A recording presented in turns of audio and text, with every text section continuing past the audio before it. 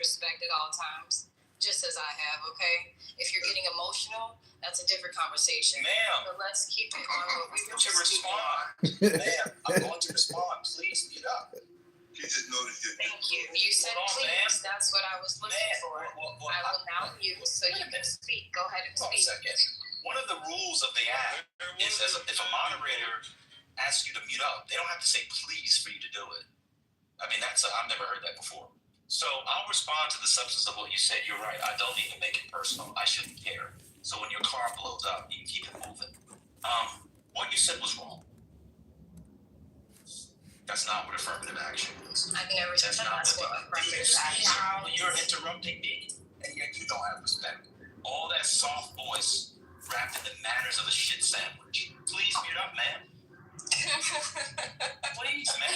Is that how you communicate? You think insulting someone or feeling like you have to come at someone is your way of effectively communicating? All right, fine. I'm asking. We're having a converse right now. So just no one else. Responding. You got to talk about corporate culture and affirmative this and affirmative that in a culture. That's not what affirmative action is. It's always responding. CEO and I had already laid it out. You didn't add anything. In fact, you made it worse. We were clear and specific. You came in and made it hazy, vague, and nebulous.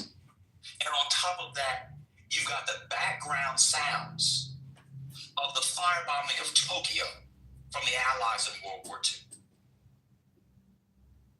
Let's move. We got it. That's affirmative action, DEI, and quotas. We'll keep moving. We're done.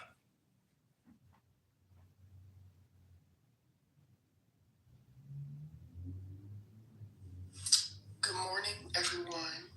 Good morning. I didn't hear you say the definition or anything of that nature, though, so I appreciate it. The bomb threats that are happening at the precincts. Ma'am, CEO and I outlined the differences between and overlap between quotas, affirmative action, and DEI. Man Coon, in the middle of the stage, said thank you, and he even admitted, although he's a conservative maggot, that he agreed. Well, yeah, he's man. I don't know his last name. He's got cool. That he agreed with quotas. I don't know how you can be a conservative Republican and agree with quotas, but he did. That's fine. Now you're saying we did not provide a definition. Why don't you do this? Finish the Afghanistan withdrawal with the plane that Biden left behind and land that bitch, and we'll keep the conversation going. I'm done. Yeah. Anyway, so black people do need help.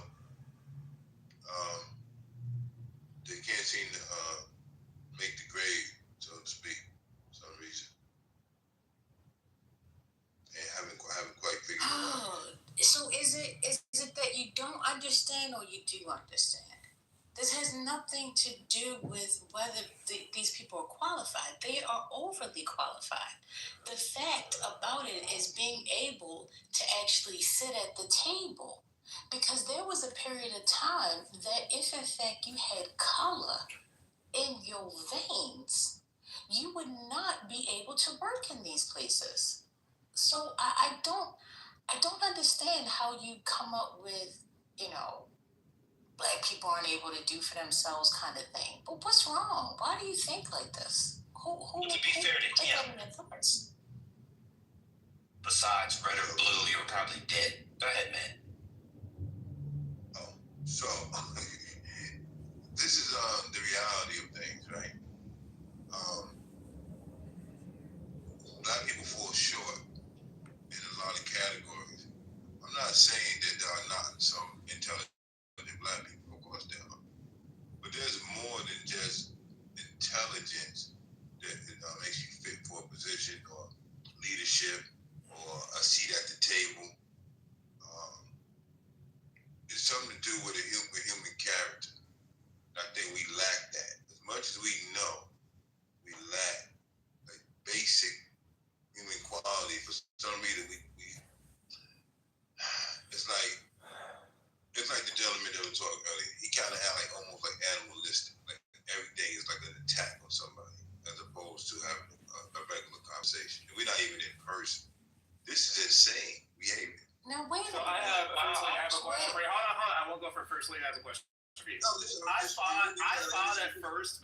Manfinity, but is this Manfinity's evil cousin? What is this?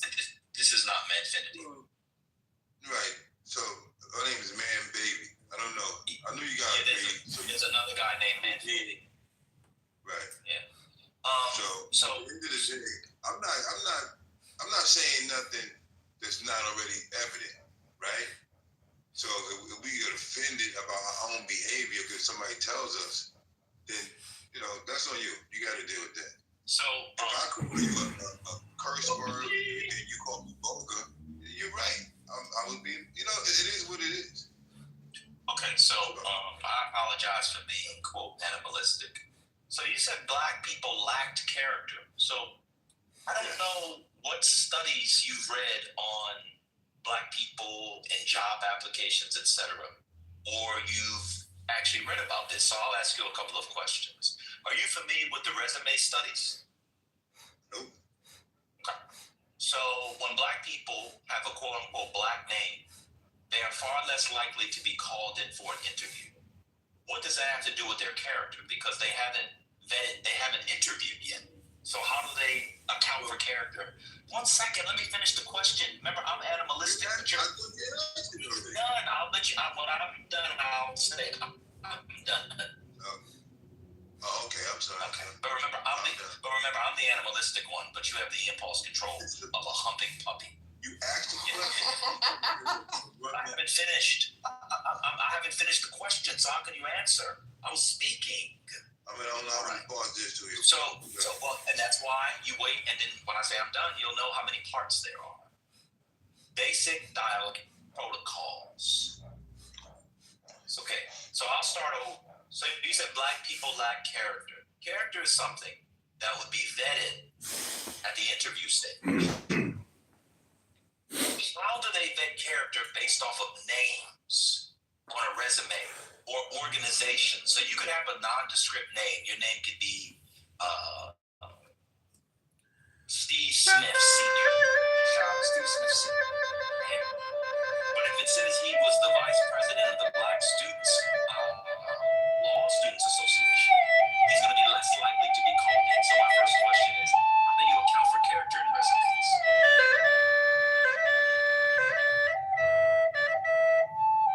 He said he's on mute, man.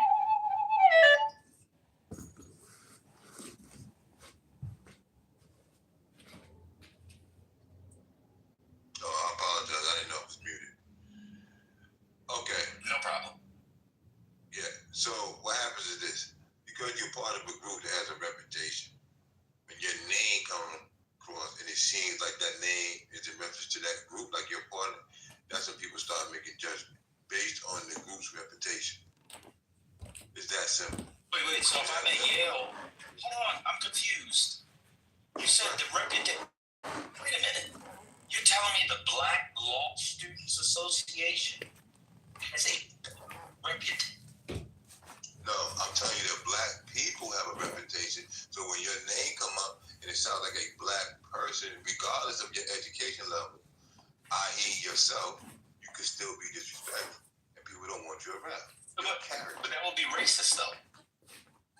No, that's a judgment on character. Because you are an example of what I'm talking about. You're smart, you're educated, but you're disrespectful. This is a free app, bro. This is a free app. It's not how That's what I'm I saying. interact. That's your justification. Hold on, That's wait a just second. justification for your behavior. So when your name comes Hold up, on, 1 second. you know how he is. One second. You know how he is. No. Hold on, but you're extrapolating to an entire group. Man, hold on. You're extrapolating to a group, though. Hold on. You're extrapolating to a group. That would be illegal. So if you never met the person and they happen to be a black woman, and you say, well, this is how black women are, we're not going to hire them, that's illegal and un-American, by the way. Because you're supposed to, you're a conservative, supposedly, but you don't believe in individualism? This is a terrible argument, brother. You are justifying the worst Are you forms a of white racism. man speaking on Yes, I am. the word black, and black doesn't have to do with any type of colored and or melanated person? Yes, Please define the word black. Yes, I am. I'm not. He's I'm so married. confused. He's a white man married to a black woman. You are allowing this man to He's speak married how to a he's black speaking, woman. and y'all not telling him Because to he's define married his to a words. black woman. Yes, That's why. yes. Tell him to define his words that he's using. Yes. Say it, white man. Yes. Define the definitions, This is why I please. stopped speaking. This is why I stopped speaking, First Lady. She needs me to define basic words. They're not basic because one, it depends on the author and the context of the word that you're using. Basic words are not basic words because every single word that you use has a different meaning and a definition. That's why you have to You're trying to be clarify the Angela context of Davis. the word that you're using and also define the word. I'm gonna go vote. Do that, please, so we can all be on the same page. Celebrate But at this voting. point, y'all listening to words that don't even have a meaning. Let me vote, and then I'm gonna go celebrate voting with Lucy Duvall, Lacey Duvall. I'm gonna go celebrate with Lacey Duvall and Jada Fire. I'm done. That was good. Anyway, y'all need to leave Mag and Me So alone because Mag and Me So is valuable and y'all, no shade, are not.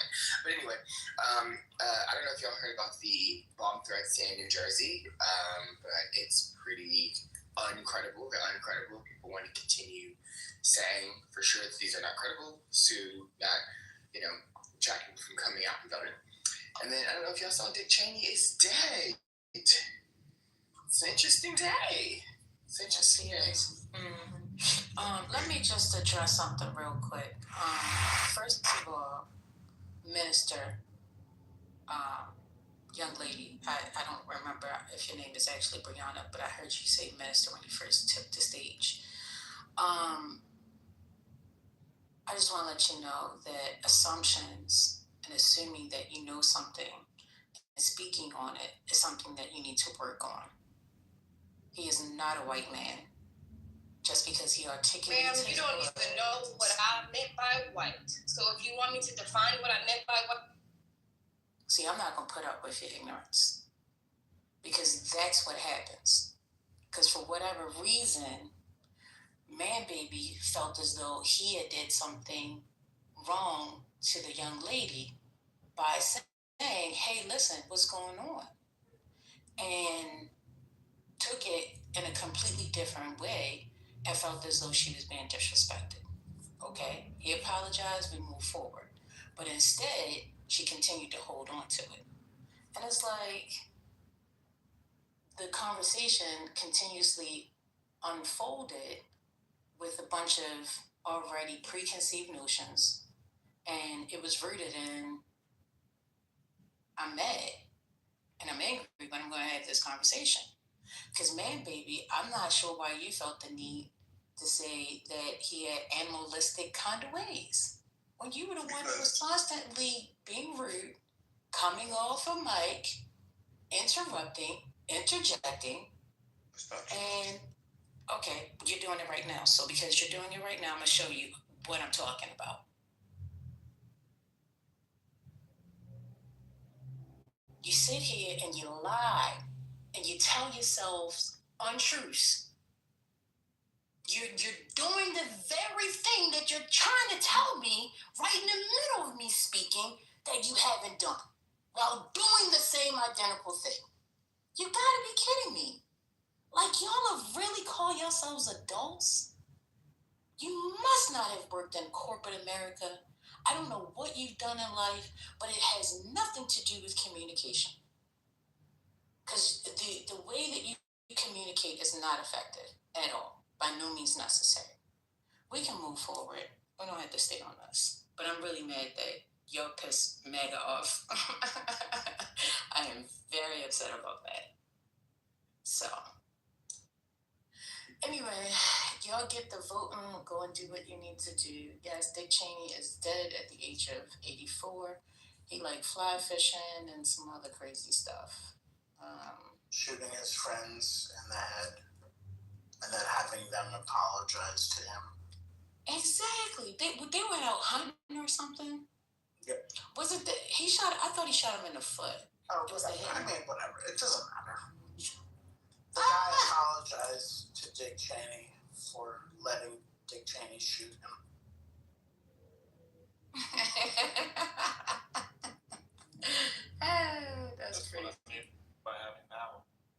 all today showed me is one day it will be Trump and I will be so happy. But, you know, all evil eventually does die, you know? So. Oh, Lord, you can't say that.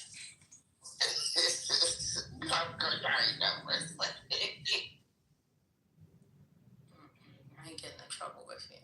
But I'm in New York, y'all. I was telling Spirit last night. I'm excited about the election here today. I'm also excited about New Jersey, even though it just had the little fake bomb threats. And they did this in Georgia last year to try to get Black people to not come out and vote. So we already know who's behind this. Oh, Matt, check your back channel, please. Thanks.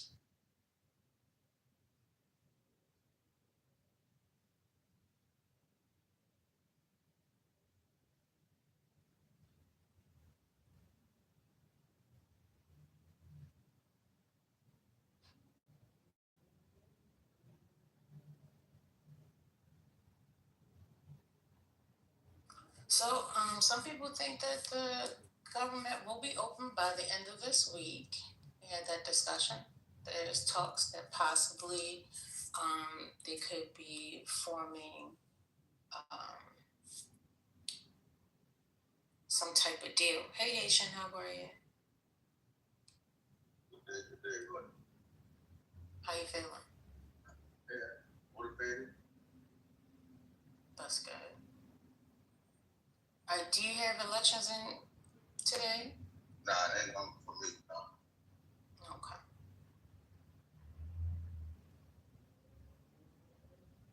I'm not really motivated. I'm just telling myself that to stay motivated.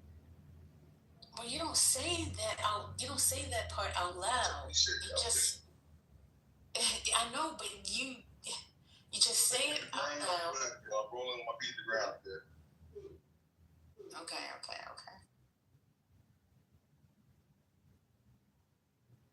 What's new in the news? Anything? Oh, I saw Dick Cheney passed away. Yeah. That's the only thing I saw. Not at all, bro. Not at all. You know, believe it or not, I try not to disrespect the dead, but nah. I'll just keep it at that. Nice for 24 hours and not letting go. I guess him and Donnie, old Donnie Rumfeld have a reunion somewhere.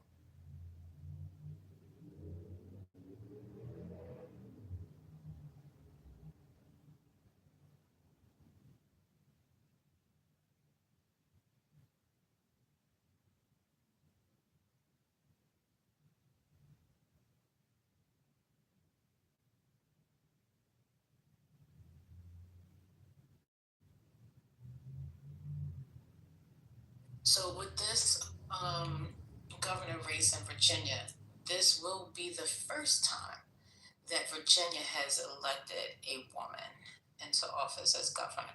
So. Don't forget the lieutenant governor. Don't forget about Virginia's lieutenant governor. Lieutenant governor. Sears.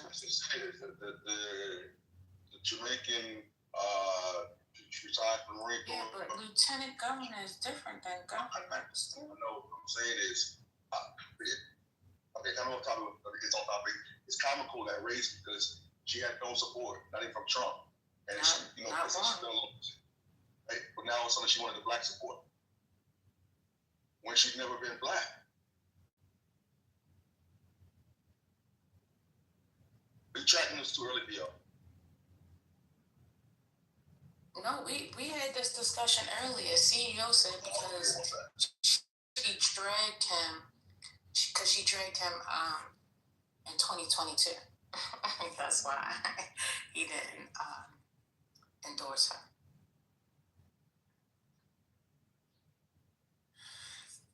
You want to hear something funny?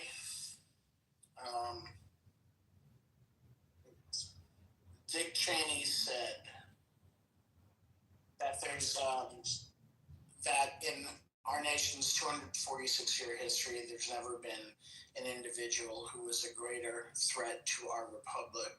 He tried to steal the election using lies and violence after the voters rejected him. He's a coward. A real man wouldn't lie to his supporters. He's talking about Trump. I guess that's the only good thing Cheney has done.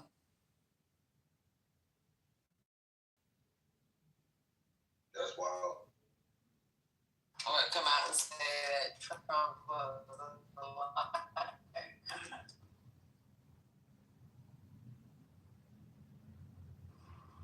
Good morning, Trent. Sorry,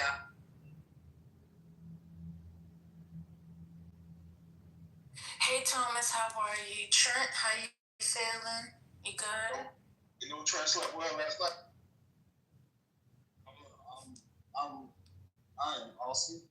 Another day off in Fort Worth. Dick Cheney was a globalist, and what has happened is the nationalists, and I really don't understand how it happened, but the nationalists of Steve Bannon and Donald Trump have won the Republican Party and pushed out the globalists of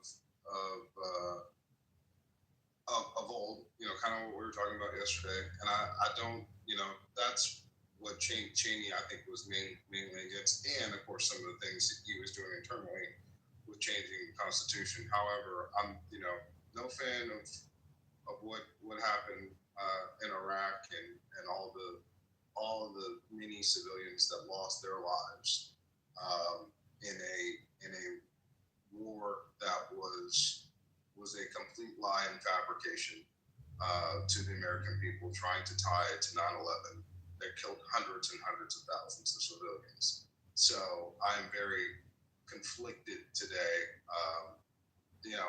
Sad man lost his lives. I actually really like and respect Liz Cheney, but I cannot forget the lie that was told to the American people that caused the lives of so many civilians and in the Middle East. So, how are you feeling about the whole Venezuela? Because we might be just doing that shit again. I mean, fuck, at least they had the aid of Congress. Now we have no Congress, and we're about to do the same thing in Venezuela.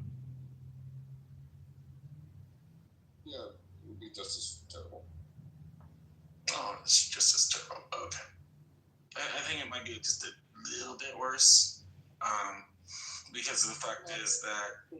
No, here I'll tell you, Thomas, why it's not worse. Because, let me preface this. We haven't seen what's going to happen in Venezuela yet, so I can't say. But I can say, and this is part of what started the conspiracy.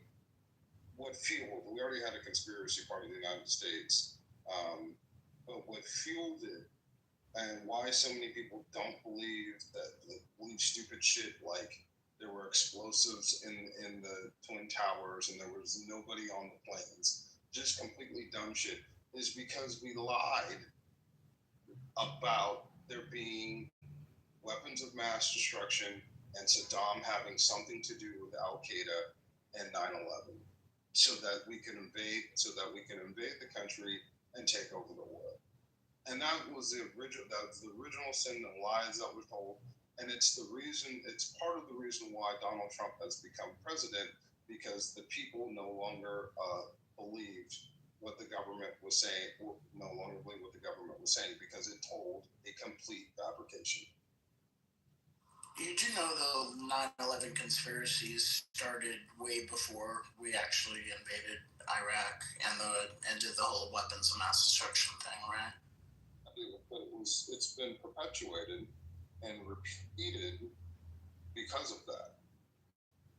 Had we told the truth and gone into Afghanistan and found the people who actually did this, and not tried to tie it to Iraq and occupy a country for 20 years and take all its resources. Had we not done that, I don't think that the conspiracy would be what it is.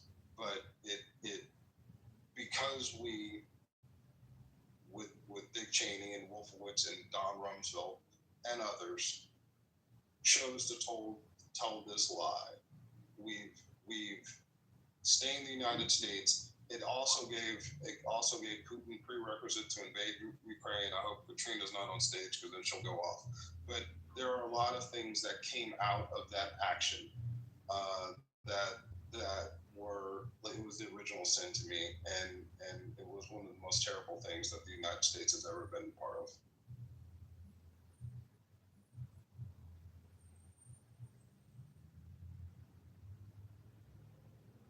So you know we went into Iraq off of faulty intel, right?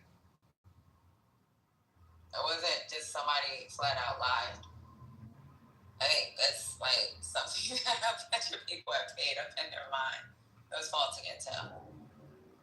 They had satellite imagery of ants moving. The inspectors weren't allowed to. They were being pushed back on inspections. There was a bunch of shit that was going on at the time. So I think like people are just putting shit together and making these stories up, but it was a lot of faulty intel.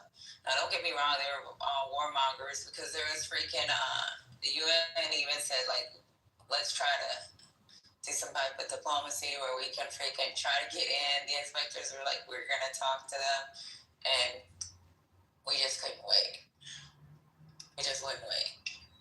But it wasn't just a flat out lie. But yes, even if it was still something that was passed through in Congress and there was an agreement and stuff like that. First off, let me make sure. Oh, yeah. I'm sorry, Patty. It's just I wanted to say good morning, First Lady. Thanks for letting me up. But the other part is now with Venezuela, Congress is closed, and we're going to most likely, we've already murdered 55 people already, and it's like we're going to be doing operations on land without the aid of Congress. I mean, fuck me. At least you guys had intel. We just have the whim of a crackpot, and we're just supposed to be okay with it. You know, say what you say for Dick Cheney. I mean, he did shoot his friend in the face on private hunting ground in Texas. But I mean, at least there was some kind of provision of, you know, beyond it. Versus, why the fuck are we bombing Venezuela again? Wasn't faulty intel. Richard Clark and there were many people whistleblowing about the intel on Iraq. The intel was misconstrued. The intel was deliberately misfed to the American people. And the intel doesn't have to do the fact that we're talking about the intel is the problem. The intel was deliberately given to the United Nations as well, the Security Council, because it was actually Colin Powell that read off the intel, and the intel actually came from Department of Defense. I know they lied to you. It was imagery. It was just a bunch of shit. There was a whole investigation behind it. You read the Iraq papers, like. I remember. The investigation was around the intel. It wasn't around me. So here's the problem. You didn't need intel to know that Al Qaeda and Saddam had nothing to do with each other. There was no intel needed for that. You can talk about the yellow. But it wasn't about that. It was about WMD. I know what they tried to do. I know they came up with a marketing term called weapons of mass destruction. I was there. He was there in the operating room. He's the operating room. This is a weird. The entire problem with the premise of Iraq was using the tragedy of 9/11 to connect it to Iraq. Not that, yes, Saddam, it is true that Saddam didn't want the inspectors. He wanted people to think that he had nuclear weapons and he was developing something. He wanted to keep the region scared. That's true. But the real lie was that Al Qaeda and I can't remember his name anymore. Osama bin Laden had a connection to the Iraqis, which they nobody with a brain at that time was thinking that Saddam has something. Ain't nobody said no bullshit like that. What's going on here? Nobody said that never happened. Nobody. No, y'all said that. You said that. People that don't know the history behind Bin Laden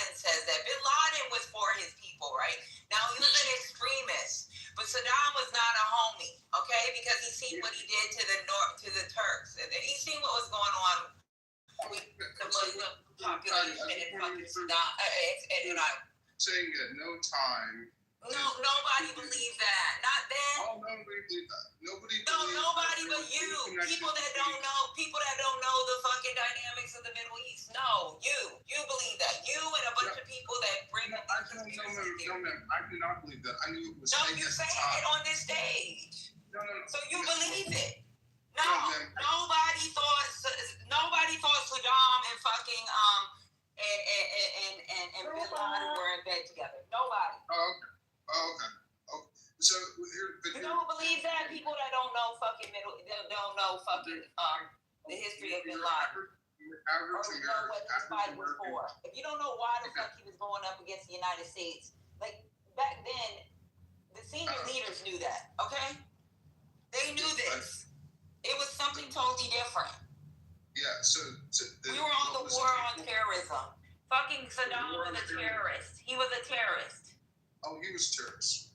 Yo, he had something to do with 9/11. So again, look. What we have to level set is that they tried to connect the actions of 9/11 to Iraq. That is what happened. If you don't believe that happened, okay. But that is exactly what happened. That's why they called it weapons of mass destruction. The war on terror. Saddam was a terrorist. They worked on weapons of mass destruction the entire time. Yeah. I don't know any other name. Oh, okay, Patty. Let me ask you this: what are weapons of mass destruction? Anything that can hurt a population of people. The mustard gas. Sarin gas. Yeah. So yeah, it was weapons. It was. And how did Iraq get those weapons of mass destruction? Okay, but that has nothing to do with the price in tea of China. We know that they chose. It was for a war between Iran. It was for them to attack Iran. Yeah. They ended up using whatever was left against their people. We knew how much we gave them. They couldn't account for what they used versus what was available. They wouldn't let people inspect. Like, make it make sense, bro. Yeah. It was biological and chemical weapons that we provided Iraq to fight Iran in the 1980s because we hated Iran. And then we turned around and labeled it weapons of mass destruction and used it as a pretense. Because that's what it was. Okay. Whatever you want to believe. So you don't know what mustard gas does to me? You don't know what it was. Friend is actually right. Friend is actually right. I don't know why you guys disagree with him. Like, he's spitting facts right now. No, there's nothing factual about what he's saying. This is all conspiracy theory. No, they didn't find any weapons of mass destruction in Iraq. It was a whole ploy. We're not stupid. We're not dumb. What part of the world do you think we're from? We're not dumb. We know that there was no WMD found. Dick Cheney pushed the whole war in Iraq in order to get the oil. Like, it's not that complicated. You know what I mean? Like, we have the benefit of hindsight. You think it's not like 2003 right now. We know what happened. You know, it was very cool that geopolitics have played out.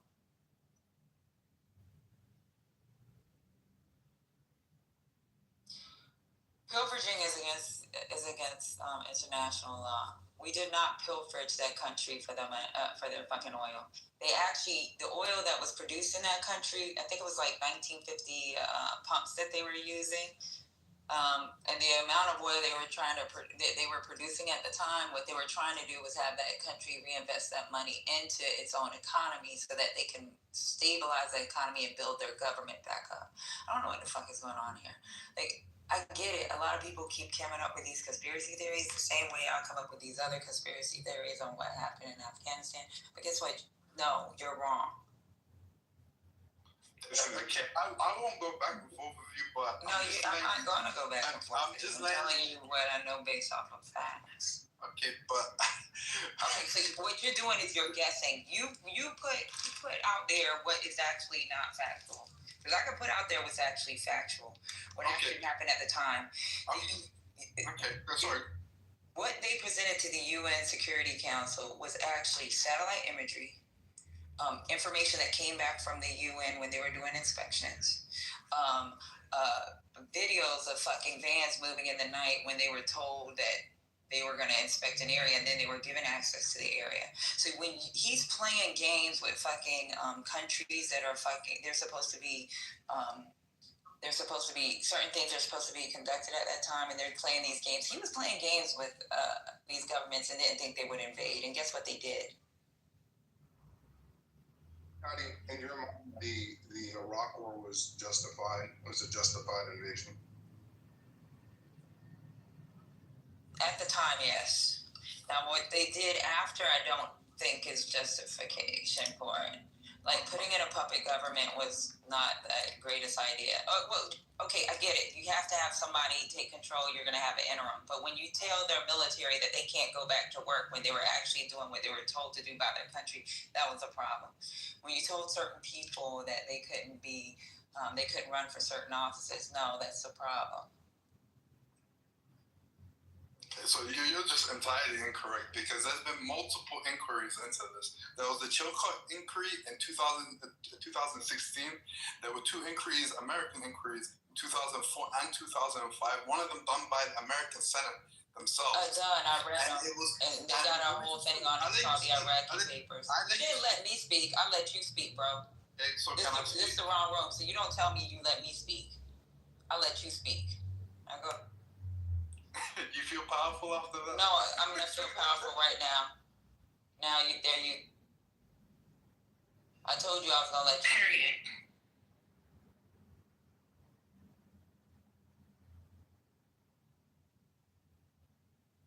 People come in here thinking that they can just make up their own rules and think that you're supposed to adhere to them. That's crazy to me. It's the privilege for me. It's the entitlement for me. What's going on? You guys are crazy. Yeah. I said he can go. He's not gonna tell me I'll let you speak. He got me effed up. And then gonna come back and try to be smart. Do you know him? No, not at all. You know what it is? It's one of these. You already know. It is difficult for us to level with our atrocities in the United States, which we have committed, and it's difficult for us sometimes to admit that we were wrong. And I will just say, I think what the Bush administration did is still in my lifetime is the most disgraceful thing it's ever done. I understand why people have different opinions about it. It doesn't mean that the soldiers were bad people. We were told lies and we were misled. And that doesn't mean that we need to continue on, and that justifies things that could happen in Venezuela or anything that's going forward. But I do think we have to level set and tell the truth, just like the Nazis had to tell themselves, or the Germans had to tell them truth about the atrocities that they committed in the 1940s. We have to say what we did in this situation was wrong, and how do we rectify it and keep it and from a lot happening. of you guys did, and that's the truth. Like, a lot of you guys did, and that's not really your fault either. You know, you guys were following orders, and not only were you following orders, you were following orders that were lies. So you guys were looking at things from a completely different perspective, and you weren't allowed to look at it from an open perspective. So I honestly, like, while I do love that vets apologize, I don't feel like it's the vets' faults, because you guys were just sent to protect your country. So that's just my opinion on it.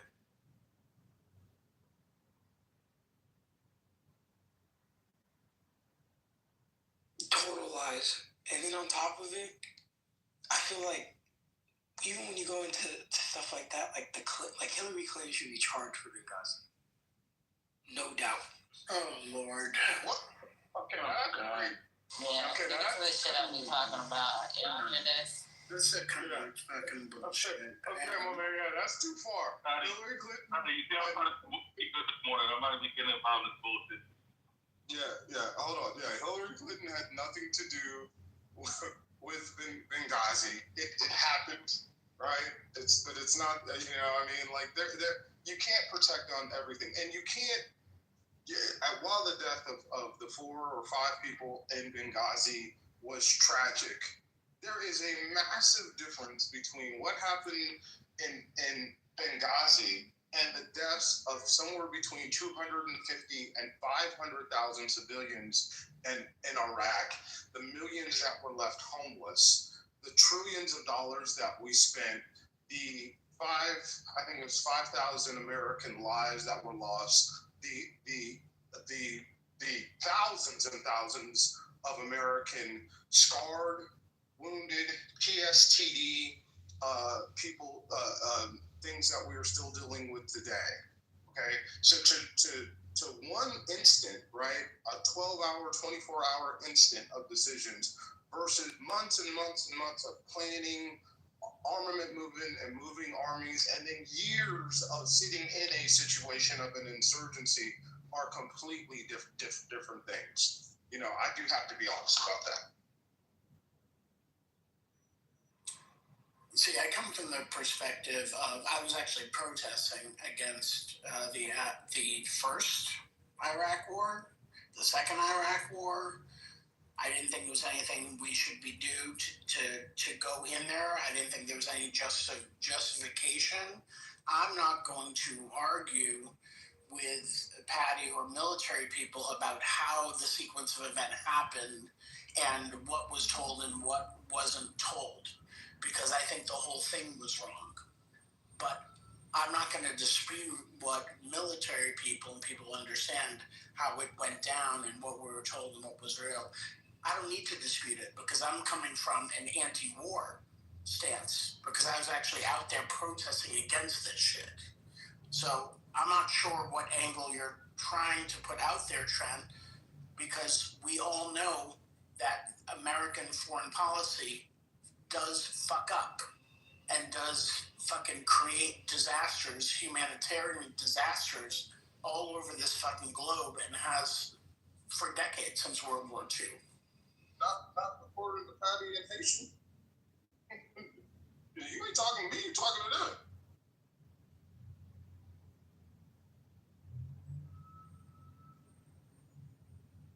So if you actually read, and I did a Google search of what Colin Powell actually said about before and after, right? And where he failed. He said the intelligence community failed him. He said,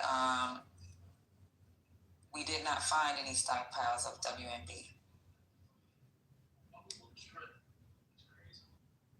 He never said they didn't go into Iraq without some type of quote-unquote evidence.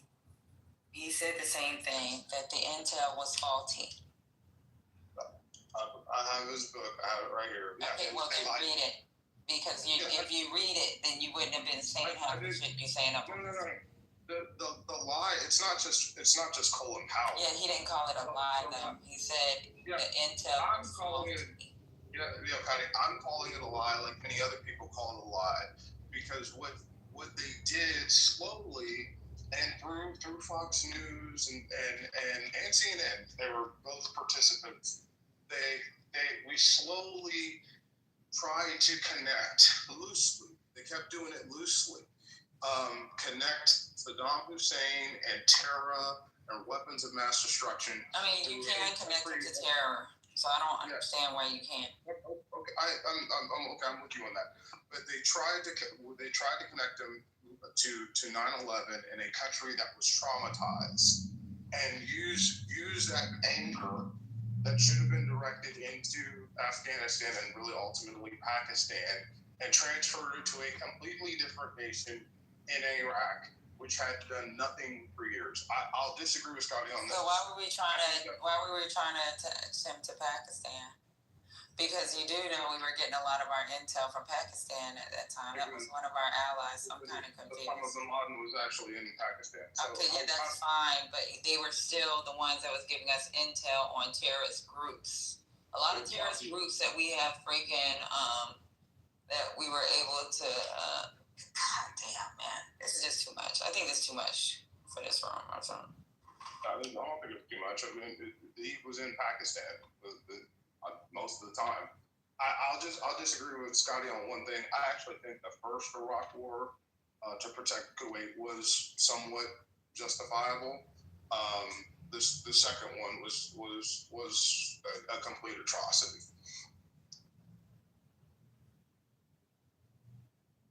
Yeah, my whole ethics is kind of, anti-war. So that's where I'm coming from. Yeah, I mean, I totally agree. Like, maybe the war on terror was a little much because they did try, when you talk about Al Qaeda, there was this guy that was one of their freaking, everybody knows that, one of those hijackers. He actually did do some meetings in Iraq. But then we also would have to tie Saudi Arabia and all these other countries as well. So we didn't attack those countries. Yeah, the Saudis were our friends. Fahrenheit 9/11. The documentary was an excellent documentary at the time. It's not like there were many whistleblowers.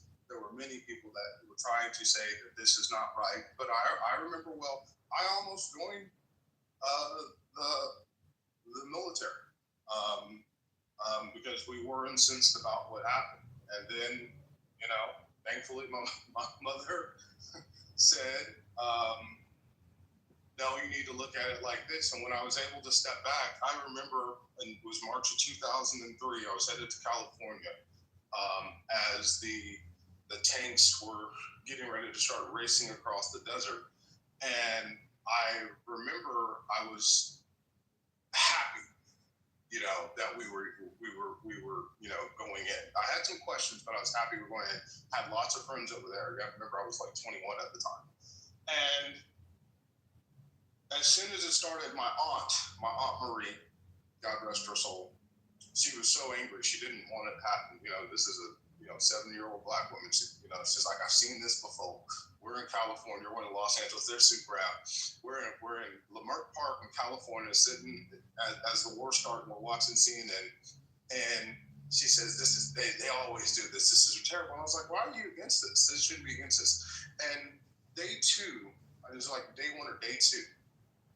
Watching, because all the troop or the reporters are embedded, and there was one part of the column that split off to go protect the oil fields, and I was like, go protect the oil fields? I thought I was going to get back. I thought I was going to get Chicago. Why are we going to go protect the oil fields? Right? And then I knew, like in that moment, I was like, oh, this was all about oil.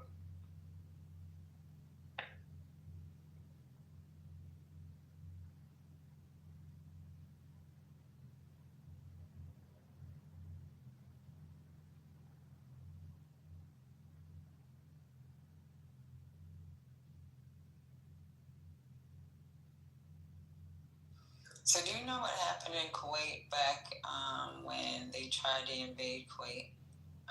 What Saddam did? Okay. Do you know what Saddam did when they tried to attack Kuwait back in the 90s? Yeah, you, since you're talking about protecting these oil fields. You talked to Scott about that. I was for the first Iraq War, though I was 8. No, I'm asking you. So what happened in Kuwait was they burned the oil fields. So the reason why your homie had to protect the oil fields because they knew Saddam was going to burn the oil fields. If he was going to die, he was going to burn it. So they had to protect it because that was going to be the economic security for that country. That's why they protected it. They didn't protect it and say let's take this oil. That's not what happened. Sure. No, it's not sure. That's what happened. Saddam was going to burn the fields. He did it in Kuwait. He was trying to do it in his own country. If he wasn't going to lead that country, he was going to burn those oil fields. Okay. And then we propped up the Iraqi national oil companies, or did? No, that's not what happened. So what happened was we put in a puppet government once they had their first elections. After their first elections, they had whoever in charge at the time, and when they had them in charge, they were the ones that gave out the contracts. They had their contracts. They're the ones that bidded the contracts. Now, don't get me wrong. When you go into a country and you freaking quote unquote liberate them, a lot of times they give contracts favorable to countries that liberated them. So yes, they gave contracts to the UK. They gave contracts to the United States. But a lot of those contracts didn't even stay in the country that long. Oh, okay. They stayed for like what, 1 or 2 years. Most of them left out the country. So what's going on here? They stayed in the country for quite some time. No, they actually didn't because it wasn't profitable. We're still pumping that Iraqi oil to this day, but that's okay. I mean, like, you know, it's not. If you don't think, Patty, there's no point in having this discussion. I know how you feel, and I understand why it is the way you feel. Yeah, because I have to read. That's why I have to read. There's this thing that we do. It's called Lessons Learned, and not only that, we have to go through strategic leadership classes, and we don't just do research based off of fucking research that you may see on in your freaking Google. We have to look at like paperwork, and a lot of us have TS clearances, so we get to see some of the documents that they allow us to see, so that we do the proper research while we're in these classes. If you want to convince the rest of America now, I don't have to convince the rest of America. Even with the Google search that you got available, you should be able to understand what happened. They released the Iraqi papers. Okay. Well, now an overwhelming majority, including Republicans, think that the Iraq War is about oil. They don't think that. They use that to feed you so that you can vote for a Trump. That's why. It's not. This is Democrats and The Senate Intelligence Committee is not stupid people. A lot of them actually know what the hell is going on globally. I'm just talking about they know global politics. They know reality. What they do is they play these games in your face, so that because they know that you're just that gullible that you'll take it and run with it. That's why they do. Patty, what I'm saying is the overwhelming plurality of the American public. Yeah, I believe that too, because it's called gullibility. Just because you don't know what's going on, people don't want to read anymore. That's it. Y'all like to look at picture books and watch TikTok and fucking Instagram videos. I don't think people don't read anymore. Okay, well, how many times have y'all put up freaking articles in the chat and just read the freaking headline and thought that was good enough for an answer when it was a catch me and then come read it? Because you know why they put those? Do you know why they put those titles in the headline? Because they know that's what you want to hear, and then they put the information in the actual article. But they know you're not going to read the article. They just want you to click on it. You're an additional viewer, and that boosts up their. Come on, man. Yeah, all I'm saying is I don't think you're going to get most people sympathizing that the Iraq War was justified and that Dick Cheney didn't lie. I mean, in the end, it wasn't justified, right? Because the intel was faulty. But at the time when he decided to do what he was going to do, I mean, honestly, I don't think he should have went in. He should have said, fuck it. We had enough with Iraq at the time. Let the United Nations make a decision on what we should do. That's what I thought that's what I think should have happened. Oh, all good. We can put it to bed. We were talking about Dick Cheney, and that's my feeling on the man.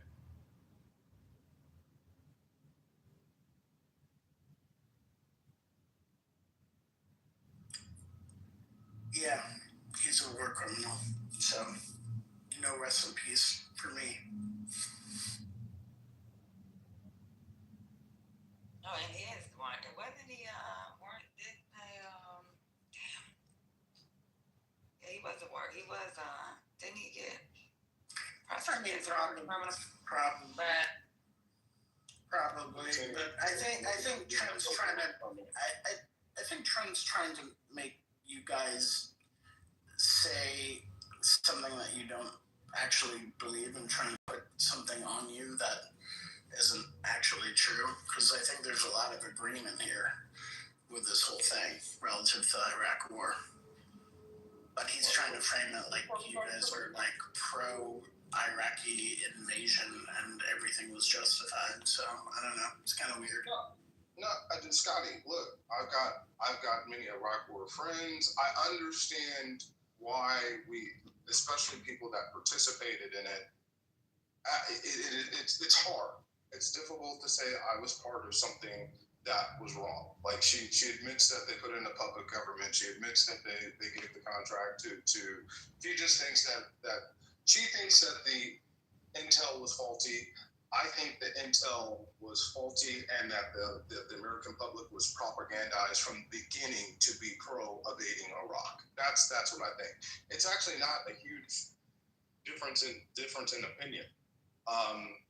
So that's what I think would happen. And I think we always forget about the 250,000 to 500,000 civilians that died. I don't know who you're talking about. Not we. I'm talking about us as a country.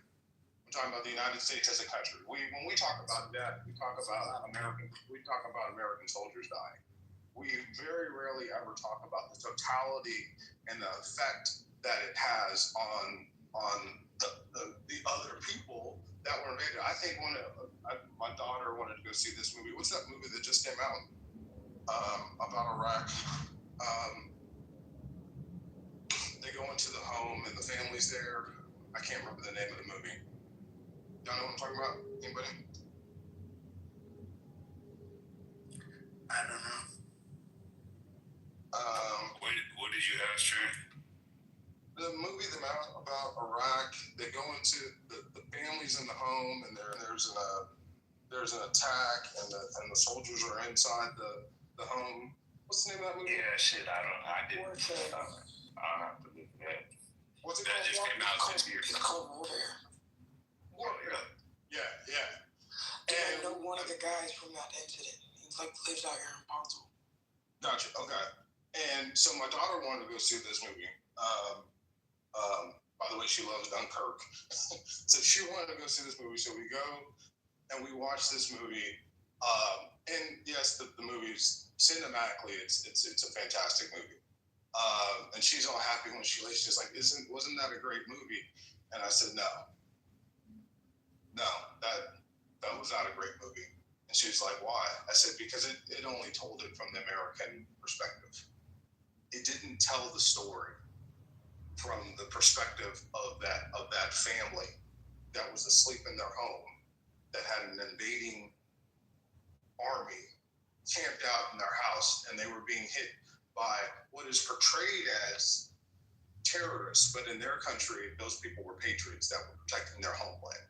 It didn't tell the perspective of the people in that country. It told the pro-American story. It didn't tell why we were there.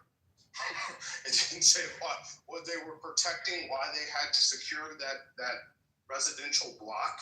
It didn't tell those things. I said, so from that perspective, it doesn't tell the story in full context. It glorifies warfare. It doesn't glorify. This is the American Hollywood story. What is so difficult about that? Yeah. It's been going on since the beginning of Hollywood. 100%, Scotty. 100%, Scotty, and that's why there have been films like Syriana and others that do tell that story. Like I said, it was a beautiful cinematic, well put together thing, but it didn't tell the heartbreak and how many times things like that happened to Iraqi families, and they were killed, and they were left in streets to die, and because Dick Cheney and some others wanted all the oil reserves. Then when they do, there's backlash. Deer Hunter and all types of shit. When you have movies that actually show what happens, that's why. We've been doing that for years. It's no surprise about Hollywood.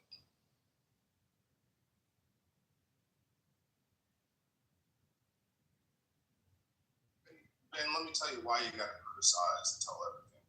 Because there's we know we are years ahead of you in the thinking. Apparently you may have just come to this, but we've already processed this decades ago. I don't know why you're arguing with Patty. Because if you ain't arguing with me, I'm with you. And what I'm trying to say to Ben, here's why you have to criticize those things. Because a lot of times, who are you speaking to, though? Who are you speaking I'm talking to Ben in the chat. He says, why would you just criticize these things? Because there was a time when things weren't told from the black perspective either, right? And it wasn't until the Roots came out and some other things that told stories from the perspective of the minority and what they went through. And that's how you get breakthroughs, and that's how you have understandings. Anyway, I'm hyped up today. It's good to talk to y'all. I'll see y'all soon. I'm gonna go home. Welcome, Trent. Welcome to our train of thought. It's great to have you here.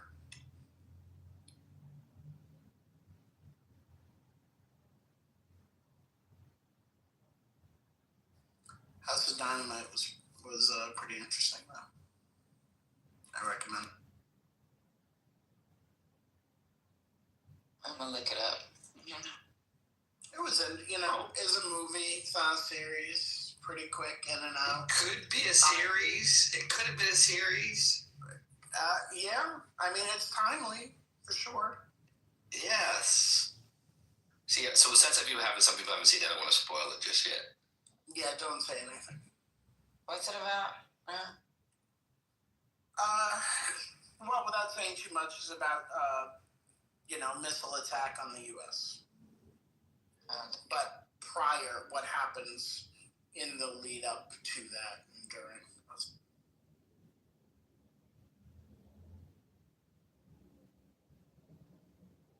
House of Dynamite was a good movie. I just wish they would show what happens in the aftermath of a nuclear attack. I was wrong. Don't talk about it. Oh shit, you're right. You literally just said don't talk. Oh my god. Trent can't hold water. That doesn't ruin the movie. That doesn't ruin the movie. Wait, it's not actually. So now I know there's gonna be a nuclear attack. No, it's not actually. That's not entirely accurate, but okay. Who said nobody liked Roots?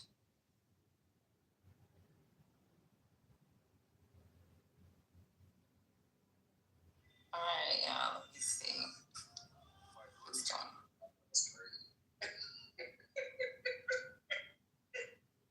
But Roots change. There cinematically is probably what changed America more, and it's Before Platoon? I What do you mean cinematically? What do you mean by that? Roots as before I was talking about the chat, somebody said in the chat nobody liked Roots when it came out. Roots. I don't know about that though. What? Who said nobody liked Roots? Nobody said that in the chat. That's what Fly was Yeah, I was about. like, who said they don't like Roots? I was like, Roots is a good one. I was like, what's wrong with Roots? You know, what's wrong with this boy? Yeah, Roots is what changes a lot of white Americans' perspective on BC. On the black show. It's BC. They said Roots was plagiarized story. Look into that. That's every Hollywood story. What does that have to do? What does that have to do with anything?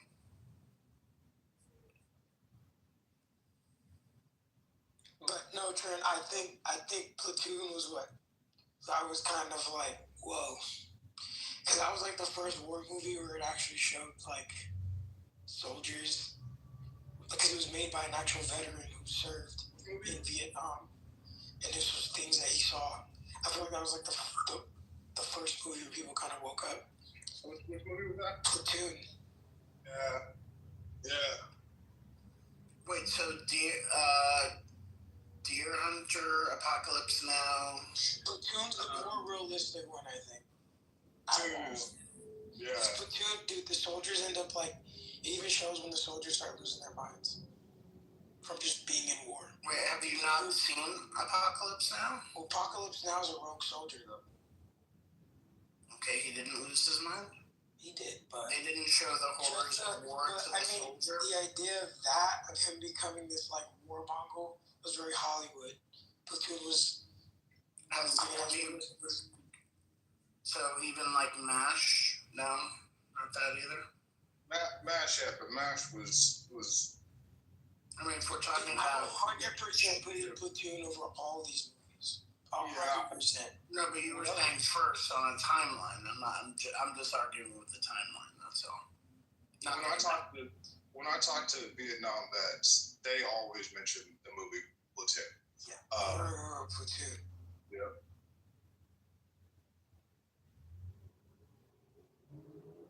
How many Vietnam vets are you talking to, Trent? What's going on? How many Vietnam vets?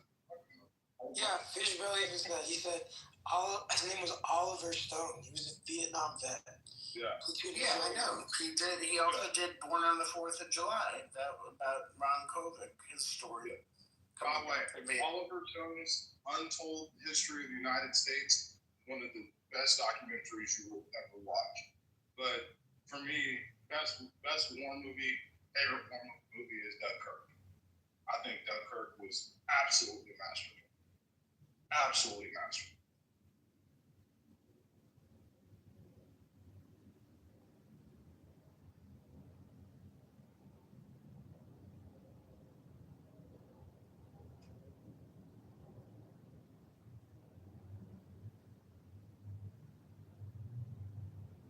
July was a good one too.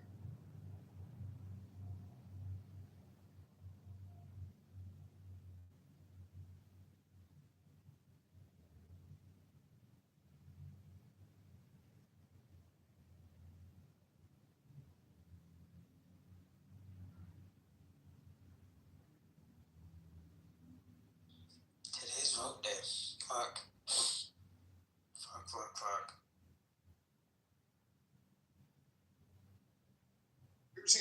Anybody seen all is quiet on the Western Front?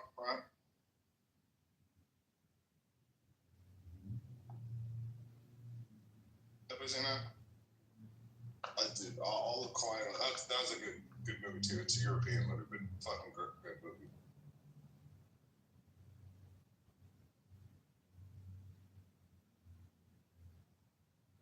Wait, is that the one with when it stars the kid and it's like in World War II? It's World War One. It's about World War One.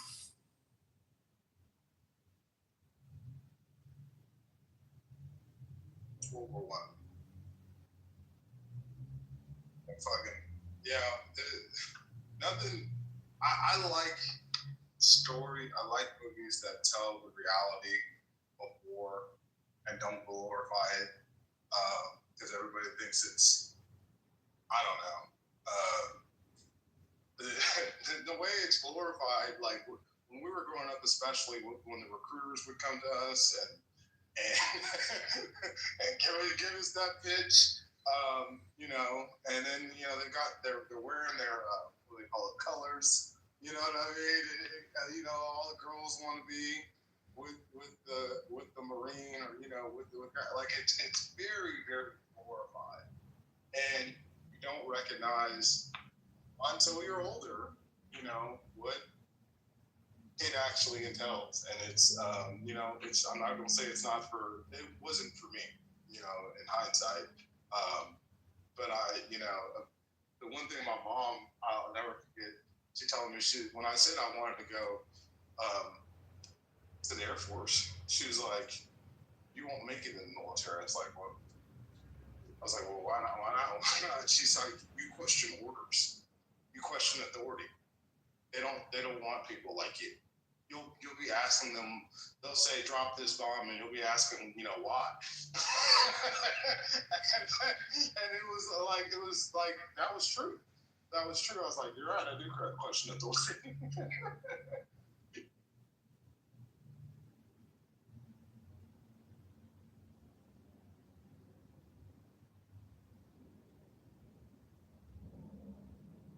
Yeah, my mother was got her master's degree from Pepperdine, grew up in the era of Vietnam, had friends that she had lost.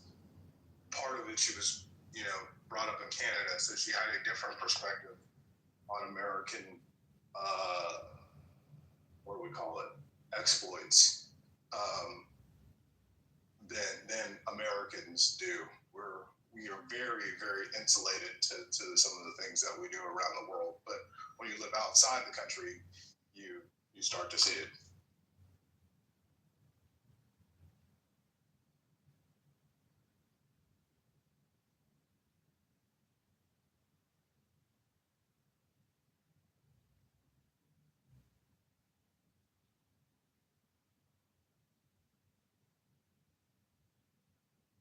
Yeah, Canadian spot in Vietnam, but again, She spent time in Africa. She spent time.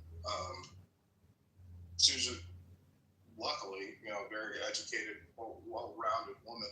So she ended up with like a different perspectives, not just ours. And I didn't really until I started to travel and meet people from different cultures and different perspectives. One of the best things I think for me was growing up in Los Angeles, California, because I got to understand. Because even in Texas, even in Houston, Texas, it's an insulated mind. It's insulated mind thinking. But in Los Angeles, you meet so many people of different cultures and different backgrounds that have come from different places, and you don't just understand it from this part of America. And that's why so many of our journalists end up being liberal. And so many people who travel end up being liberal, because you lose that nationalist feel when you start to understand that there are people in different places that are struggling to make ends meet, just like you are here, but they have even less at times, and that we're all one humanity and not just Americans, or not just Texans or Mississippians like we think we are. We're part of a larger spiritual realm. It's something that you recognize when you travel.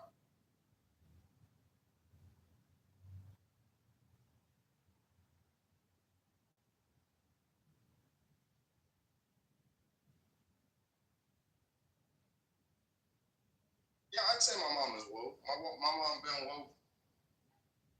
My mom been woke since the 80s. Right? Yeah, I would say yes. My mom is woke.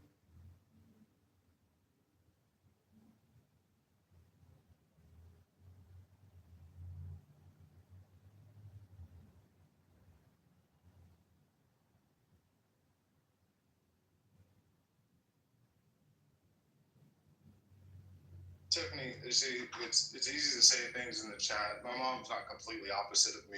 You think you know me because of this app, right? You think you know me. If you sat down in front of me, it's really easy to hate somebody that doesn't agree with everything that you said. You know what I mean?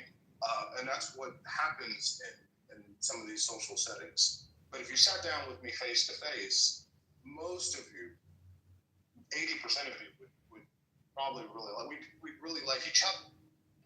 But what happens in rooms like this and settings like this, we're made to think that we have to be against each other. Like just the conversation with me and Patty were just having. Patty is one of my favorite people. She's an extremely intelligent person. I understand what she's gone through and why she has her views. You know what I mean? I don't hate her for her views, and that's one of the problems is we're always othering ourselves. Like it's those people over there, and one reason I hate the titles of these rooms, because it causes people who agree with MAGA, you've already alienated them. When in my mind, you should be inviting them to the space so that you guys can have a collective and understanding about each other. But we've gotten to this. That's a bridge. Now that's a bridge too far.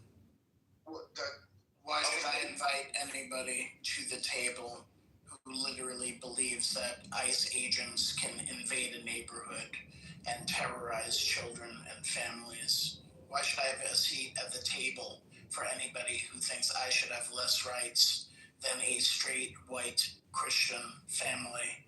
And why should I sit at a table that believes that women shouldn't have control over their own bodies? I don't know why I should do that. Right. The only place you can do that is on Clubhouse. You wouldn't be coming to my house. There's no way in hell you would be coming into my house. I wouldn't break bread with you. I wouldn't. No. In real life, no. If we could just add, this house kind of like a one-way street. We should invite them.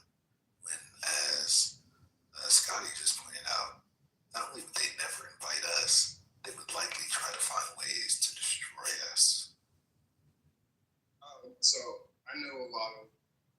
MAGA people, and they're not a monolith. They don't all believe exactly the same thing. But let's attack it like one at a time with what you said, Scotty, starting with abortion. Okay, because I think that between Democrats and Republicans, left and right, I think that is the perennial. If there's one thing that puts you left or right, it's abortion. And when you No, let's go to the ICE thing. Let's not do abortion. Let's go to that. Let's go of the stripping of rights of people who were here legally.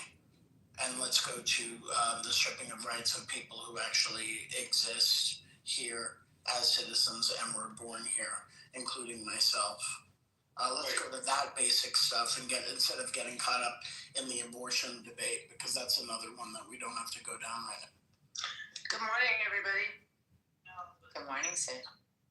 Trent, I just want to let you know. Good morning, Trent.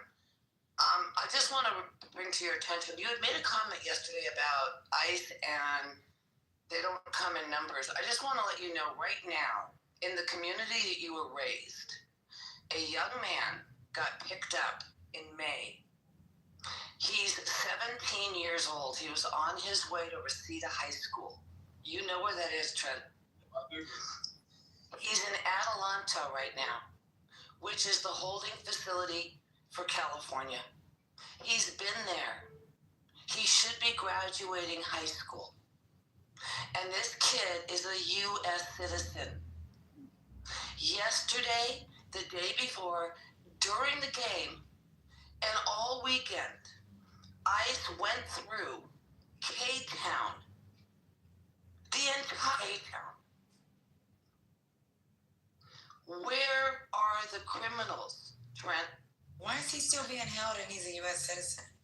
That's the problem that we're running into, because these people do not get representation once they're in. And once they get in, they get lost in the system. And then they lose their ability to make phone calls. She's getting one call a week. We met yesterday at the Board of Education. We had an enormous rally down there. Unfortunately, everything got lost because of the Dodger parade. But we're trying to put pressure on all of the government agencies that are co-signing this going on right now. And he's not just the only one. So we've got another U.S. citizen that had a kidney transplant. We cannot get him his medication. We've got another one that's a type A diabetic on an insulin pump. We've got another one who was diagnosed with cancer, stage 4, 1 or 2 hours before they were picked up, Trent. First of all. No, I'm not going to even let you go there yet. Because none of this is humane. None of this is. You didn't hear what I was going to say yet. It doesn't matter because you voted for it. I didn't That's vote all that matters is you agreed to this. Sue, I didn't vote for Trump, number one. But first of all, how about them goddamn Dodgers, baby? I mean, at least. I won't let you deflect. I'm sorry. I just won't let you deflect. Okay, what? You want to talk about them? They're going to go to the White House. What do you think about that, Trent? I don't think Mookie's going. He went in 2020. What do you mean he's not? He went in 2020. Did he go in 2020? Yes, he did. Okay. He didn't go in 24. I don't think he went. He was the first one that went in 2020. That's what turned me off to them in the first place. Okay, Sue, calm down. No, I can't, because Trent, I gotta check you. Calm down. So, first of all, Sue, you don't know this, and many people in the group that don't understand this. I don't like the group. The people in the comments don't know this. No, I didn't vote for Trump. I voted for Biden and Kamala Harris. I did not vote for Trump. I do not like Trump's leadership. I do not like a lot of the things that are going on. But I understand the positions that some of the positions that MAGA has taken. Okay. I don't think talking to a lot of Republicans here in Texas, we're starting. I was telling Patty the other day, there is a massive amount of National Guard here. I'm not sure what they're planning. We're seeing a whole bunch of, I guess that they're ICE agents being staged here. I'm not sure what's happening, but there's obviously something massive getting ready to happen here. I do not agree with deporting people that have been here peacefully for a significant amount of time and have never committed, any real crime. I'm completely against that. I think that there should be amnesty in the United States. And a lot of the Republicans I talk to feel the same way. They wanted a lot, and that's why I actually don't think that this works out long term for the Trump administration, because so many people now know families that are being ripped and torn apart. And we just had a 16-year-old that was an American arrested in Houston. So Sue, I'm completely with you. So that's what I'm saying. That's why we have to have dialogue. I'm not against you, but we have to talk to other people that we disagree with so we can find commonality on the issue. That's how we move forward. Trent, I'm having a hard time tracking with you because you've been flip-flopping. I'm just going to call you out on this. You've been flip-flopping. May I say something? I don't know what it means to understand where MAG is coming from. Like, as a matter of comprehension, yeah, I understand what it's still incredibly bigoted. It's still very much an affront to basic democratic principles. Interestingly enough, years ago, the same motherfuckers who were saying that, hey, listen, we need to have due process rights and, we need to have First Amendment rights are the ones who are all up in this shit, trying to take that shit away from folks from the classroom to folks protesting. So the game has always been to not actually have democratic rights for everybody, but just for the individual that Scotty laid out, which is the Christian white male. Almost exclusively. There's a really good case in point here about what's, for example, happening in Memphis, Tennessee, where the chickens are really coming home to roost, and you have federal agents, law enforcement agents, descending upon a black city and engaging in what are likely unconstitutional stops and arrest of black folk, over 1,700 arrests.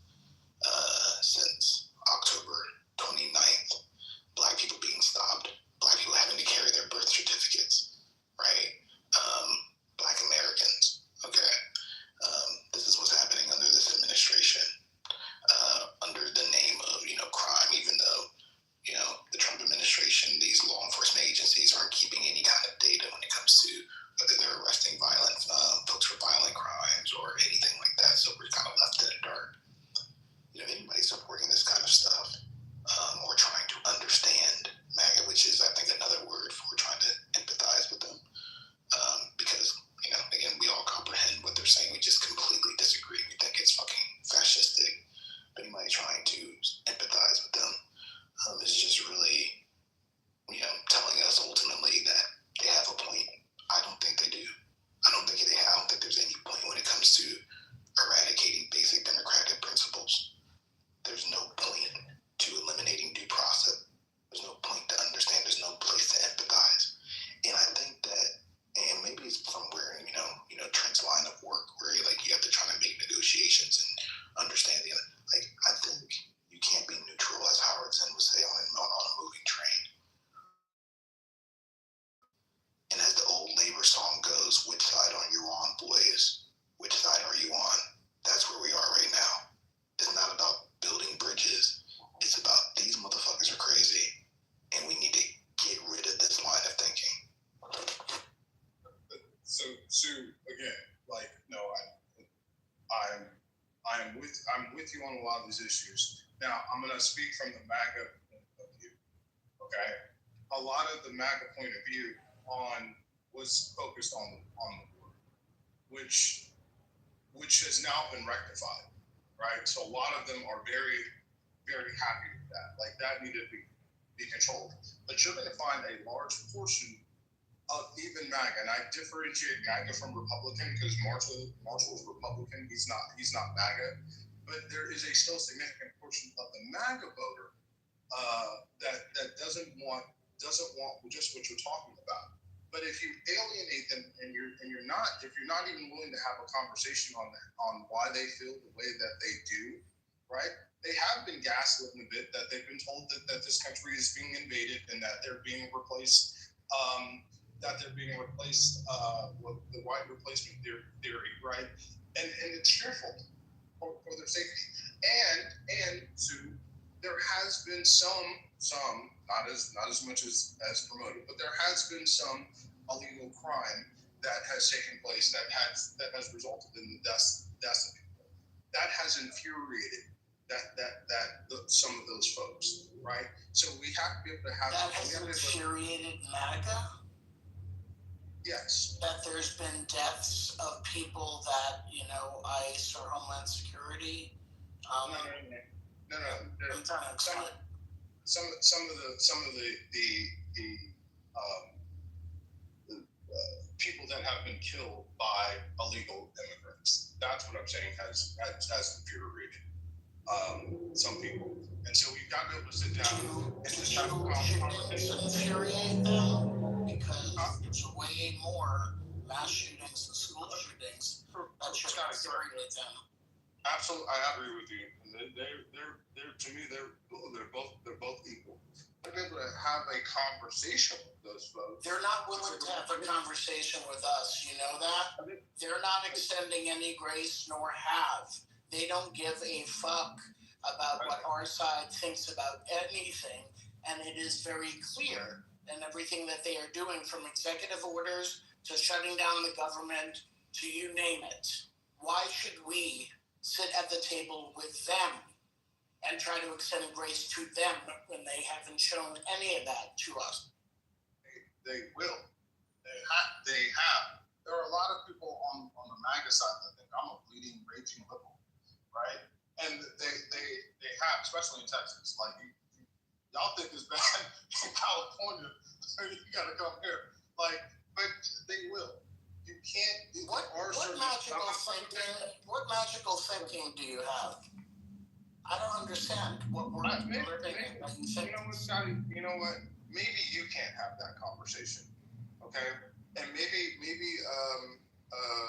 the guy that just left, Black Freedom, maybe he's right. Maybe it is because of my line of work and negotiations with, people from multitude of points of views that I am able to see things from different perspectives. But I think in order for a nation to move forward, that's a democracy where you need 60 to 70% of people to be for something. And I think if we explained it rationally from that way, we don't want to be kicking down doors and deporting people in Koreatown and waitresses and agriculture people that have come here just to pick fruit and make a living, who have done nothing wrong. The majority of Americans will agree with that, right? And then we say, okay, how do we put controls on our borders so we can stop the flow and give amnesty to the people here? But if nobody is willing to have the conversation, you always end up in the circle of firing squad. Yeah, I don't understand what that means. That whole rant, I don't know what that is. It doesn't make any sense. I don't think you want it to. I think there's also a portion of. I don't know what world you are living in. I don't know what your reality is. I don't know who's feeding you these MAGA talking points. I don't understand. You can say you're not MAGA. You can say that you voted for Kamala.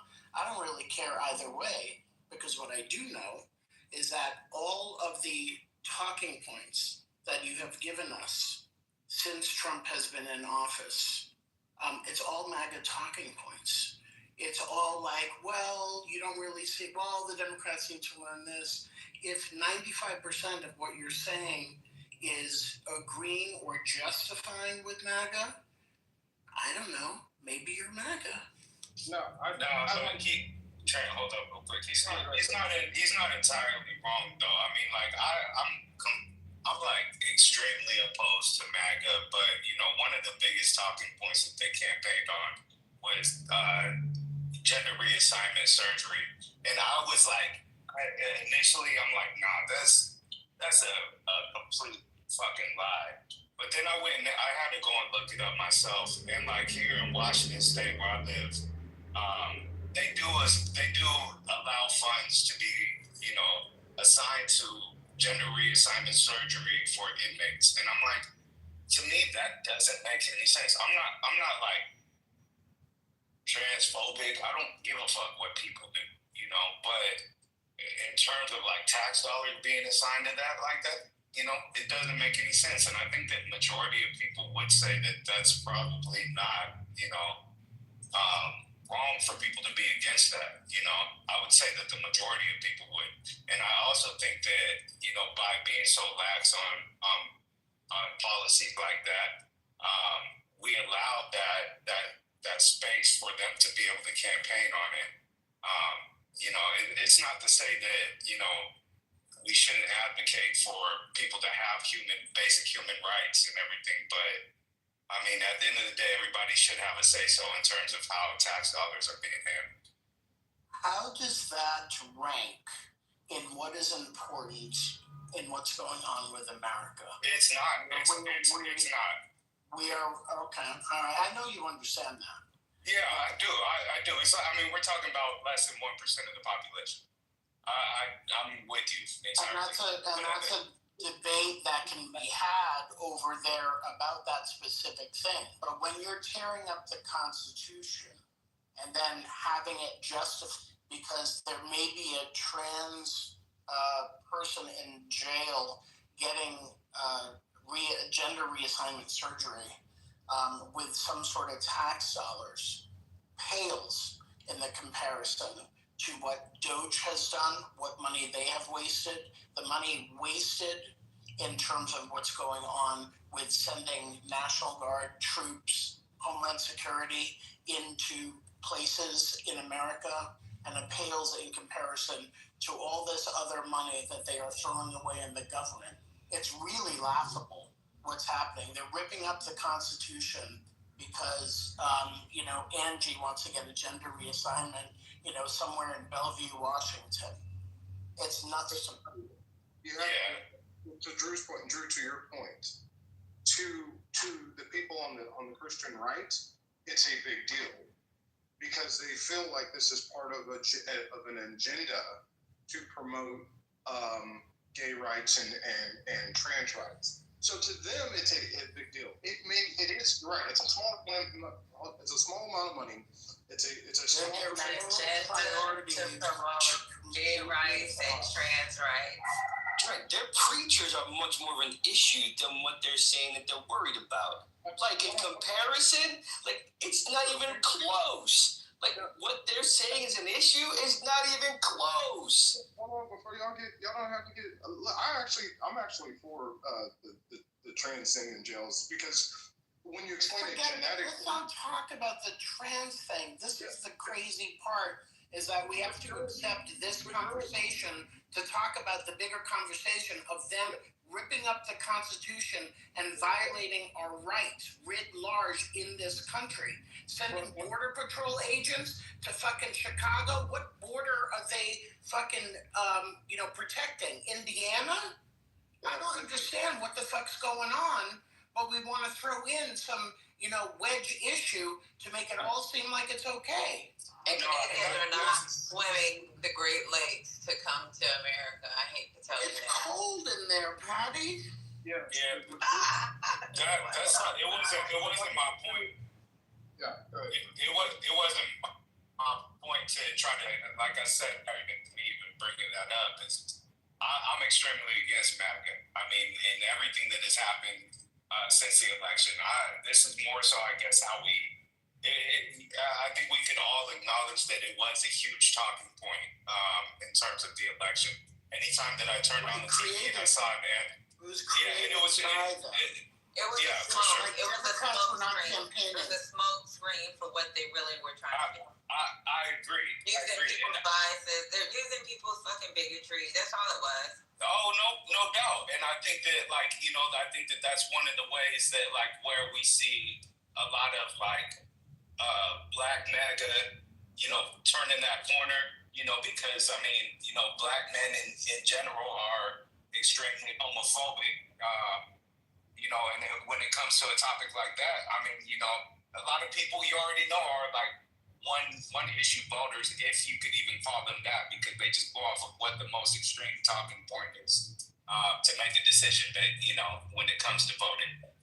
But I'm just real quick, just my point in bringing it up is just to say that, like, it's not that every single talking point is like false, you know, but it is a false equivalency when you compare it to what's being done in our country. And I mean, that's what I'm saying. I'm not trying to argue with you guys like in saying that MAGA is justified in anything that they're doing. They're not. You know, I'm just saying you're highlighting I get it. You're highlighting that this is the talking point that they use, and Democrats would be better served by not campaigning on something like that, which they never have. By the way. No, but I think that they should.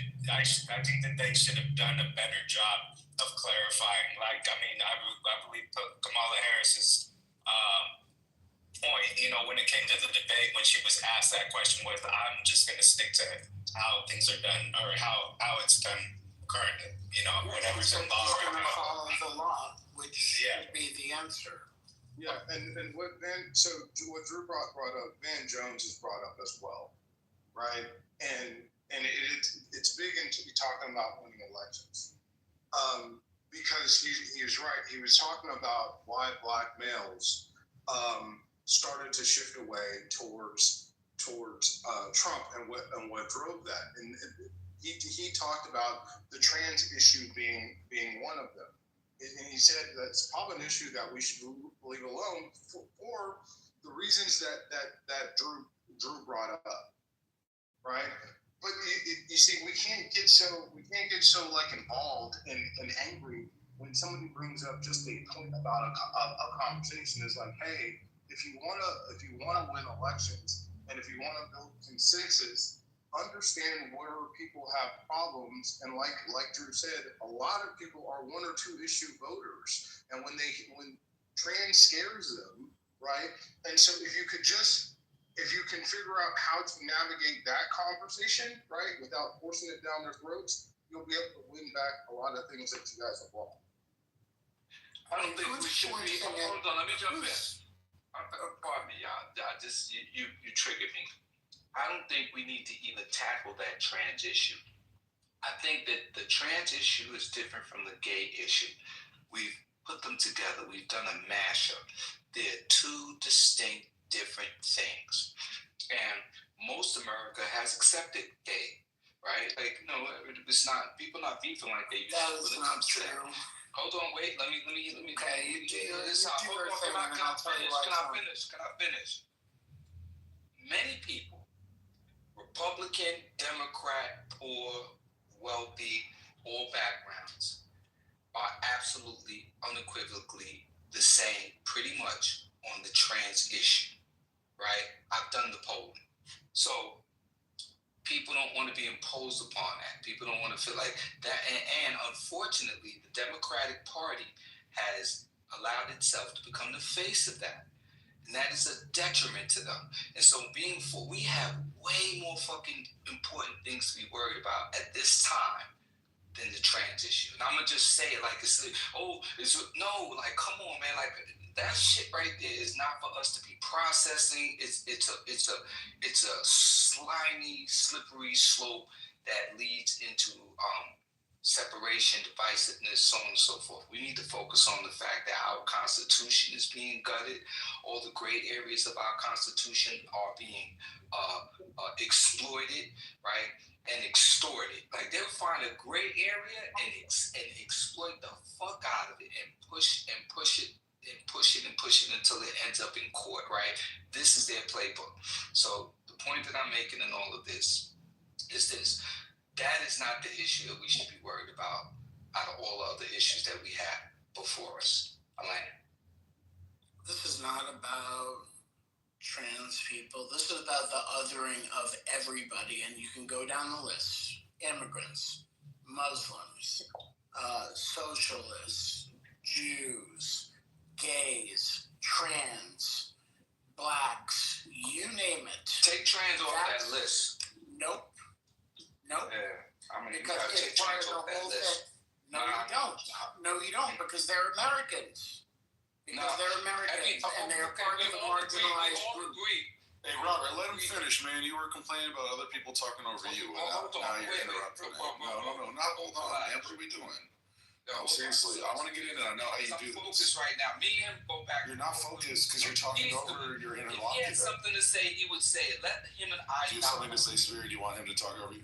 He had something to say, Robert. He was talking and interrupted. You can go right after. I was just finishing my point that they're targeting marginalized groups. Trans is one of them. That's it. That was my point. And they're going to do it no matter what. So it's not even about trans. It's about setting populations up against each other so that they can have some type of electoral victory and superiority, get us all fighting against each other so that they can enact their racist ideologies, their xenophobic, their transphobic, their gay-phobic ideologies. That's what they're trying to do. So it isn't about trans per se. It's about all those groups that I mentioned, but you want to take trans out of it? I'm going to say this, right? Again, right? The things that you mentioned are legitimate. With this trans issue, and I'll say it again, I'm going to stand on it.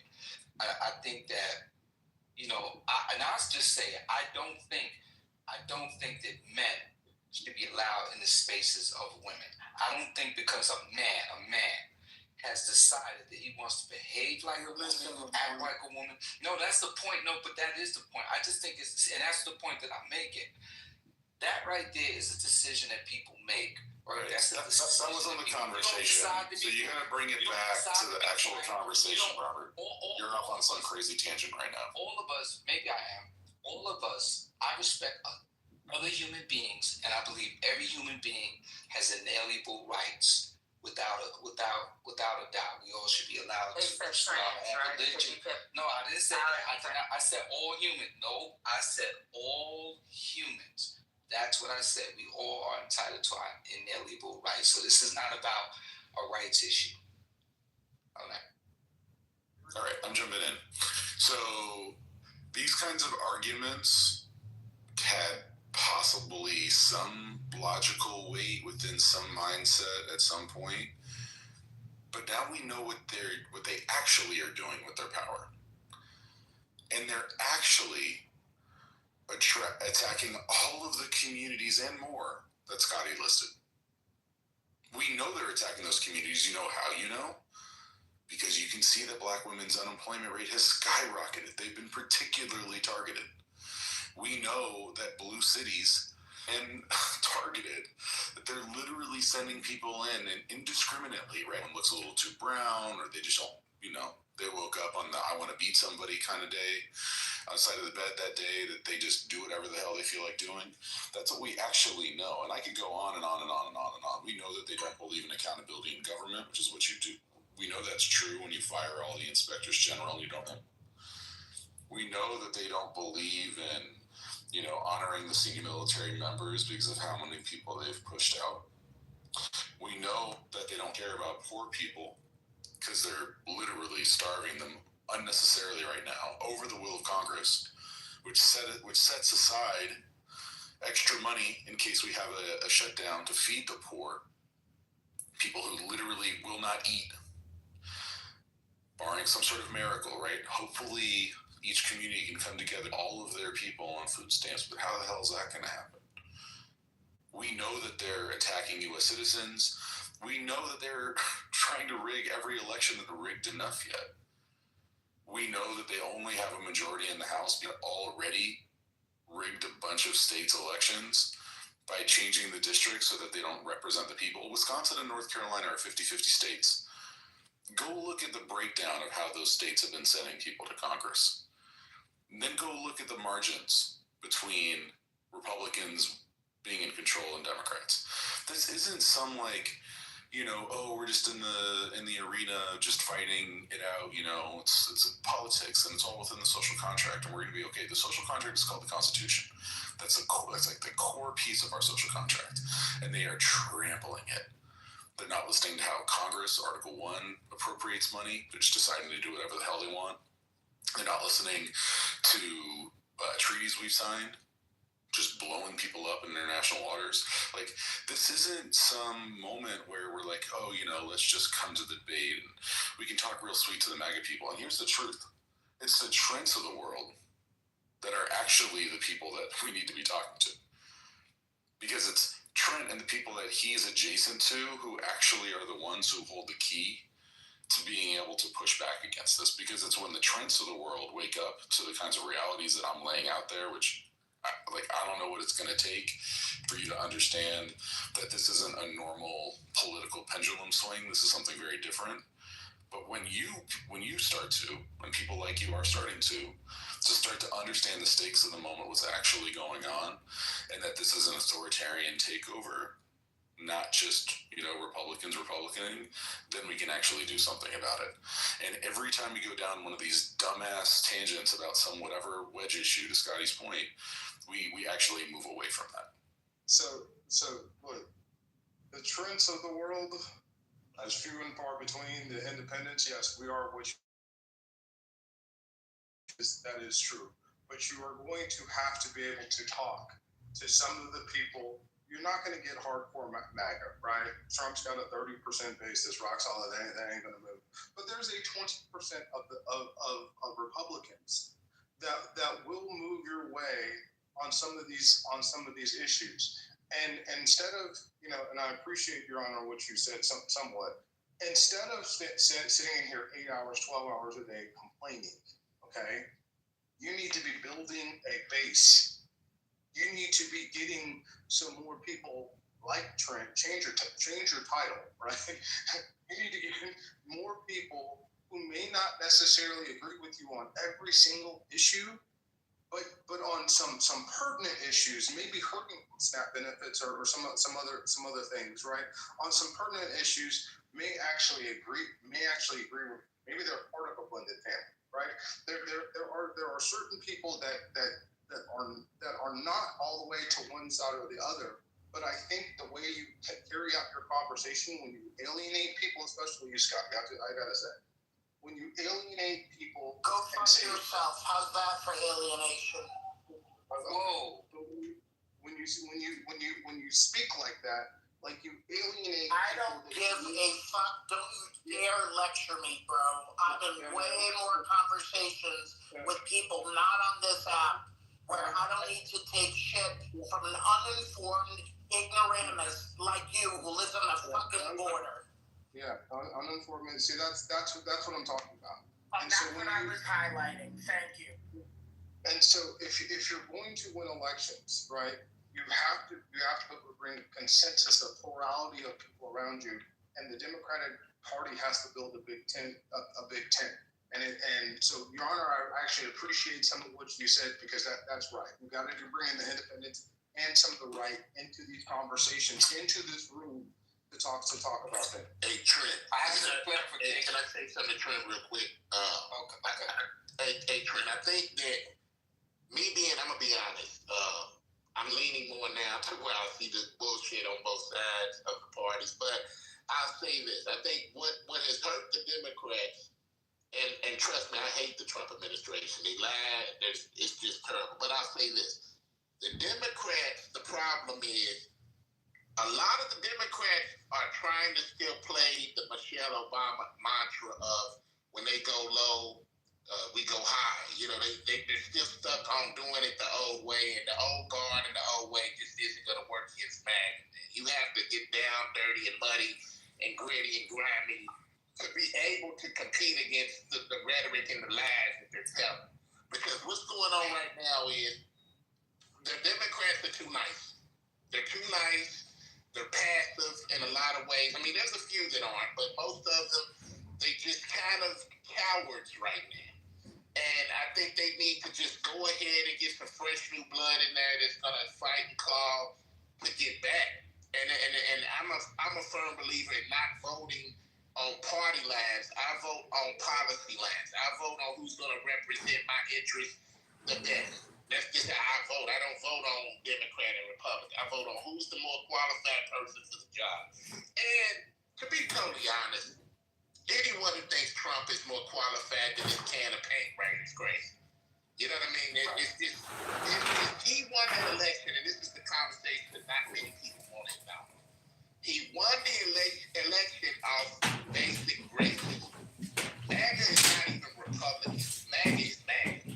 MAGA is feeling as though every race is responsible for the decline of their lifestyle, and they want to get that shit out of here. They want immigrants gone. They feel threatened by gays. They feel threatened by black people. They feel threatened by anybody that isn't represent what they want to do. And that's the white man. That's what MAGA represents. And the white woman is going to vote where the white man votes. Let's get that clear. Even if they don't agree with the policies Trump does, they can look at the sexual assaults, they can look at the felonies. Trump can murder motherfuckers in front of them. They're going to vote with the racism. They would rather go broke, lose their health care, lose their jobs, lose their farms, lose everything they have as long as they stand on their premise of racism. I just cannot fathom the thought of black people doing better than me. I can't fathom the thought of an immigrant doing better. That's just what it is. They feel like they're getting minimized and eradicated, and that the white man is losing their stature in society. They feel as though they're losing the population. They feel as though they're going to be wiped out in 20, 30 years. The mix are coming up. The Mexicans are coming up. Latinos are coming up. They feel marginalized like we're not power. That's what MAGA is. They're not voting for policies because Trump doesn't have any policies. Trump has anything that he says it does that doesn't conflict with what he said yet. Everything he says is not thought out. His administration and Vince McMahon's wife and a whole bunch of other inexperienced nitwits who have no common sense or knowledge of what they're representing. That's all that shit is. So when I hear people get on here and cap and coon and try to defend what Trump is doing, that to me just lets me know you're a cultist, man. You're buying in the Kool-Aid like David Koresh. You can't even tell me a policy, especially when it comes to black people. They really frustrate when they try to cap for him. You can't name one good thing this man has done for black people in this nation. And they say, well, you're getting the immigrants out of there. That's good for us. Yeah, it's good for you, Hal, because you're next. It's the pipeline of what he's trying to do. He's trying to make America white again. And you silly niggas who vote for him and coon for him don't want to take that memo. You know what I mean? How many, last thing I would say, because I know I'm going on, but last thing I would say, how many black history books are you going to remove from school? How many policies and DEI and affirmative action are you going to get rid of? Voting rights getting minimized and taken out of here. Gerrymandering districts to try to cheat on the midterm. The list goes on and on and on. You eliminate Job Corps. You do every fucking thing that is hurting my people, but hurting all people, really. That's working class. It don't matter if you're white or black. You get fucked the same way. But keep cooning. Keep on cooning. It is what it is, but anyone who supports that moron needs their heads. Hold on. Yo, hold on. Yo, Hug. Thank you, brother. Thank you. I couldn't have said it any better, verbatim. And if anybody has listened to me, they know that what you just echoed, I echo as well. This is no longer about no Republicans. Anybody arguing about Republican, conservative, that is not the party in charge. The Republicans and the conservatives have transitioned into MAGA, which operates under another narrative. They have a more sinister mission. And we've seen it unfold. It's unfolding every single day. Every single day it's unfolding. And I don't know at what point, like, how bad this shit is going to get. Like, I don't know how bad it's going to get, but I agree with you. You know, you got many Americans still stuck on that argument. This is the MAGA party. We are in an authoritarian regime. There's no leaning towards it. There's no headed in that direction. That there's no if things keep. It's here. It's in real time. This is it. And we need to come to terms with that.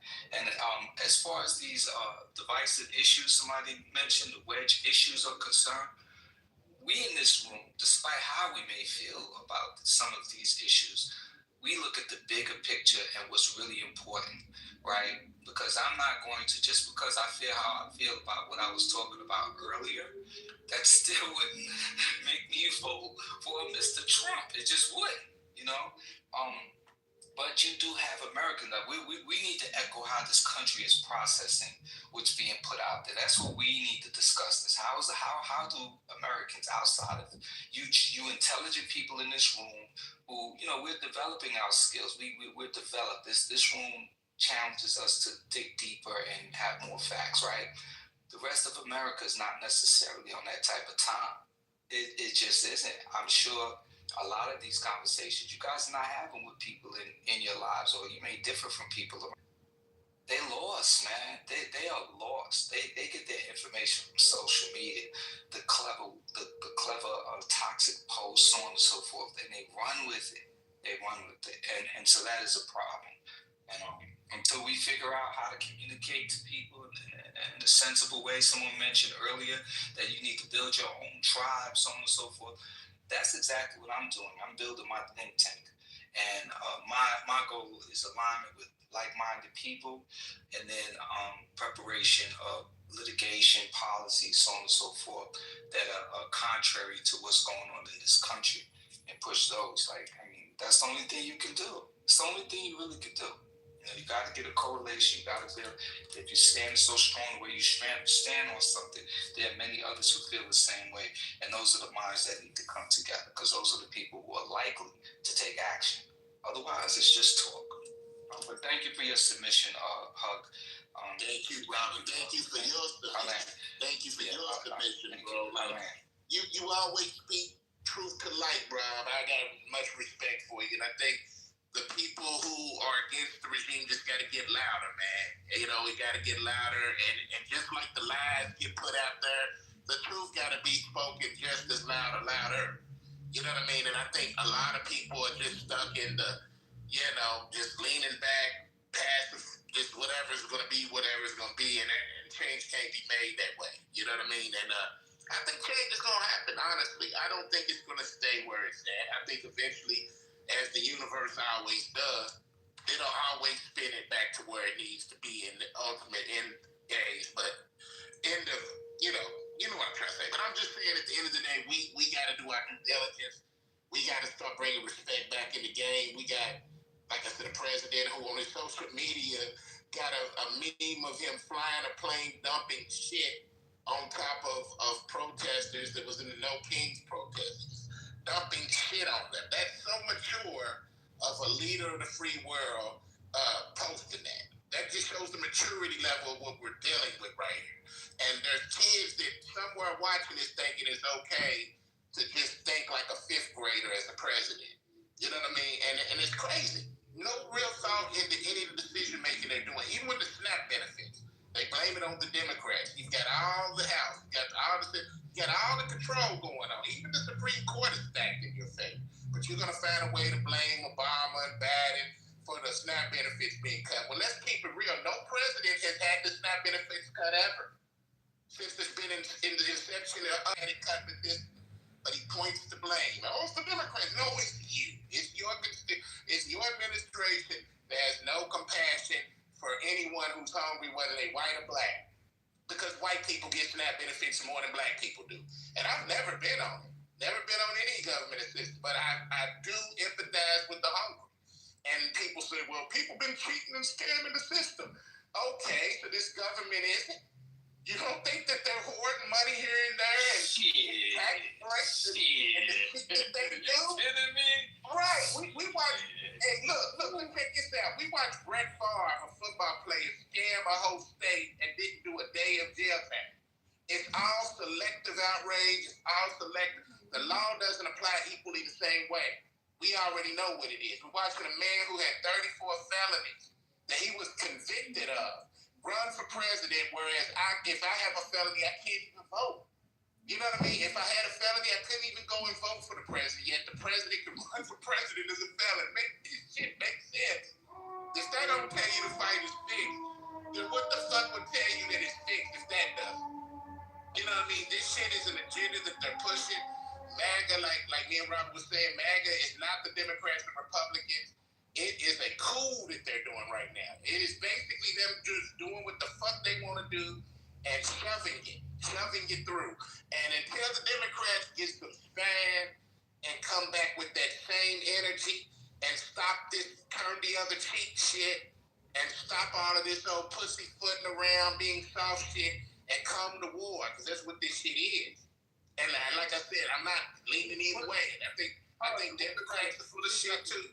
But if you really want a chance against the Republicans, you're going to have some spine, and you cannot come with that same pussyfoot that they've been doing the past few weeks. What does that even mean? When you say come to a war, what does that even mean? It is a war. It is a what war, I meant. Even if we're talking about a war propaganda. Streets are occupied. What I'm asking is, when you're saying the Democrats need to come with war, what are you saying that they should do? I'm not meaning it in a military war way. I know that. When I say war, it means the same spirit and energy that they're meeting you with. You're going to have to come in, like I said, you're going to have to come ready to fight. You got to come ready to wrestle. You cannot continue to try to take the higher ground against some pigs. Like, at the end of the day, that shit just isn't going to work. We're going to have to play the game differently. We're going to have to be 100 people. Like, what does that mean? So, Trent, I'll tell you what it means. Exactly what I'll tell you what it means, Trent. It means individuals like me. Individuals like me need to stand up. That's what it means. That's exactly what it means. It means individuals like myself, it means individuals who have the strength, the wherewithal, the intelligence, the wit, the cognitive agility have to stand up. That's what it means. Absolutely. So yeah, it's part of that. So I'll stand on that. That's what it means. More our voices, excuse me, let me finish. We have to elevate our voices more. We have to find a way to elevate our voices more and take the responsibility. And for me, this past year is a calling for me. I'm not going to get into details, but I know I have a calling. Right, that's why I speak so passionately. That's why, like, when you hear me bumble words and all that, it's because I'm not following my calling like I should, and it's calling me every fucking day. The more that this country goes in the direction, the more of the calling that I feel. So that's what that means. I land. So I just want to be clear. I hear a lot of Lil V. Right? Oh my God! Is that what you're doing? Hold up, man. Yeah, he's trying to derail it. He's trying to spin the conversation another way. Bro, I'm not trying to. We know the tactics. Oh yeah, we know the spin side. Yeah, but hey, let's have the conversation though. Yeah. Like, no, I'm not. I'm actually trying to get you to a solution. So if you're talking about Trent, you take away from the conversation by prefacing it with going right after people you're speaking. Yeah, ad hominem attacks before you say anything doesn't help. No, I'm just saying, I hear a lot of complaining, right? But I don't hear a lot of solutions to action, right? So when you say that you're going to speak to people, who are you going to speak to? How are you going to speak to them? How are you going to build a bigger tent in order to win an election? So let me just say this, bro. I wish I would get on an app and break down to you what my strategy is and what I'm working on and what my think tank is about, bro. Like, you can't give me no solution. What the nerve and audacity to think that you can give me a solution is ridiculous and it's insane. I promise you, bro, you don't operate in the regions of a mind like mine. I don't even register half the time the shit that you say. I'm gonna be quite honest with you, because the language that I speak is not for people like you. It's just not. So you can't. Don't try to shrivel us. Don't try to shrink us and try to put us in the box and ask, well, how you gonna do it, bro? We ain't giving out no playbooks over here. I don't have to prove anything to you. I land. Why would you give the ops your playbook? Makes no sense at all. It's obvious that your stance or your premise is different than mine, Robert's, and probably a lot of other people in here. You're not going to take anything anyone says in a productive way. You're just basically trying to spin and derail the conversation to become an argument. And I'm not arguing with you on this. I'm simply saying this because I know that's what you're doing. I've been in the clubhouse rooms that you've been in, and I know other ones like you and do the same thing. So hold on. Let me say this. You can believe what you believe, and you're entitled to believe what you believe, and I believe what I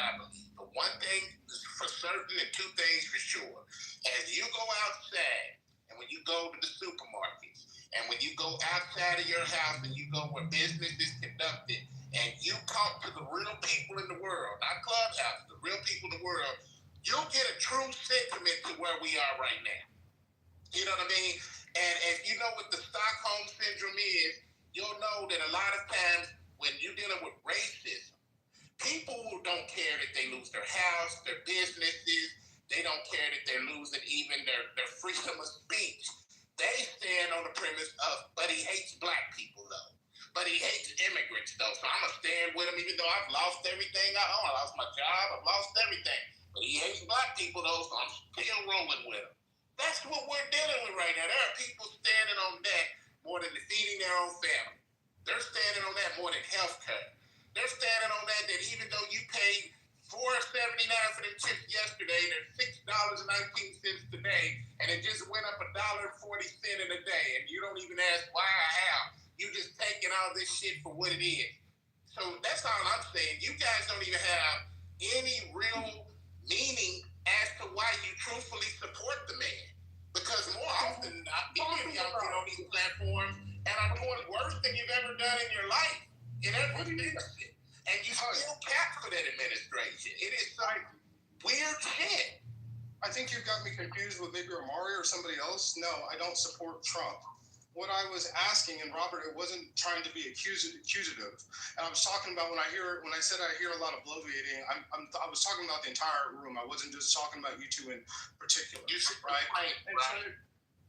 What? You said we were complaining? Is that what you were saying? Yeah, I mean, I hear it all day. Why wouldn't I complain? I don't like what I see. I think that's what people do when they don't like what they see. They complain about it. Yes. Why wouldn't I complain? Okay, so it makes no sense what you're saying, bro. Like, the whole fucking country is damn near complaining. Hey, can you let him talk, though?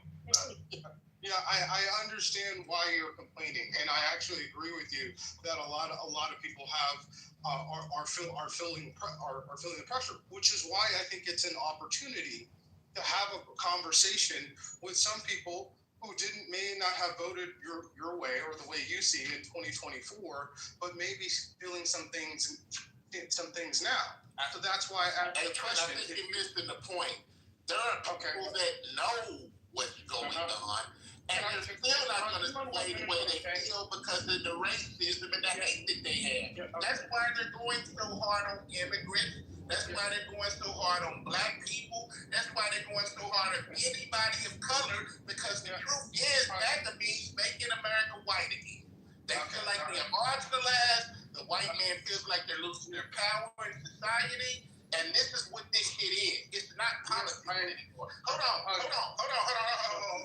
This shit is not politics anymore. It's not policies. It's not any of that. It's strictly based on the Hitlerism of creating anger and frustration on people who look different than you, blaming them for the fact that you lost your job, blaming them for the fact that you're doing worse than ever, when in reality, this administration is fucking you over the same way they fucking us over.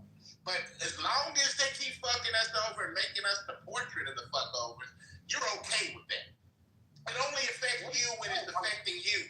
I'm not speaking for you directly. I'm saying for your people. Because you're white. White people only do the No Kings protest. Hold on. White people only do the No Kings protest when the shit affects them. You got to think. The SNAP benefits affect Vermont. The SNAP benefits affect Maine, Oregon, and all of these places that are primarily white. But you know what? It took them to sit back and look at this and say, wait a minute. It's affecting me. Wait a minute. My farm is losing money.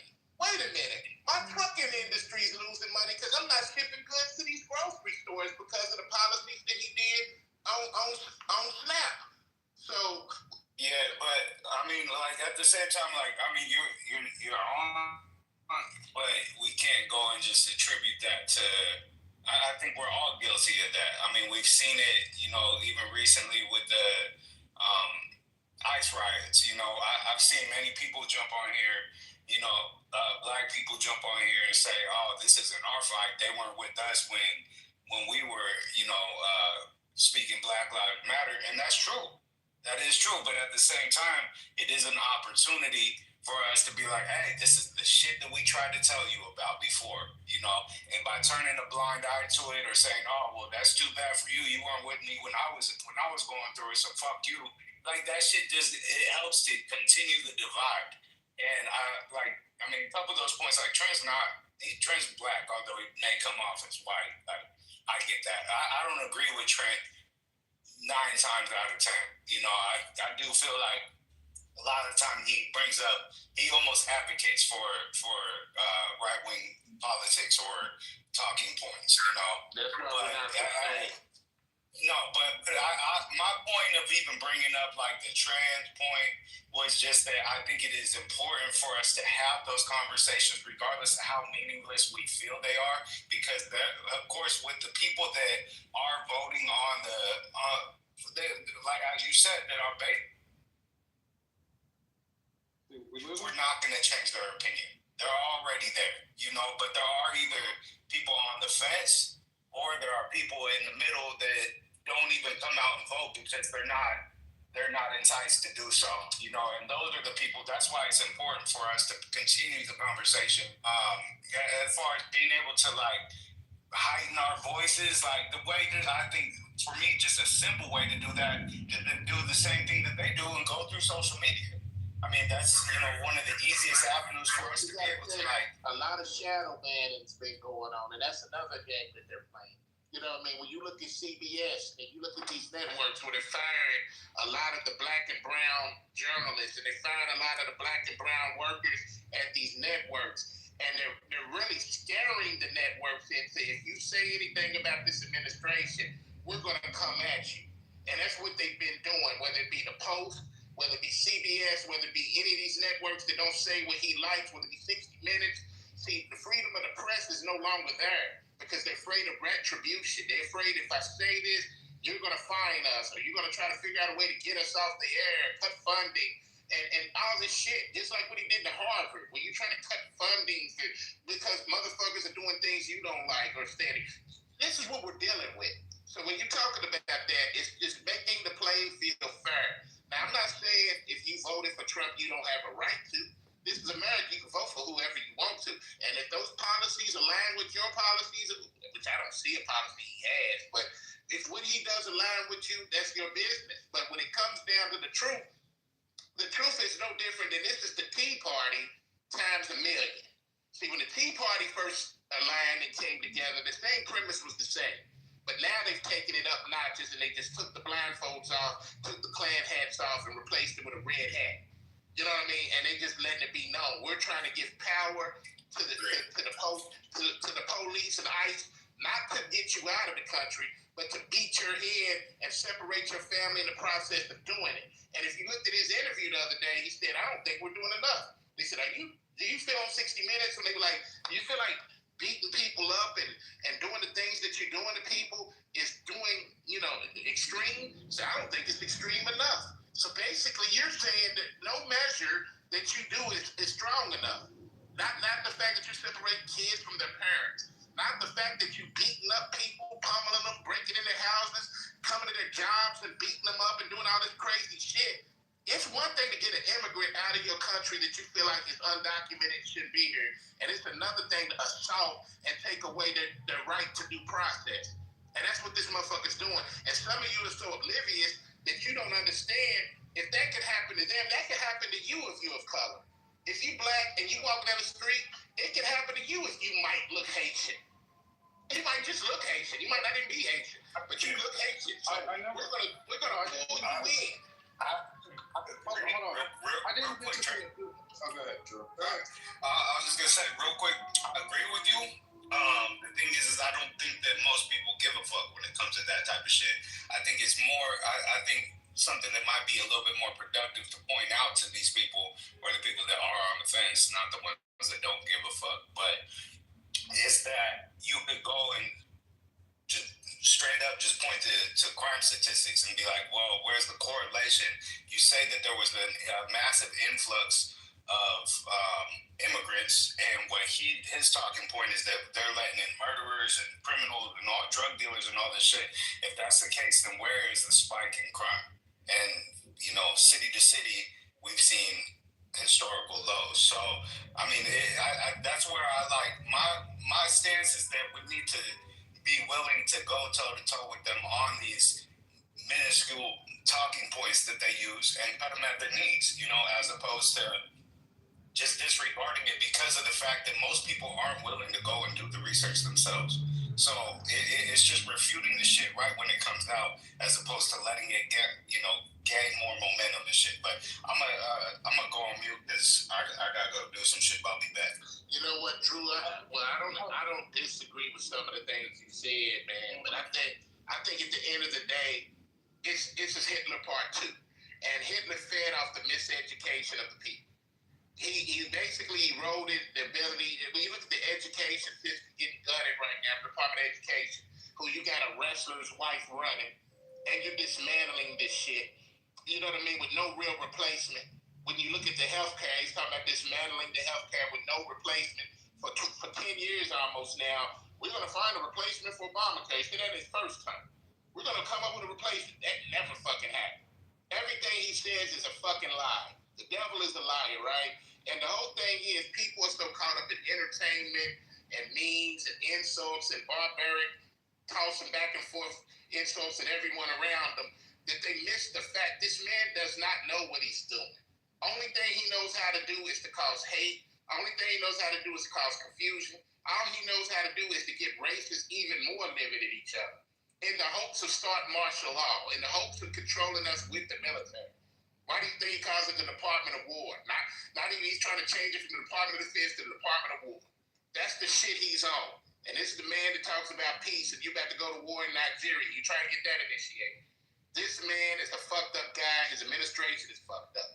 But the people are cowards. If you don't stand up against this shit and it's affecting you personally, but you're so scared and pussy that you get on these platforms every day and cap for a man that every day is doing shit to make your life even more fucked up in his administration, and you still cap for him, cap, as if he would piss on you if you were on fire. It's weird behavior.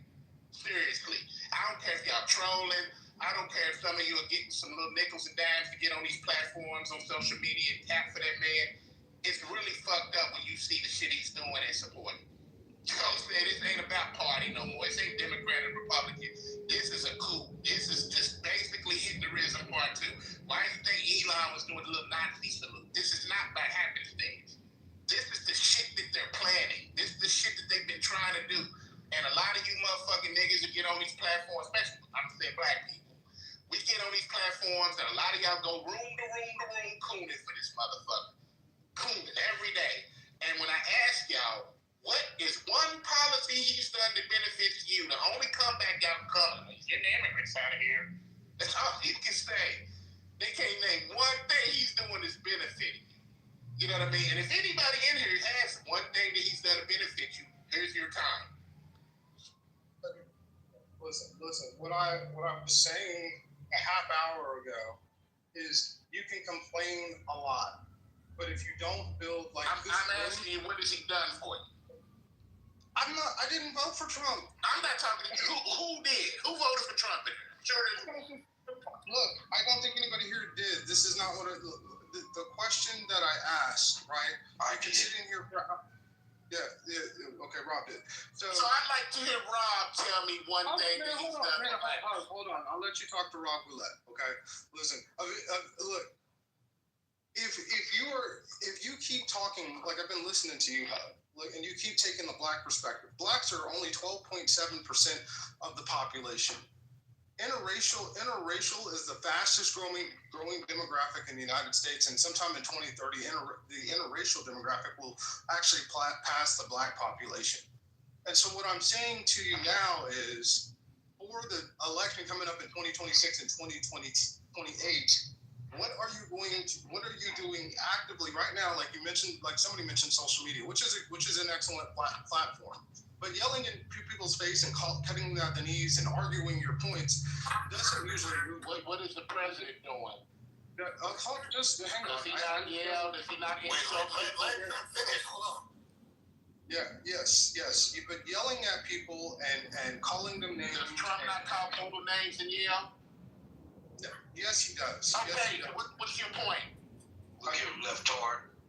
So what I'm saying is that is unlikely to widen the populace in which you need to vote for you, especially if you're taking a hardcore ethnocentric black perspective.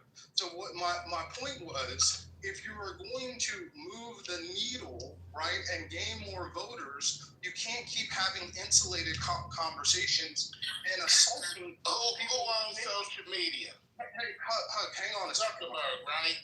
Yeah, no, Elon, right? X is owned by Elon, right? Yeah. Listen, and Facebook and Instagram is owned by Zuckerberg, right? Yeah, listen. So you saying his social media, right? Your shadow ban thing? No. You need to join True Social Hub. Bro, listen. True Social is owned by Donald Trump and his people. Yeah, you're not about True Social. When we talk about social media platforms, the MAGA supporters follow. Yeah. Yeah. So go to the social media that's owned by the MAGA supporters. Well, that'll work. Can you let Trent finish though? Be fair, you haven't been letting Trent finish. One of us actually talks to Meta and TikTok. Okay, so listen, you're not necessarily shadow banned. Trust me on those platforms. There are people who are just not everybody is hardcore. I love Donald Trump. There are people who voted for Donald Trump, right? And if Biden had run, I would have probably voted for Donald Trump if Harris hadn't come in at the last minute. There are people that will come back and will vote for whatever the next candidate is, and you'd rather vote for a rapist with 34 felonies than a woman who's qualified. I voted for Kamala Harris. Just hang on. But if you keep taking an ethnocentric, pro-black stance in 2026, you are going to end up in the same place that you are, right? And on this stage, if you keep drowning out people that may somewhat agree with some of your points, right? Maybe not everything. You are not building a bigger tent to get the point that you guys want. That is how you execute a plan, and that is how you are successful. You can't make a stupid person smart, bro. It don't matter what you tell a motherfucker that if I sat here and told you that we got a rapist man with 34 felonies who lies all the time, and you say that the other candidate isn't better than him, nothing I say is gonna change your mind. No, you're already drinking the Kool-Aid, bro, at that point. It don't matter what I say. Now you gonna come back with bullshit because at the end of the day, the motherfucker got y'all miseducated and misguided, the entertainment and the lies. Y'all rather have a motherfucker who insults everybody than somebody who comes up with a solution to bring people together.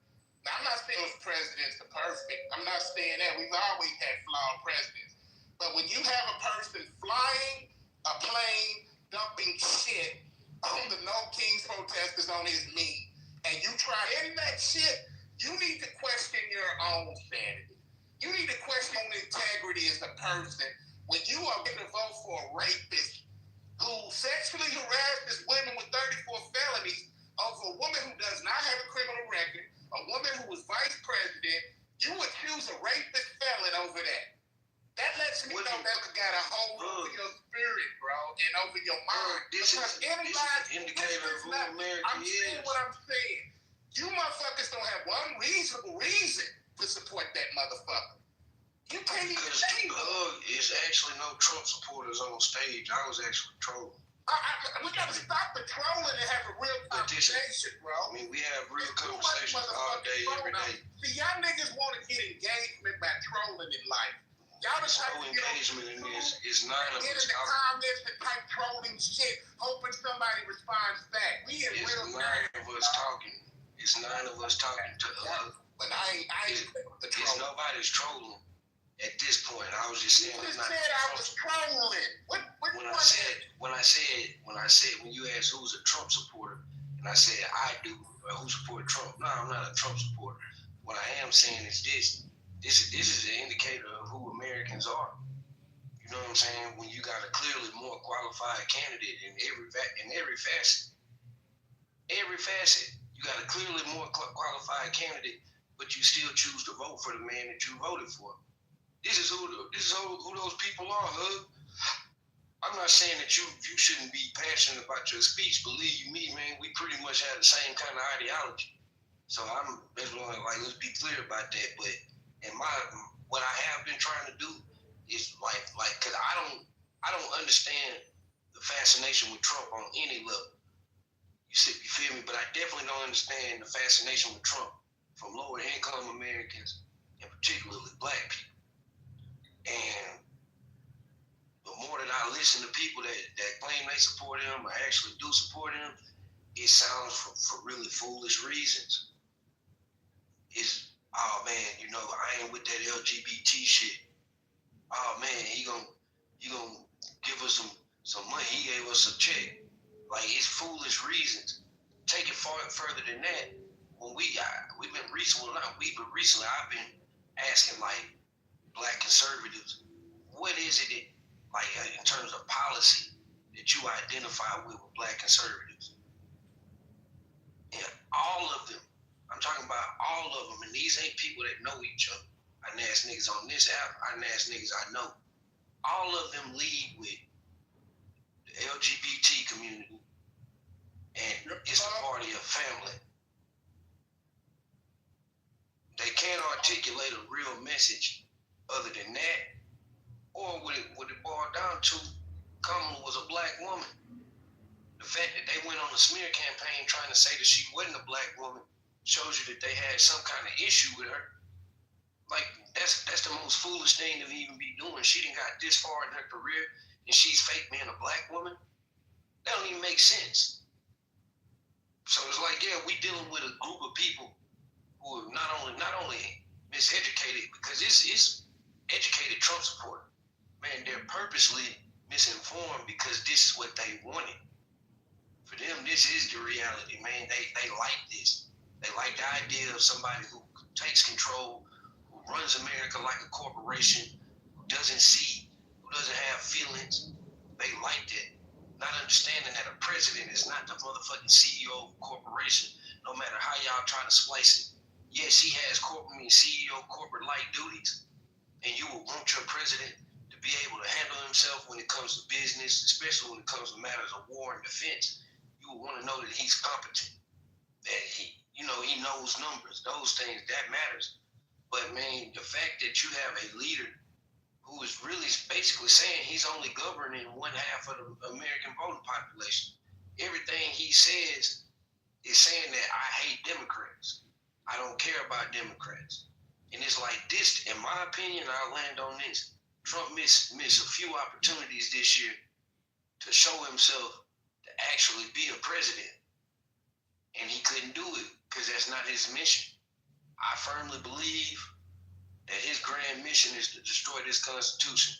And I'm going to land on that. You're absolutely right, bro. And not only that, when you take in the account of it, if it's supposed to be the United States of America, then you're supposed to govern all the people, like you just said. It's not supposed to be like only my supporters and that's it. And when you look at the working class Americans, the middle class is getting broken. It's now you rich or you're not. You know what I'm saying? Because the middle class is barely hanging on right now. It's hanging on by a dear thread and it's fading away. And all the job losses and all the different things. But I won't even go down that rabbit hole. The point is, the whole element of just even having human basic decency, bro, is gone in the presidential office, man. When you seen Obama speak, he spoke eloquently. Even when you looked at Bush or you looked at Clinton or you looked at anyone that ran for president, they didn't put out memes throwing shit on protest. Because everybody got a right for freedom of speech, even if it's shit I don't agree with. But for you to say, because you don't agree with me, I'm going to war with you, which is what he's doing. He's doing that shit. Anybody who don't believe in what he believes or supports what he says, let's get CBS out there. Let's get 60 Minutes out there. Let's kill the Wall Street Journal. Harvard, let's take their fund away. Kill PBS. Kill any motherfucking thing that don't agree or align with what he says. That's dictatorship. That's taking away your freedom of speech.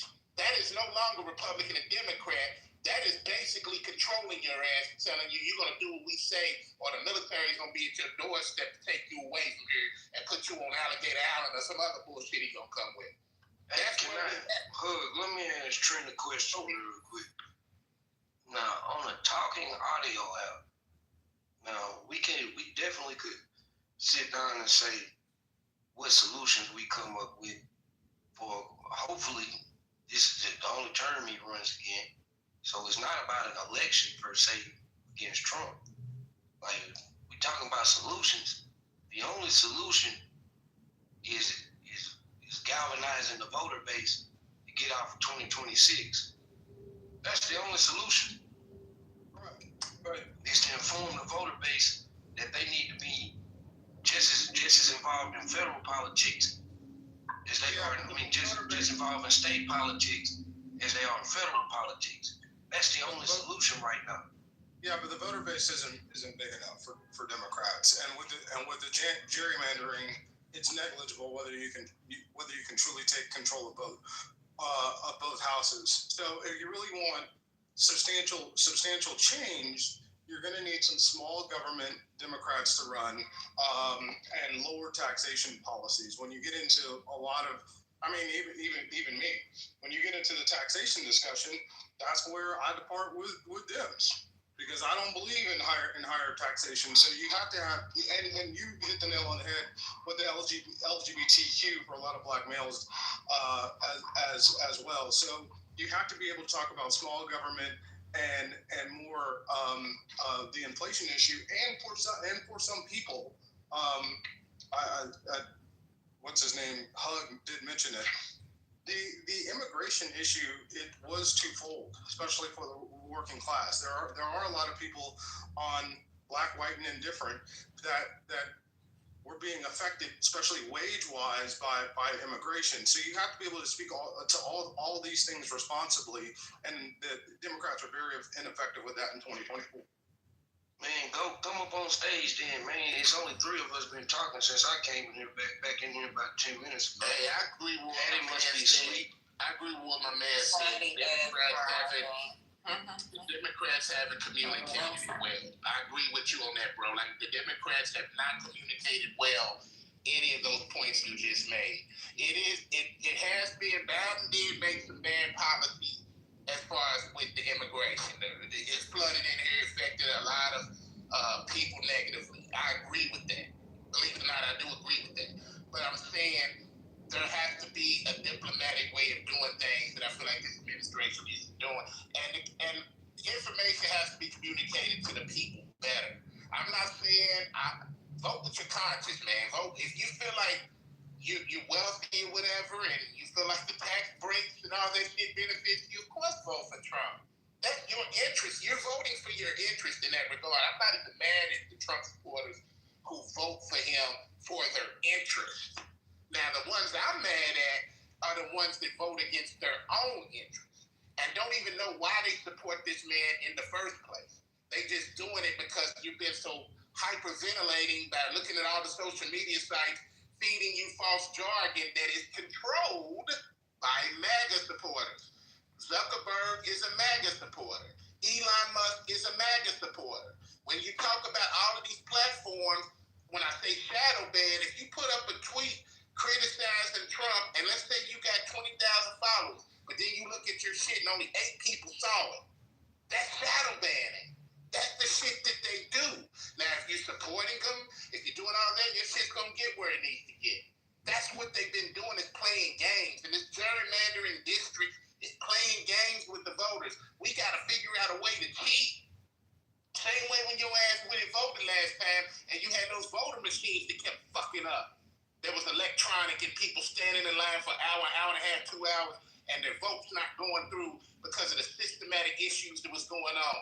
That we can sit back and arguably say, on conspiracy theory shit, that it could have been something triggering that shit to happen. Who knows? But that was the first election that we voted electronically. Every other time, we just had the usual ballot where we do the shit. So I'm saying at the end of the day, there's a lot of variables we're playing against right now. There's a lot of variables. And when you look at this shit, most people aren't informed. Most people don't pay attention. Most people are caught up in social media, entertainment, reality shows, and goofy shit. But what we need to do is galvanize, like my man Rob said. And yeah, he's still in the room. Rob said it best. You better vote. Even if you don't think the shit means nothing, does nothing, figure out a way to vote for the candidate you want in there. But do something. Because not voting is one of the reasons why we are where we are. Because if voting didn't matter, why did they work so hard to suppress it? Why did they work so hard to take away your freedom and your right to vote if it didn't mean shit? Stop believing that bullshit.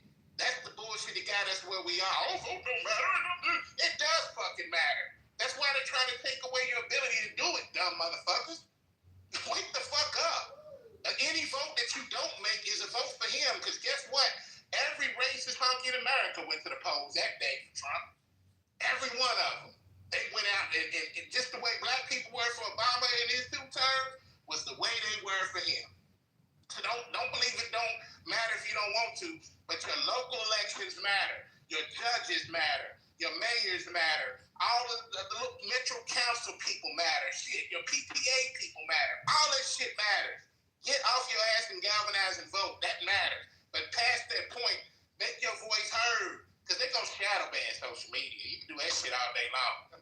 They're going to make sure that if you say something that's against their agenda, they're going to wipe that shit out. Get off your ass and get outside. No white person I know is going to want to vote with you the way that you're talking about. I don't give a fuck what they do. I'm speaking my truth. I'm not trying to convert your bitch ass. If you racist and you vote for that hunky, that's your business. But motherfuckers that know what time it is really know what's going on. Nobody's trying to convince coons not to coon. Nobody's trying to convince you racist, bitch-ass MAGA supporters to switch the other way, because you're not. Nothing is going to change your mind. Not even losing your job, not even losing your health care in your house is going to stop you from being a fucking racist. Because that's what they do. They don't matter with their Mountain Dew teeth and their teeth falling out and no dental care and shit. They still hate niggas. They hate Jews. They hate Spics. They hate gay people. They hate anybody that don't look like them. You're not going to change an ignorant motherfucker's mind. That's why they're trying to get rid of education. Why they're trying to get rid of all that shit, because they know a dumb motherfucker will do what we tell them to. So yeah, you keep on voting the cool shit, the dumb shit, the ignorant shit. What's going to convince me to vote the other way? Nothing's going to convince you to vote the other way, because you're a bitch-ass nigga. You're racist. I can't change you. Only thing that can change you is God and yourself. I can't change your funky Mountain Dew ass. You've been hating niggas all your life. What am I going to say to change that shit? I'm just saying, if you got any conscience, any decency, any element of respect for yourself, look at the best candidate and not some drug-using, rapist, 34 felon having ass motherfucker. I land.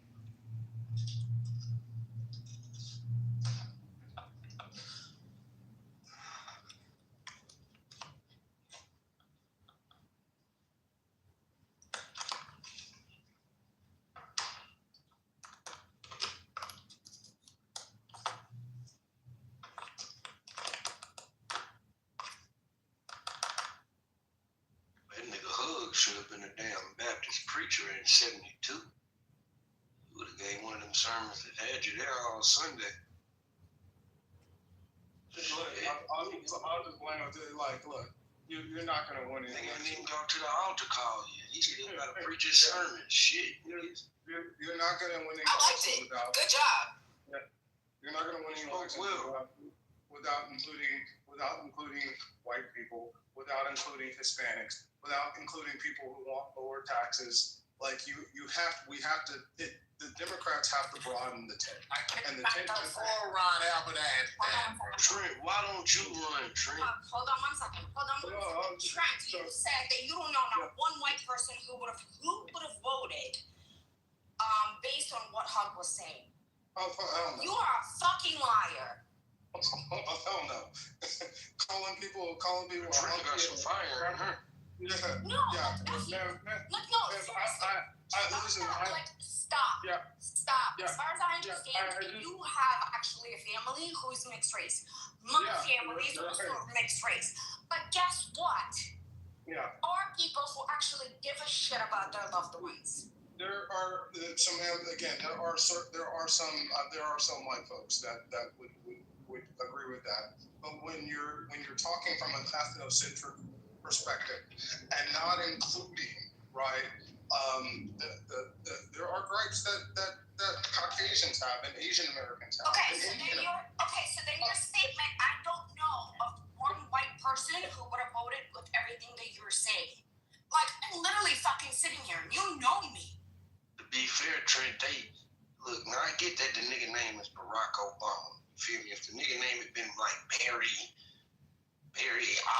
or something like that, yeah, I think the whites might have not had as much vitriol for him.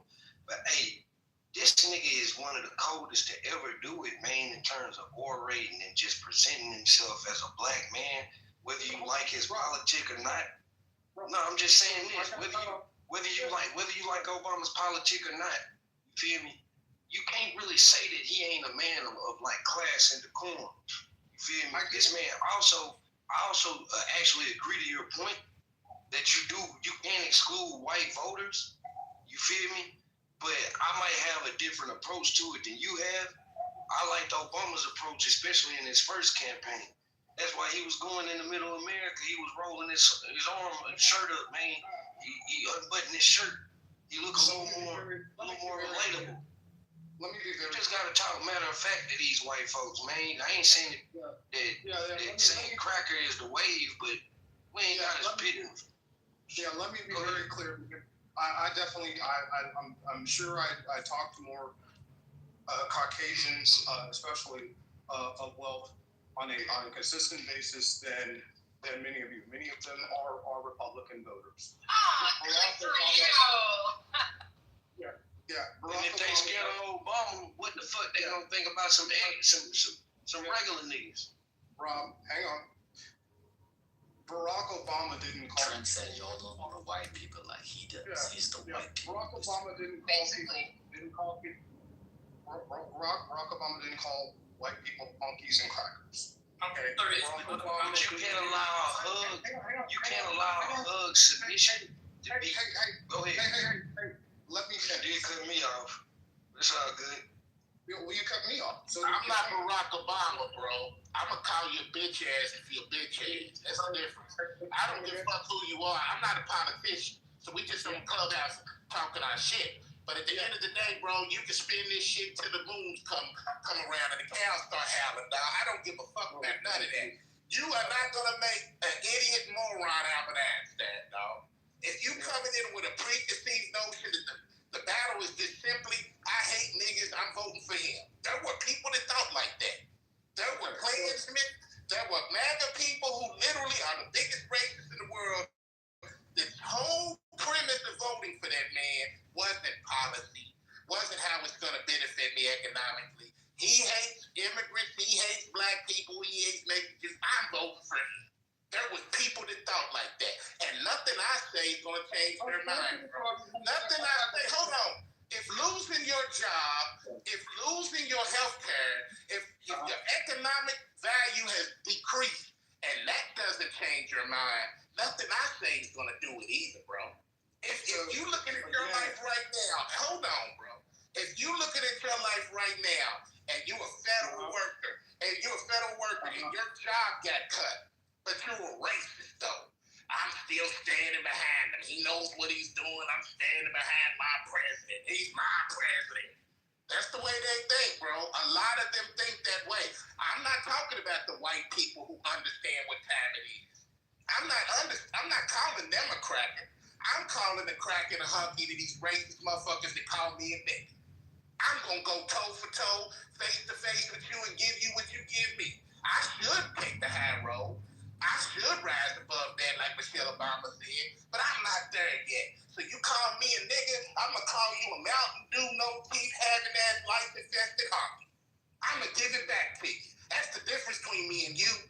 But all the white people who think like we do, who want decency and respect, I'm with them. I support them. There's plenty of white people who stand with us, and I stand with them. But I'm not gonna sit here and put on that hat that you putting on with the Conan and the Uncle Ruckus, Stephen A. Smith shit. The enemy is the enemy, bro. And I'm not against the enemy to be my friend.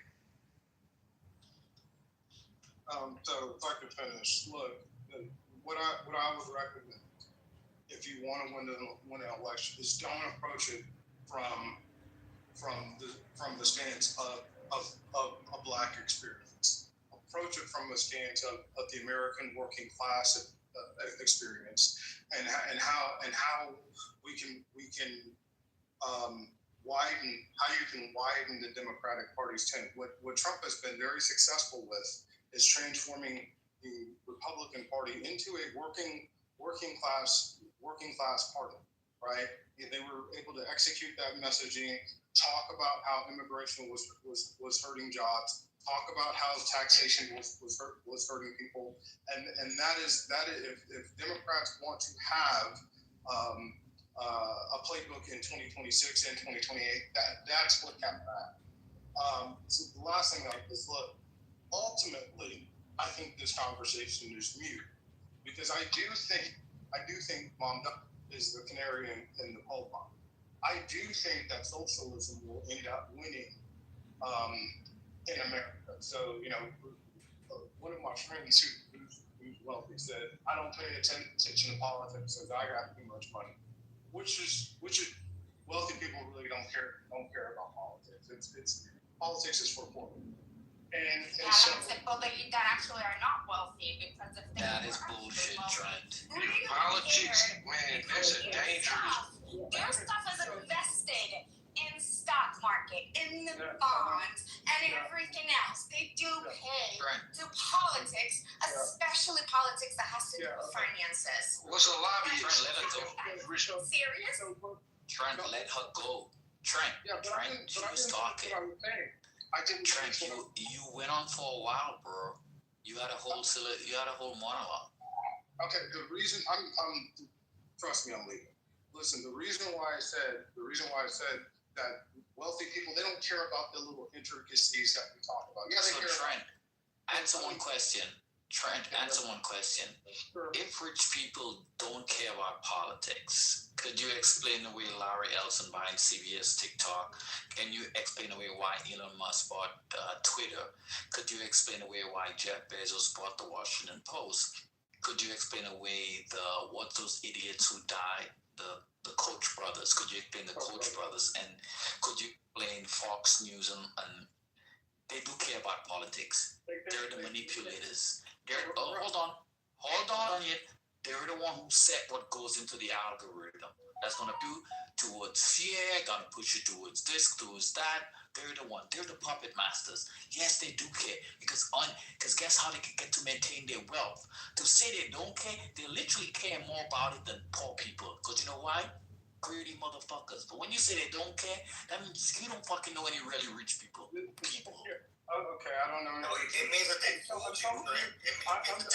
We're not the fucking. Yeah. People who actually contribute to controlling the system. You don't know those people.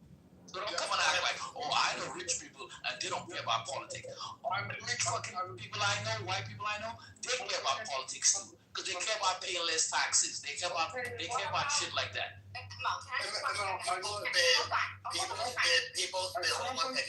People spend tens of billions of dollars on marketing involved in politics. So that's 1,000%. Let that young lady speak, man. Hold on, I was in the middle of talking. Hold up. They spend tens of billions of dollars on marketing for politics. So number one, that's not true. Number two, in addition to that, it really doesn't matter. The bottom line is we need to talk for our own interests. So sitting there and saying like, oh, you shouldn't be talking from a black point of view. You should be talking, and then referring to the interracial group.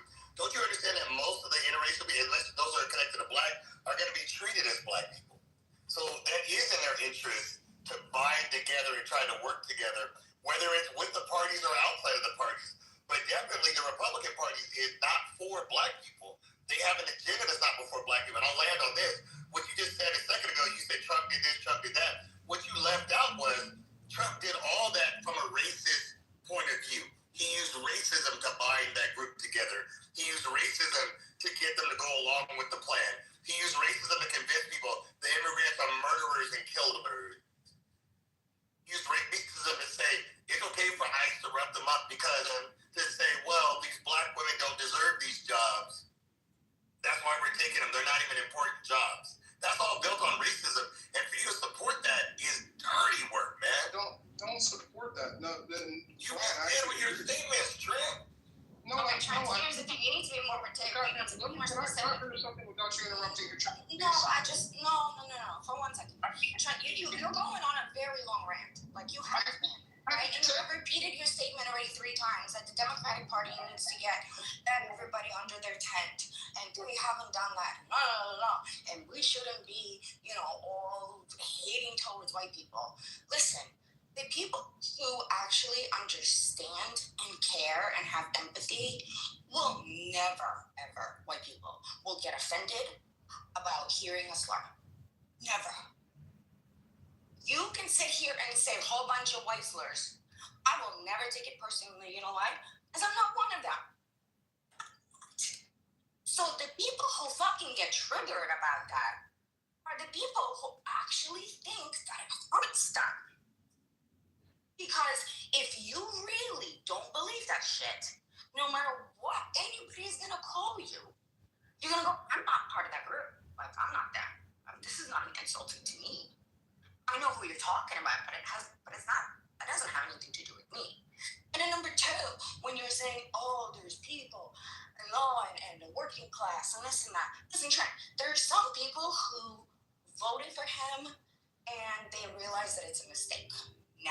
By now, those people that are genuinely not racist, that are genuinely not sexist and pedophiles and all this other shit and corrupt, they realize by now already they made a mistake, right? Just the same way how a lot of people, a good percentage of people, realize that after his first term. Now, for you to sit here and continuously repeating that we need to get white people, we need to be nice to white people, we need to be nice to white people. I'm sorry. From this, I'm going to tell you, no, you fucking not. Because you should not respond with humility to a person who is literally wants you dead or doesn't want you around.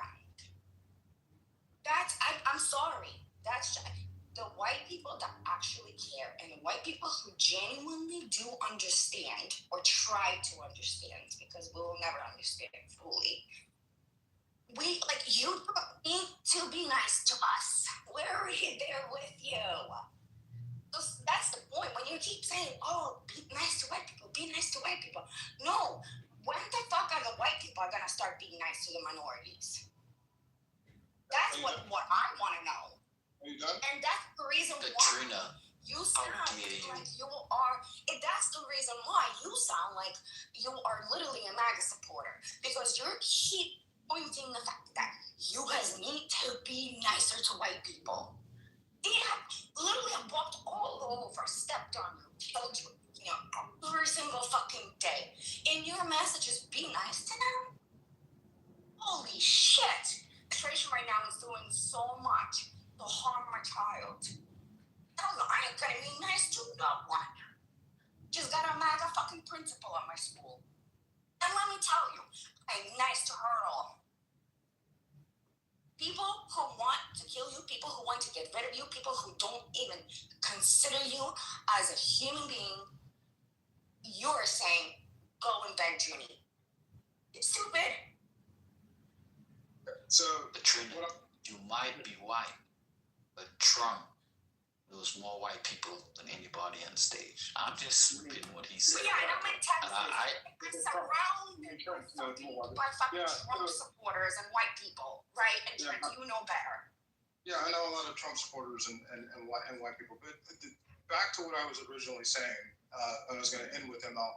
Like when I said, when he said that only poor people care about politics, he was referring to, this was in 2015, by the way, he was referring to like the little intricacies, because wealthy people, and to your point, can buy politicians, can buy and move things that they want, but they don't have to get into like the individual fight. So I was actually trying to agree with you when you said that, ML. But overall, I think a lot of these conversations don't matter at all, because I do think with AI and humanoid robots, I do believe that socialism is going to come about. I think Madami a friend of mine who is a Republican in Missouri, just texted me and asked me what I thought. He thinks that Cuomo's going to win. I said no, I think Madami's going to win. I think he's the canary in the coal mine. I think socialism will end up in later in this part of the decade, and in the 2030s, socialism will become a big factor in the United States because of the BMI, because we're seeing white collar worker layoffs right now. We're seeing young people 58% of which can't find a job, first-time workers under 27. And then on the opposite scale, we're seeing older people who can no longer afford health care and are going bankrupt in mass. So we have a problem. It's really like me, who are, and when you're in your mid-40s, that's when you're missing 50s, you're at the highest income earning potential. It's people like me and my age group that are doing the best in the country right now, and we're the ones that are actually supporting the Trump administration. But the rest of the country is having a lot of struggle, and so that's why I'll play with this. Don't get too caught up in it. Things are going to change. We will likely have a technological recession, and things will swing your way. But don't alienate folks on the way to getting what you want. I'll land right there. You guys have a good one. I want to leave. So, ladies, Trent, thank you for being the white whisperer and spreading the light on the white mindset and ideology. Couldn't have done it without you. I would like that position permanently from now on, and I contest Trent to top. I contest you, and we're gonna fight it out, and I want that title. That's not cool. What's up? What's she talking about? The white whisperer. So Trent, you do auras. Sit your ass in the audience for like 30 minutes. At least a repayment for everybody who sat quietly and listened to you spew your crap. But now you get to run away. It's like fighting in a room, then leaving and closing the door. Why you do us like that, Trent, all the time? Why you do us like that? I'm going to go. I said I'll stay for a minute. I ain't got shit to do today. I thought I'll stay for a minute. Go ahead. Oh, let me go vote while I sit on here waste time with y'all. I need to go vote. Trent, I have a question. I think you're in Mexico. Yeah, I think you're in New Mexico. What would you're in California? Yes or no? Was he talking to me? Yes. Can you hear me? Did I go in the Matrix? Can you hear me? We can hear you. Oh, I said, if you're in California, Trent, would you vote yes or no on Prop 50? What is Prop 50? Oh, damn. It's not California. Trent. Yeah, but you're from LA. Didn't you live in LA for like... So, Trent, you mean you tell me you had a white friend from Missouri and none of your white friends when you lived in California called you? This is what white people are talking about right now, Trent. I thought you knew all the white people, Trent. But now, Trent, you are a white personal representative in here. And not one of your California whites called you? One of my good Trent, you gotta get some new white friends. I'm hardly disappointed. One of my good friends, Matt Jones with True Car, is in Southern California right now. Grew up in Woodland Hills. Oh, she's not here. I thought she was still on stage. In Warner Center. I don't know, what's Prop 50? I didn't even know what it is. What is it? Prop 50 is a vote to allow us to redo our maps, basically, to emulate what Texas just did. AKA fight fire with fire. So if you were in California, Trent, now that you understand what it is, I'm in California. It's an emphatic yes for me. Hypothetically, if you were, what would you vote? Is Brian's question to you, Trent. Thank you, Mo. It's a tough question. Tuck is great. I'm gonna say no. Wow. Because it would really come down. That's like why are you so true? I'm gonna say no. Are you so? Good. What? Good, man. What are you saying? No, finish. I want to hear your answer. Finish, Trent. Yeah. This is crazy. Yeah. Finish. I'm saying no because I disagree with what Texas is doing. I disagree with gerrymandering at its core, and I think it's wrong for anyone for any state to do. And to be honest, I really don't know. I really don't know if it works out for Texas the way they're doing it. They're making a lot of fucking bets that may not go their way. But I think what's up, sweetie? Wait. I'm sorry. Let me just get one follow-up. So, like in Texas, they determined that it was lawful. Knowing that they did it, I understand your first answer, but knowing that they did it in Texas, that it's legal, you still would vote no? It would be tough. I would probably vote no because I vehemently, I think that the reason why we have so much vitriol and like we got Marjorie Taylor Greene, like people. Oh my God. Hold on. We're done. Stop it. You can leave now. This is insane. You have a pit bull that is literally has its jaw in your leg, and it's not letting go. You're screaming and you're yelling, and that fucking pit bull is not letting go. What you're saying right now is it's not okay to hit animals. So, no, I'm not gonna hit this pit bull that's like pretty much ripped my whole leg already apart with this 2x4 that I found nearby, right? I'm just gonna sit there and talk to them nicely because that's against the rules. We shouldn't be violent. It's clear sound. That's exactly how it is. What I'm saying? Is that okay? So what I'm saying? You sound like that, man. Yeah, but why? You can't ask for your school lunch money back from a bully, bro. Let's be real. That's not how it works. You can't play civil with a maniac. You just can't. You're gonna have to play it a different way, bro. It's not my intention to get on mic, please. Okay, it's not my intention to get on here and defend Trump all day, right? But just like you just said, one mic, like you guys keep asking him questions, and then you cut him off before he's even able to, get his point across. So, I mean, I'm interested in the conversation. That's the only reason why I'm saying anything. So, like, can we keep that in mind? If not, like, why even bother asking him a question? I appreciate that, Drew. Yeah, and I'll be trying to move the conversation along. Can you be a little bit more concise? He has no intention of getting to the root cause of anything. It's just spinning it in a circle to engage. Okay, so check this out. Whoever said that, Drew, whatever, he's right. If y'all gonna ask him fucking questions, let him complete the damn sentence. If not, don't ask him questions. Don't ask him shit. Yeah, don't ask for shit. Move on from him. I think it's a good question. I think ML asked a great question, actually. And the reason why I disagree with it, I think gerrymandering is what's caused, like the Marjorie Taylor Greenes and the Lauren Boeberts to the extreme people in politics. Get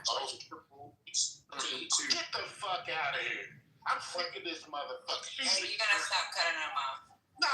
Let him finish. Everybody's emotionally charged. There you go. That's what's gonna happen. I'm driving. I'm busy, but I will drop your ass if you guys can't understand simple rules, okay? Don't ask him shit. If you don't want to hear from him, don't fucking ask him anything. Yeah, and I think gerrymandering has caused like our extreme political divide, and that we should actually go back and like have a AI, like a grid that doesn't take into account like where Black people live or where Democrats live or where Republicans live, right? And trying to divide out everything. So I'm just against it.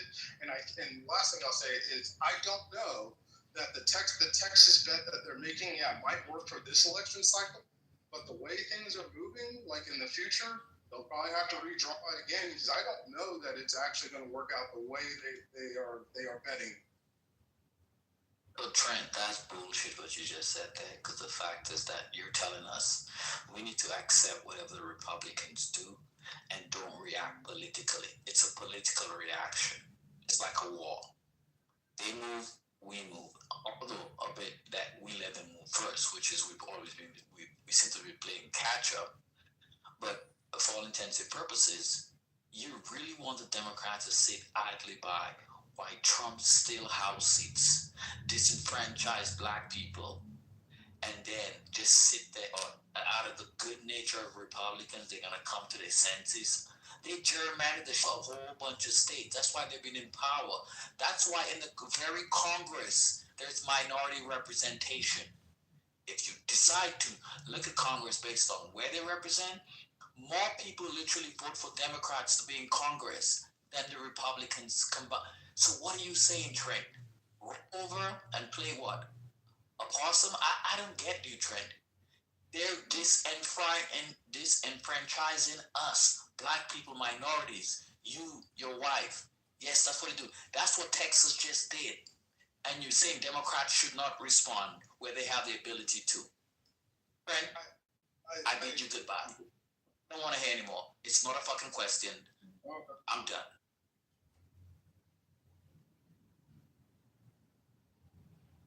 In other news, Dick Cheney is dead. Congratulations. I know. I thought 84. I literally thought he was older than that. That man has been old forever. I really thought he was in his 90s for a by long time, hasn't he? Tell me 20 years ago. He was held under ring and he just let go.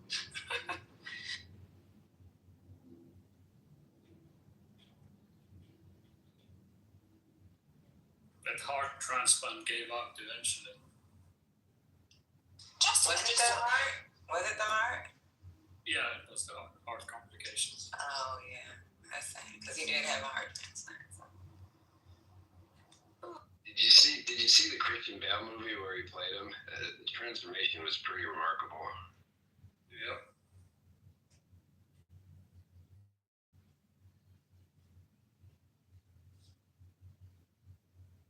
Yeah, I don't agree with what Trent's opinion was on that. I mean, I think that where we're at right now, it's important for us to continue to take pages out of their playbook. Now, I wouldn't say that we operate exactly the same.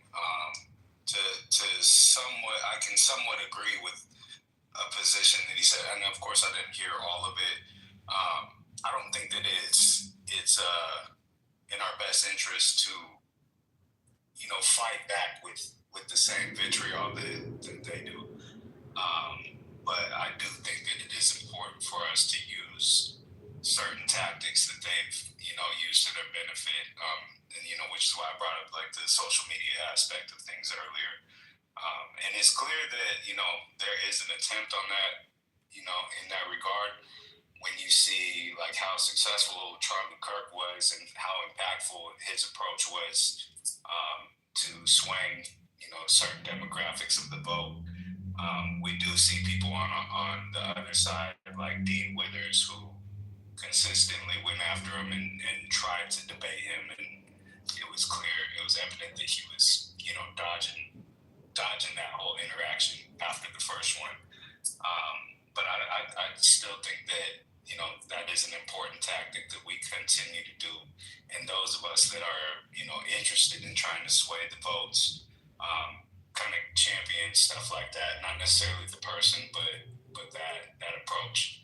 And as far as like, Proposition 50, I think that, that's a perfect opportunity for us to start, in terms of just, taking a page out of their playbook and,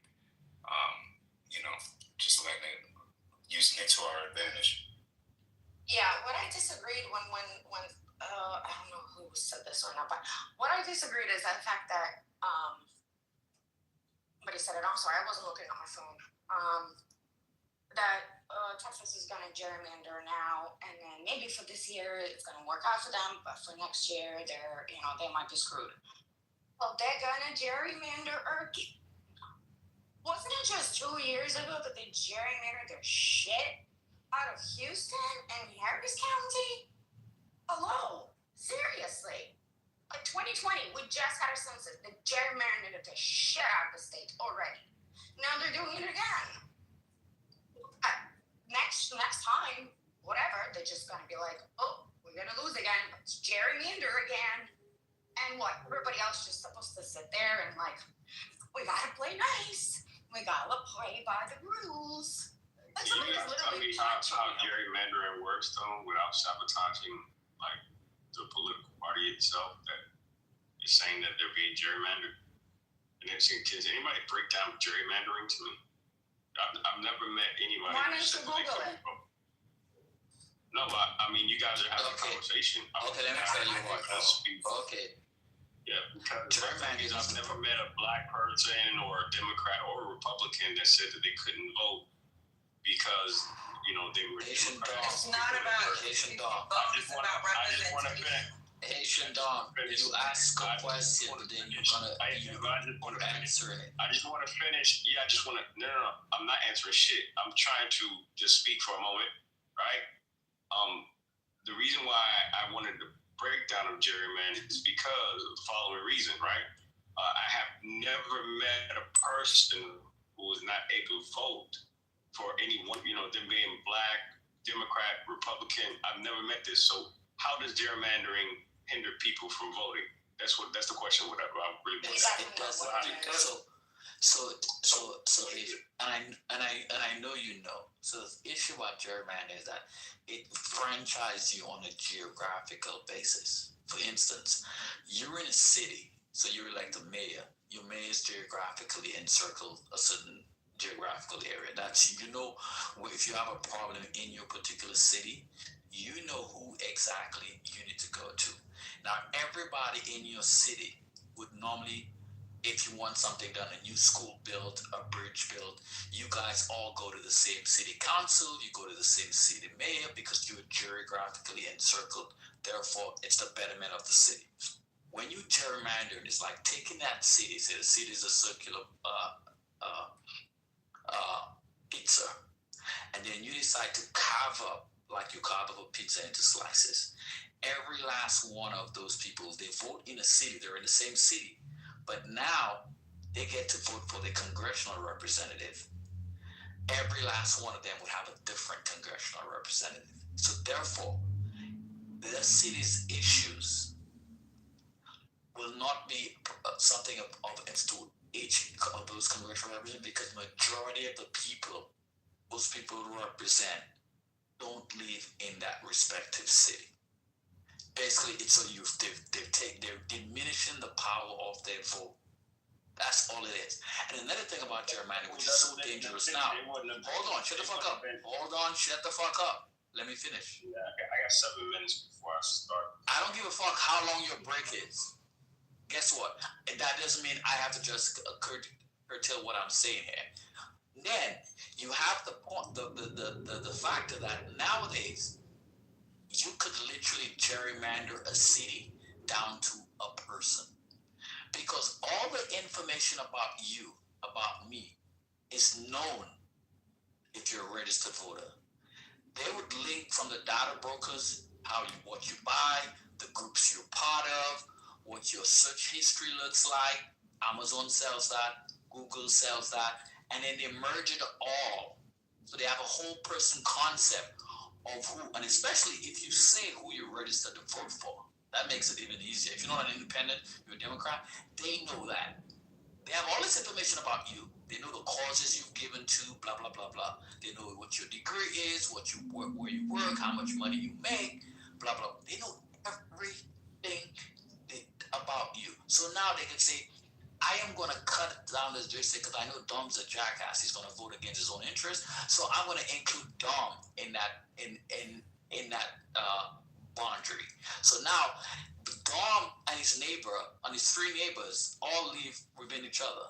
They might have the same issues to the neighborhood, but I'm going to encircle Dom and disregard his neighbors. Because I want. So basically, you let politicians choose their voters. That's why you got fucking partisan shit. Because they know that they will always win, especially when a district is tilted 70 to 30% in their favor. They know they're going to win, so they don't really have to do shit. They don't have to compromise. They don't have to do any of the things. Exactly. That calls for a true democracy to function properly. And you can shut the fuck up, because I told you I don't care how long you got to stay on break to go back to your job. But shut the fuck up, and I'm done, then you can go. I ain't job, but it would affect both parties, though. If what you say is true, it doesn't. Especially the gerrymandering party is the one who's going to benefit. That could be either party. Is my point. Is it no, not? No. They're cutting in a way that's going to benefit them. I gotta get back. Hey, listen, good conversation. I gotta get back. Okay, cool. Don't talk over me. If you can leave, you leave. But Yes, go back to this forklift show. Go ahead, bro. What's really happening is that I'll make it as basic as I can because I literally just talked about this with my 9-year-old. If you have 20 people, right, in that area, and it's split into 4 areas, so you got 5, 5, and 5. Well, they decided one area is black, is 5. Okay, well, that's too much power, so now we're going to split it into 3.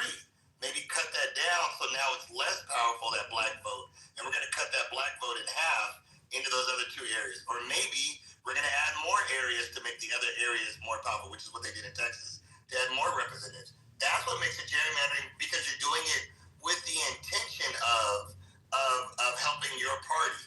Now, what should be happening, you should be doing it in the intention of making it easier for people to vote. That's the only time that I support making those kind of changes, because we want people to vote. We want to hear from people, but and just the last thing I'll say is gerrymandering is what created these extreme candidates that we have, because you're getting a strong, low area full of people that are extreme for one party, usually Republican, and that's how you get what Trent was saying earlier about, I would say Bob or whatever her name is, those kind of candidates that aren't qualified, but just want to shout out rhetoric, and for whatever reason can get enough people and a little bit of money behind them, and then it works. So gerrymandering is a very dangerous thing.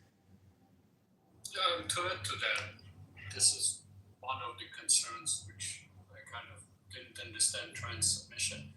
It's not like California Proposition 50 is the first time ever in the history of the Democratic Party that the Democratic Party is going to gerrymander something. I'm sorry. Look at Maryland's 3rd congressional district, right? The Illinois, I think 4th, and others. The Democrats have been doing gerrymandering. It's part and parcel of politics in the United States. It's getting more egregious and ridiculous, right? But it's not like the first time Democrats are breaking some taboo. It's past that already. Gerrymanders have been going on in every state for a long time. Sheila Jackson Lee's seat in Houston was a completely gerrymandered seat. It was cut out specifically so the blacks would have a Democrat seat, and they put them all in one place in Houston. It was actually funded. Her campaign was actually funded by Enron, by Ken Lay was actually the one who put her in, because it includes part of downtown. So they've been doing it in every state all across. What I was saying, and MAGA Miso Goat is the one to have in on this conversation. There was nobody on this app better than to talk about it. But when I look at the districts, because I live on the border, a lot of the districts that they cut up are they're not 70%, they're 55, 44. And the border districts like Laredo and El Paso, McAllen, and Harlingen have voted Democrats in the past. And so they're making a big fucking gamble that the Hispanic population is going to continue to vote Republican. But the way to counteract it, right? Because these are some of the poorest counties in the United States. The way to counteract it is for Democrats to have a message to working class people that supports these areas, and you could flip this part of the, especially the bottom border part of the state, would all be blue again. Okay, I'm sorry. The reason why they don't have to worry about Hispanic population on the border to flip again and vote for Democrats is because they're fucking getting rid of all of that. They don't have to worry about that. They don't want to deport 20 million of them. That's low. Honestly, naive, Trent, I'm getting frustrated. I don't have a higher education or anything. Come on. I live in Texas as well. We have family all over Texas. On the border. What? You tell me that there is you tell me right now that there is not less Hispanic people walking around on the streets. What the, Katrina, I'm trying to be very nice to you. You have no clue what you're talking about. Down in Texas, Dawn, Texas, is there less Hispanics walking around the streets? Ma'am, this area is Conversation was about California. I don't know how we got to Texas. Trent is going to vote. Proposition 50. I respond to that because you said Trent, let him finish. Proposition 50 because you're normatively against doing gerrymandering, right? Because it's a bad thing. It creates like the type of candidates like you listed. Normatively, I agree with you, but why are you pretending that Democrats haven't done it before? And this is the first time that your whole argument on voting no on Proposition 50 was because you're against further gerrymandering? Like, gerrymandering has been done already. So what is your logic? California again, not Texas. Yes, thank you, neoliberal. Yeah, I think it's the wrong thing to do to be doing it. I think it's gotten out of hand in every state, and to continue to, like I already said before, to continue to make it worse, to counteract what Texas is doing is bad. And just have to say one thing to what Christina said: the border is 97% Hispanic, right? So they're making a huge bet that Hispanics are going to continue to support. When just 2 election cycles ago they did not, that they're going to continue to support in mass Republican. I think Republican. So, Trent, I'm trying to understand back to California, Prop 50, right? I think you probably understand basic game theory, right? If somebody doesn't cooperate, if your opponent doesn't cooperate, what is the game theoretic answer to when you're responding? Is it to cooperate back when they're not cooperating? Trying to understand your logic on Prop 50. I don't. Can't hear you. Yeah, to be honest, I don't really like talking with you. I don't like the way you pose arguments, and I don't feel like being sent to talk to somebody else. Well, you can talk to somebody else. Brent, that's not nice. That's fine. So, Trent, what he basically asking you is, because this is ridiculous, because it's already done in Texas and other Republican states where they have gerrymandered, do you think that it's okay now that it's already done to counteract for the Democrats to do it also? Is that what you asking him, Philip? That's what you're saying, right? Thank you. You asked me a million times, and I just said I think gerrymandering is wrong. What Texas is doing is wrong, and I think I got an executive calling me to come back and do. Thank you. Bye. Thank you. Just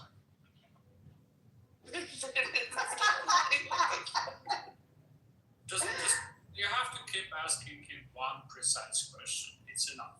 Just one precise question. Remember, he got an executive call. It's not just any call. He's not leaving. He's not running away. He literally had an executive call. Just remember that. Good afternoon. I'm on my break. As an election worker. I advise to go to myvote.gov, check your registration, and make sure that you're going to the right precinct, because they have changed so many precincts. So go and check on myvote.gov to make sure that you're in the correct precinct before you go make those trips. Thank you for your service. You're welcome. I'm going back to work.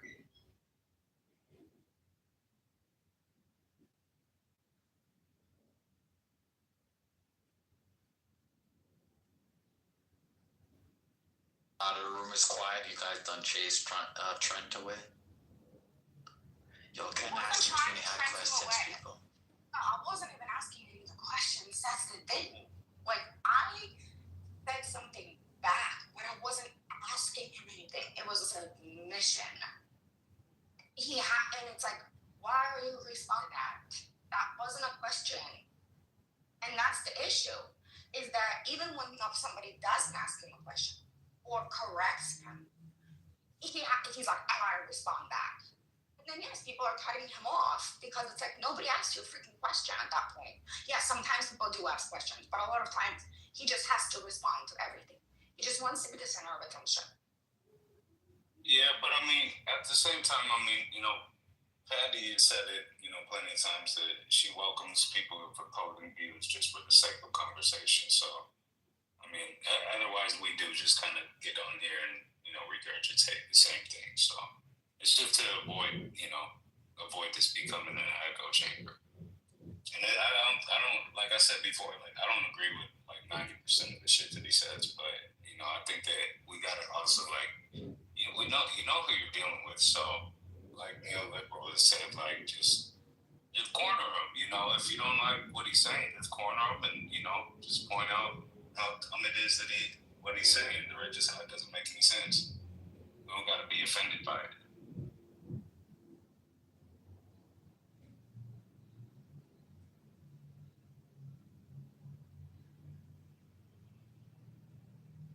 Y'all just start paying Trump after all. He's the white people whisperer. He knows more white people than anybody on here. So you guys are getting an insight into the mind of white people that you guys have never gotten before because of Trump. I mean, just think about that. Trump does contribute to the government. Gotta appreciate that.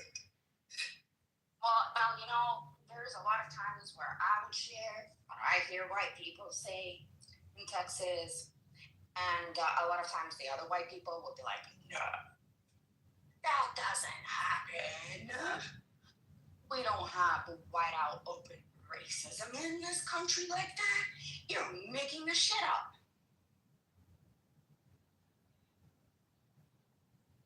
Yeah, and I mean, I think that there is some truth to what he was saying, you know, in terms of like, you know,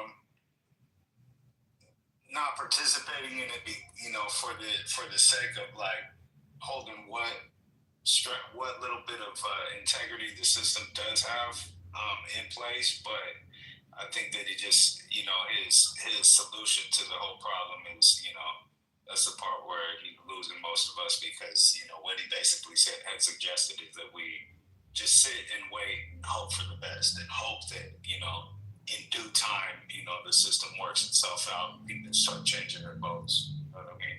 If we allow them to do this now without any type of pushback, then, you know, what's to stop them? I think that's what Howard said, is, you know, what's to stop them from doing it the next time when the votes start swaying the wrong direction for them. Hey, Matt. Okay, I guess you guys always seem to bring up per capita. Yes, per capita. The likelihood of more black folks being on Snap, yes, it's there. But majority of black people on Snap are white people, raw numbers in America. And the thing about it is that a lot of your Trump buddies, your white people in those white states who voted for Trump, their shit's been cut. They're the ones crying the loudest. It's not black people. Because black people live in majority blue states where they're not being fucked over. But the red states are fucking your people over. But you come on here, oh yeah, complain some more to get SNAP benefits turned on. I think you should look in the mirror, bro. Stop projecting. Yeah. You better call your mama and tell her you need to go and send her some extra money this month because you know it's hard. SNAP benefits. Oh, by the way, you might call it SNAP or you might say EBT. They're the same thing. Yeah, just like Obamacare and ACA. I was shocked when somebody said, I want Obamacare canceled. And they're on Obamacare. And I go, but you are on ACA. I'm not talking about ACA, I'm talking about Obamacare. Like you. I'm sorry, these people are fucking stupid. Trump just gave a court order for Trump to issue out SNAP, and he's saying no. But it's Democrats that are ones making your people suffer. Democrats. Are you okay? It's like, I find it so interesting when having conversation with you guys, because you guys never you guys are not in reality. You guys are in an alternate reality that your mind don't work well. Critical thinking is gone. Trump just got a court order. He's in power to reopen issue out SNAP benefits from the emergency fund, and he's saying no. He's trying to delay. He literally had to go to court. No other president has ever in the history of shutdowns prevented SNAP benefits from going out, except for this one. But yet, it's Democrats' fault. Yeah. Make that make sense. Yeah, that's the point to continue to drive home. That's the only response that needs to be said. This isn't the first time that the government shut down. As much as you want to say, oh, this is cruelty and why won't we open the government? It's not the first time the government's been shut down, but it is the first time the SNAP benefits have been withheld.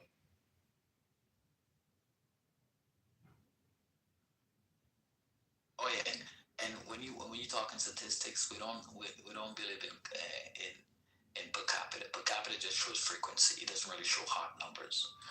When we talk about people, let's talk about people. Let's talk about raw numbers of people that are affected by the SNAP being cut. They're white people now. All them jobs, them manufacturing jobs that left the Midwest and whatnot, all them farming jobs that, hey, those farms are closing down. Those are white people, man. That's your people. So your brain tells you that black folks are the face of EBT and SNAP. But that's not true because you've been lied to. It's majority white people, especially white people that are suffering now. The economy has been so bad for white people that if you look at white unemployment over the last decades, and you look at white income power, it has consistently been going down. But you want to hear all this stuff about, oh, it's black people. They're just waiting to get on their SNAP. Nah, bro. Black people are resilient. That's why we've survived centuries of cruelty in this country. Now, let me see how your folks handle the cruelty, because cruelty is being done to them by the same people. But you're too dumb. Well, and now is it safe to say? Continue to vote against your interests. So Brooke Rollins was on TV this morning, and she said the SNAP benefits will be sent out to the 21 states, Democrat and Republican, who responded to their request. The other states who refuse not to send out the details to make sure illegal immigrants are not will not get their SNAP benefits until they comply. That's what she said. I put the video of her saying that in the chat. So I hope that helps you with your analysis. What? You posted another clubhouse room. What? Are you okay? No, because we don't want to flood Lisa's work in the chat no more. Amari, I am lost with your point. What point are you trying to make? So the point is that if you were watching, they would explain why they're only doing a partial. I just want to bring your news up to speed. Thank you. I'll go on mute. Doing a partial is Trump said he's only going to pay some of it. Is that what you say? Yes. Do you know who Secretary Brooke Rollins is?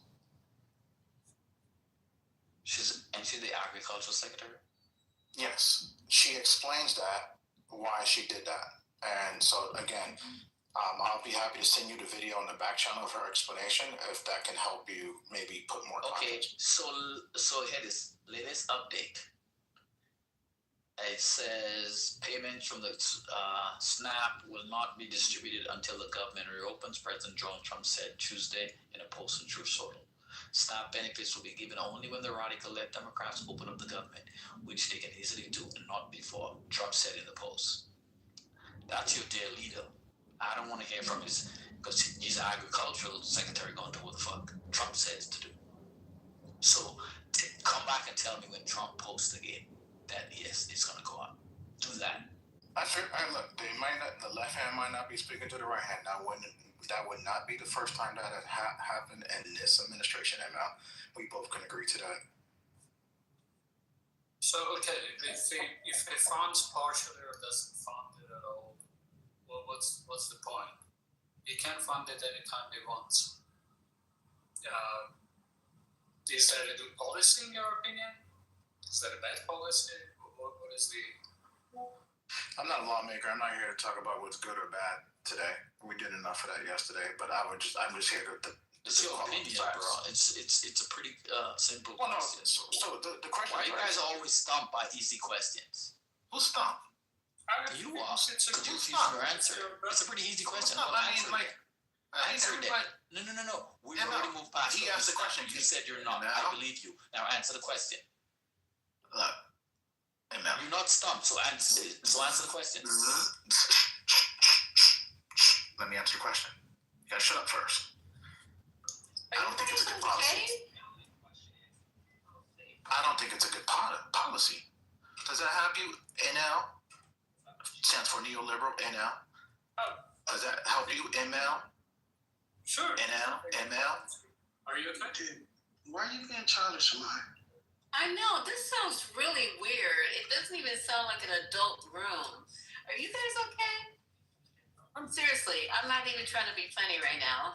Because all the name calling and the distance for that. I thought you guys were like professionals and you guys got all this shit going on. And then you come in Clubhouse and then you reduce yourself to name. It's weird. Are you okay, Omari? I'm good. Well, you came back today, so today is a good day. No barking from the dogs, no smog. And guess what? I didn't even eat the breakfast with no hog. See what I mean? I'm gonna go. Yeah. Ridiculous. Anyway, back to SNAP. I think we all agree that it's a bad policy. So it's done.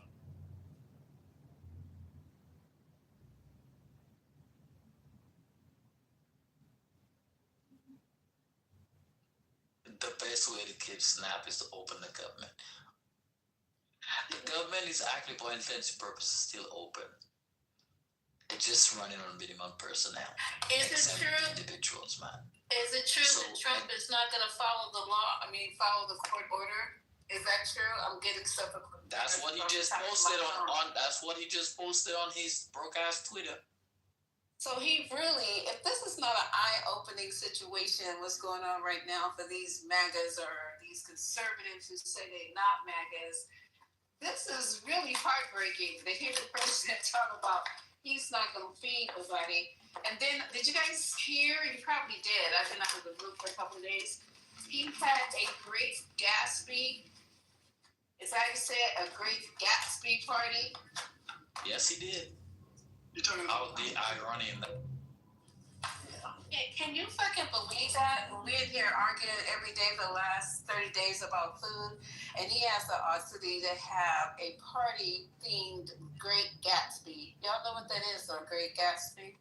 Yes. They didn't know, so I had to explain it to them, Lisa. Because they never read the book. They never read the book in high school, Lisa. Wow. Well, if you ever read the book... I want you to know. I'm telling you, a lot of people... Wow.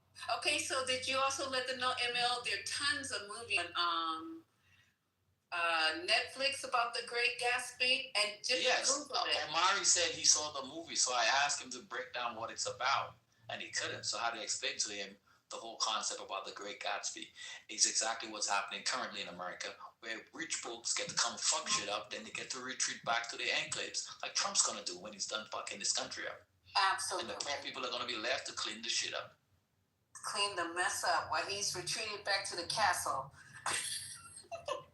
The main point, Lisa. Yes, ma'am. The main point that they're missing out and not understanding is just like in the book and just like in the movie. You could have the money, but you're not part of that circle. Right. You still. It doesn't matter. You're still on the outside. You are an outsider. And I am, like, people really didn't get that point out of the book or the movie. I mean, come on. Yeah. So you want poor whites and you want poor whites to be hanging out with a bunch of billionaires? Like, like Dave Chappelle said, these poor whites in Ohio are not going to those parties. They're not invited. That's not it. It's the mere fact that he even had. Okay, do you know where we are right now? Do we have restaurants who are volunteering to feed people? We have food banks that are running out of money. We have people now second guessing should they go to the hospital when they have chest pain because they don't want to be saddled with these incredible healthcare bills. We got people making decisions like that in a country that's supposed to be the greatest country by y'all's own admission. in the entire world, we're making decisions like this, basic binary decisions. And then you have your president his wealth has just absolutely, I don't know, ML's going to tell us how he started. He came into office being a fake millionaire. Now he's a legit billionaire. And then he is the one, your president, who is denying food. I don't care what situation, how we got here, who voted for what, who didn't vote for what. You're denying the people that you supposedly represent and care about food. It's just that basic. I agree with you, Lisa, but the Democrats also spent almost $200 million on Prop 50. That money could have been used for food as well. So, there you go. There you go. So right now, there is an order, regardless of all else, there is an order where he can open up the funds just to have people eat. Let's keep it basic, Omari. Just to have people eat. And that seems to be a problem. So again, this is diabolical. The Democrats spent almost $200 million to promote Prop 50 in California. So that sounds, that's money. So I don't want to hear about money being wasted because people I don't want to hear about money being wasted. That has nothing to do with the entire United States. That has to do with California. And California is taking care of their people. It has nothing to do with what we're talking about right now. Go ahead, Spirit. Oh, I just wanted to say what up, Spirit? Hi to the room. It's good to see everybody. And what Omari said has nothing to do with what's going on. It's a nice deflection. It's a bad one. It's California. California gonna take care of California. We're about the entire United States of America, and you're gonna try to drag what they're doing in California with Prop 50. That doesn't even go together. Can we stay on topic? No, Lisa, in his mind, it does go together. That's a waste of money. That's the point. That is only half of the money. I mean, they're only getting a portion of it, so they're not even getting the full benefit. That was approved. So now their response has been to ask each state for eligibility information so that they can calculate this partial payment. So what McConnell has been asked, the judge in charge, he has a new order compelling the Trump administration to provide this full SNAP benefits. Actually, I should rephrase that. Lawyers for the nonprofits and municipalities have asked McConnell to issue a new order compelling the Trump administration to provide the full SNAP benefits, since they think that doing all of the eligibility and stuff would take too long and be too cumbersome. And Omari, you're doing whataboutism that is not even logical. It would have been logical. It would have been logical if there was no federal funds available.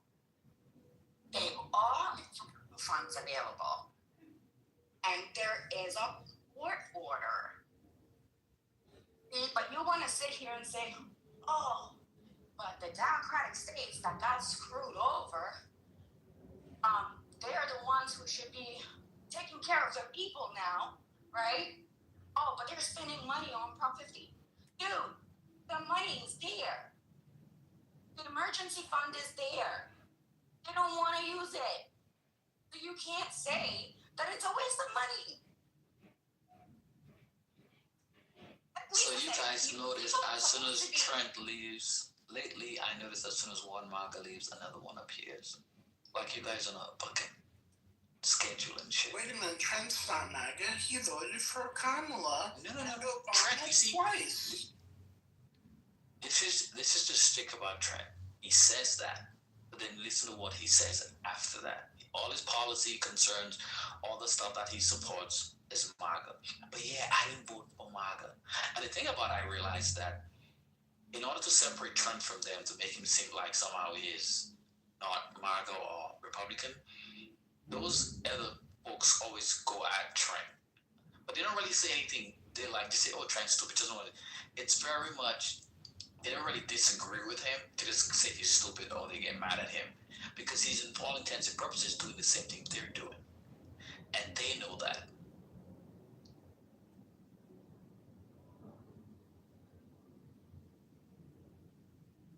Someone in the chat said you got a big mic for the election day, ML.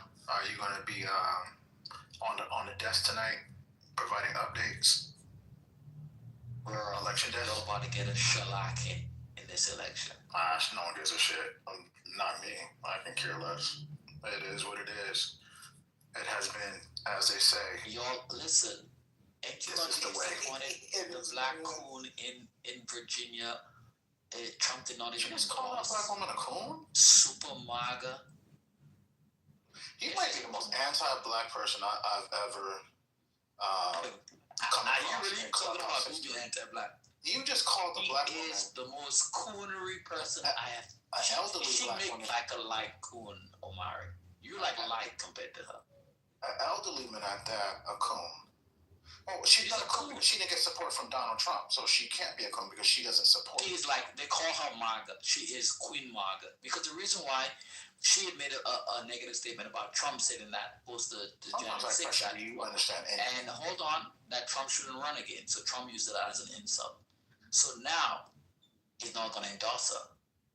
But he picked J.D. Vance as his vice president, even after J.D. Vance called him a Hitler. Okay, there's no forgiveness for you black MAGAs. Remember that. You better know your place. Get out of line. Yeah, okay. We'll see how Madami does for y'all commies on Clubhouse. Hey, Mel, you remember when Trump refused to announce the KKK? Was this 19? Yo, mama, I am speaking. Yo, the stage commies are strong. She was literally crazy when she. Do you guys remember when Trump refused to denounce the KKK in that CNN interview? Yeah, we remember that. You talking about the Jake Tapper one? Which one? It was the David Duke with Jake Tapper in 2016? 2016, yeah. Yeah, we remember that. What's up? Talk about it. What's on the table today?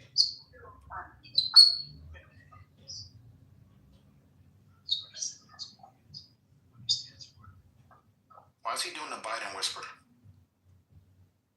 No, that's how I speak, Omari. Oh, my bad. No disrespect to that. You're not genuine, brother.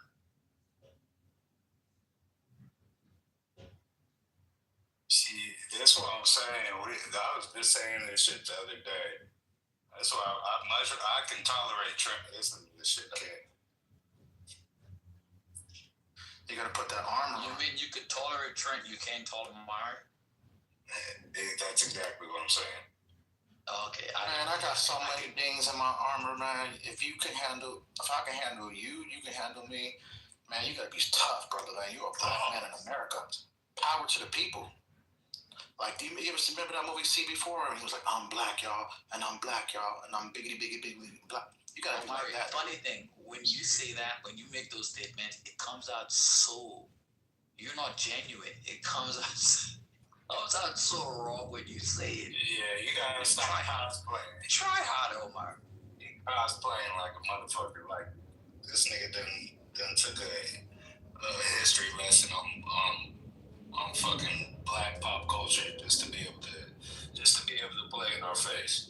That's So, Katrina. Drew, I'll say this though, based on what you just said. What Trent says or the way he talks scares me more because it's more believable for people to get sucked into following him. For him to say, like, I voted for Kamala, and spew out things that are more anti-black. I mean, Amari, I guess it is disrespect. He's entertainment. Like, he's being goofy. His points don't be lining up. His stories don't match up. You know, first he's a Madden expert, and then after that, he knows everybody at Turning Point. I mean, just, so his stories don't be lining up. But with Trent, it's scary because when he says stuff, it's like, damn, I could see how people in my circle could fall into that and believe it.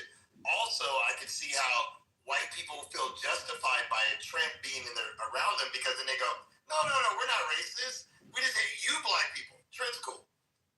Yeah, no, There'll be no Trent slander while he's not here. All right, Trent's an outstanding American.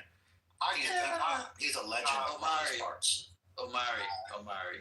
That's what I was saying about him yesterday. Omari, have you ever heard this one about this kid is talking to his grandfather. And the grandfather says, saw a black person by the store, and the grandfather says, those fucking niggas are useless. And then the kid says, with all his innocence, says, but Grandpa, is Jimmy a nigger? The grandfather goes, no, Jimmy's just Jimmy. Okay. Okay, Trent. Okay, Omari, you're just Jimmy. You're not a nigga. You're just Jimmy. Okay. Does Jimmy crack corn now? Because that shit was corny. Well, there's can I do mine real quick? You're Jimmy.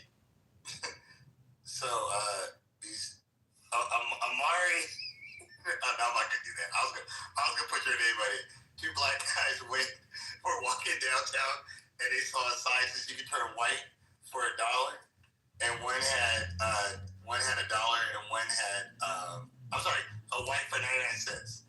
One had $1 and one had 98 cents, and the one with the dollar says, "Well, I'll go in, turn white, come out. If it's cool, I'll give you the penny. Then you can go in and be white too." So it's cool. Guy goes in, they turn him white.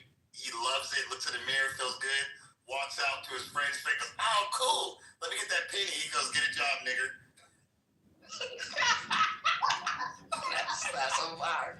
I almost put Omari's name. I couldn't do it, but that's totally. I mean, all y'all BIPOCs with the racist jokes is crazy.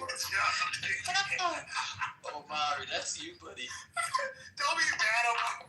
This is what a half breed of Omari, that one here. racist shit. Omari, that was apropos. This is where your Kansas family upbringing comes into play. It's not that shit with your racist ass. Is she in the coop? Let me look. Don't worry. Omari's gonna tell that joke too to Monica because they do hang out. He's gonna tell his white clique what he hears. I talk all nobody does. I don't know any black people that do racist jokes except for a Clubhouse. I mean, I don't. You took a picture with Candace Owens. That was You not know her? That was more of a coon joke, not a racist joke. It just sounds like racist to me. That was a coon joke. That was a coon joke. Hey, that shit was funny. I'm definitely gonna steal that one. Because every time I see Omari, that's the image that comes to mind. He was given an opportunity, and he was like, "Fuck no, I got this whiteness. I'm not giving this shit up." Omari's not. We trying to help you, bro. We trying to make you come into the light that you can be a successful black man. And don't try to comport to whiteness. You could be an individual. You could be. Nobody's holding that against you. You know, but the point is that you're anti-black in a lot of your sentiments, and you're definitely anti-black in how you view the world. You know you can get white girls over here too. After the joke, after the jokes y'all just made, I would really probably just stay away from black. That's what makes you anti-black is that you don't even know how black people communicate with each other. You don't even know what's acceptable between black people. So that's how we know you're not connected to blackness in any way, because you view those as racist jokes, and you don't even know how black communication works or how we see those when we tell each other, when we repeat or say jokes like that to each other. That's why we know you're not culturally black. You just why don't you say the same joke to ML then? I'll answer that. Because the irony in the joke is there are some black people who actually do like Kanye West said, and they get on and then they turn their back on black people. So that's what the joke is really about. It's about like they both had a chance to jump the other side. One jumped and was like, "I ain't with you niggas no more." That's what it meant. So I know you didn't get it, so now you know more. Exactly. And it was more about a troll. It was a troll how y'all act. Facts. Hey, Omari, he could make that joke to me and I'm gonna laugh. So Lisa, I thought you said that we were supposed to be mature. What happened, Lisa? Omari, it is.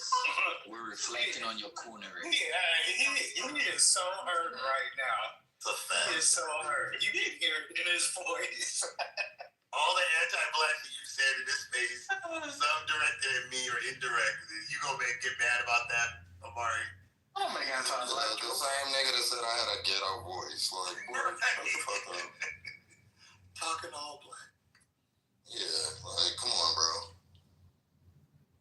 So, Omari, listen, you know what's funny? Omari, I had a troop. His last name was Askew. And that troop, I mean, he was not the best of looking brothers. Dark-skinned kid with a lot of acne on his face. But he was with the whites. Every time you saw him, he did not. I've never seen him around another black person. Listen, Air Force, there's not a lot of black people, but they did have black people in my squadron. And so he was always with the whites. He did everything. The music he listened to, everything was just uniquely white. I mean, white. And I was surprised when I asked him where he's from. And he told me that he was literally from Alabama. I couldn't believe it because he didn't have a vernacular or he's not a southern accent. He was actually from Montgomery, Alabama. So I was like, okay, no big deal about it. I just really thought he was from like California or New York or the Northeast because he didn't have Washington State. And this kid, so one time he was outside and I was stationed in Little Rock, Arkansas. And so he and this other white female airman and a bunch of kids, there were 4 of them. And there was a bumblebee that ended up landing on her collar. And he went ahead, he saw it, and he goes, don't move. And he went ahead to smack it away. He moved. And his hand ended up touching her breast. That girl was not going to say anything because she knew it was an accident. But because the other white people that was there with her, because she didn't ask you, they were friends. So I was like, okay. They told her, oh, gross, you touch your breast. Oh, shit, that is fucked up. That girl ended up reporting him to the first shirt. And then they brought that shit up to me as a commander, that he touched the breast. Good thing that one of the white kids finally said, sir, he did not do it intentionally. It was a mistake, blah, blah, blah. And we end up still giving that kid a letter of reprimand. Because you just can't touch somebody without asking them for permission. But he was one of them. He was an Omari. And because of that, you could see they're never really gonna embrace you as literally one of them. It doesn't work that way. Do you know what Clarence Thomas's wife's parents said when she told her that she was dating a black man? They told her, he's okay. But initially they were like, Then he met them and they said like, he's okay, but he's still a black man. Omari, I need you to remember that. You're still a black man. And the people you hang out with sees that, except you don't. Is Omari trying to be white? I'm missing this. Does Omari... Have you met Omari?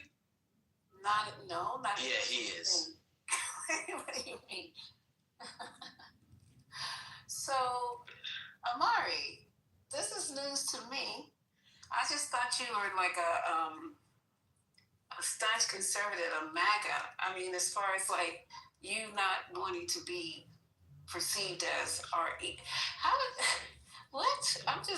It's not even coming out of my mouth right. Lisa, some things are not even worth responding to.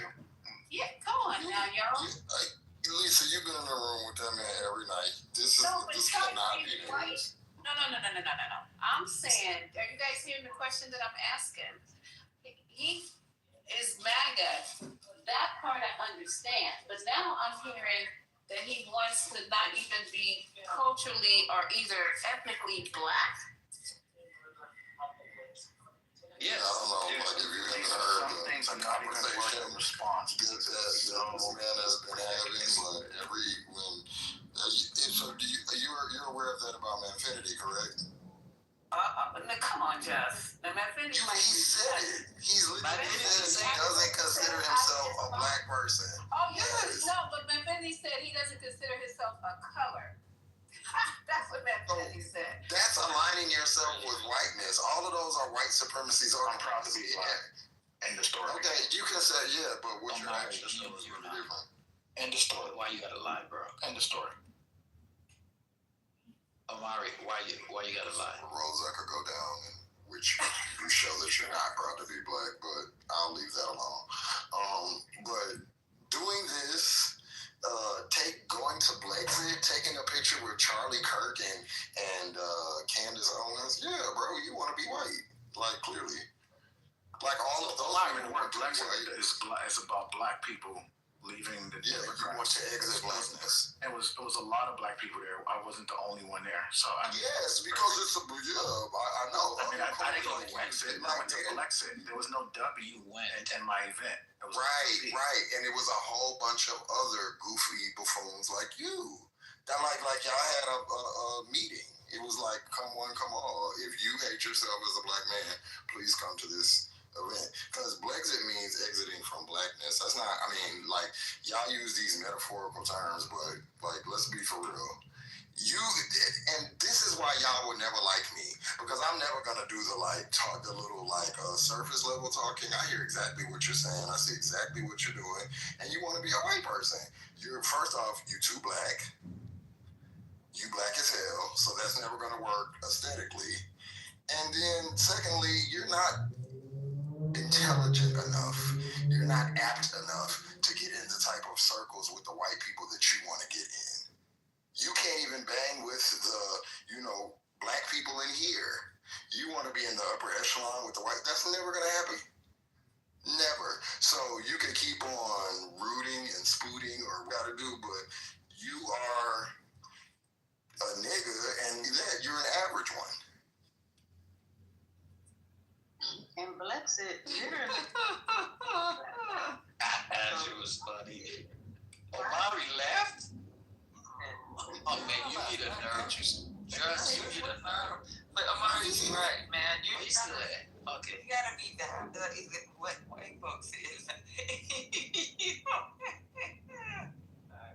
cannot. Oh, they don't mean it. It's a misunderstanding. It was taken out of context. They explain away. So he has a photo of him and Candace Owens and Charlie Kirk at a Brexit event. Yeah, he's posted it and proudly. Oh, this is not like I'm not trying to this is not nothing I dug up. He showed us. And how is he? I told you. The other day he says, "Oh, I don't remember this picture." This guy one time showed us how many white women he meet, the type of white women he meet by consistently updating his PTR to show how many white women he meets. Yeah, this is not white women I mess with. This is not white. And he was so gleeful. I never messed with a white person in my life. That's a lie. But all we did was make you feel comfortable, and you just start showing us white woman after white woman after white woman. I don't date white women. That is what Omari, we made you feel comfortable. Why you have to lie when you start showing us all the white girls you thought was cute? That's really funny. It's a fucking lie. I do not date white women. I don't know if you date them, but you said you like them. I'm not attracted to white women, and I don't date white women. So why you gotta lie? But if I wasn't, I still wouldn't date a white woman. Amari, quick question. You don't date black women. Did you not show pictures? Did you not show PCR pictures of different men? In pictures of different women? Of course, I'm white is black. She's Polynesian. Okay, so why are you acting like you like I don't date white women as a you don't date black women either? Let's call it. So ML always leaves out everything because ML is just the alpha liar. Do you forget that you always call me your Omari, why you gotta lie? Bro, you're a grown-up man. You're 40 years old. The thing with ML and I'm trying to do is say that white people can't stand you post pictures. It's like, wait a minute, I didn't run a gang of white people. They never called me the N-word. They never said white people can't stand you. I never said that. You always said you're never going to be. I was like, wait a minute. When I go around, guess what? They say you can stay at my house. Oh yes, they You do. are a coon, and this is your justification. I can stay there with them, and they have kids. They said they can stay in my house. Never there. They're not scared of me staying. They not scared of their house. No one said that. Listen,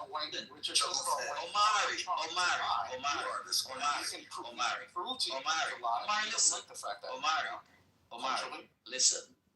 Not all white. We're not saying that all white people. I don't think that, but I would never get on here as a black man, as a self-respecting black man. I would never get on here and say, when I go around white people, they're nice to me, and they say I can stay in their house. Boy, you don't shut your Uncle Tom's corner face the fuck up. Bitch, you're an embarrassment. You're an embarrassment, my nigga. I can do what I want. You're an embarrassment. You're a grown 50-year-old man. I wouldn't say that about a black man, let alone about a white man. These white I can do what I want to. So I would never say nothing against you. I can do what I want to. I know you're cool. I can do what I want to. I know you are. The point is that you're cool. And I can do what I want to. Okay. Culturally, can I just say something, please?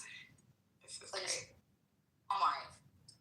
As a white trans. Yeah, I don't need white splaining right now, please. Translucent woman, right? I'm gonna explain something to you.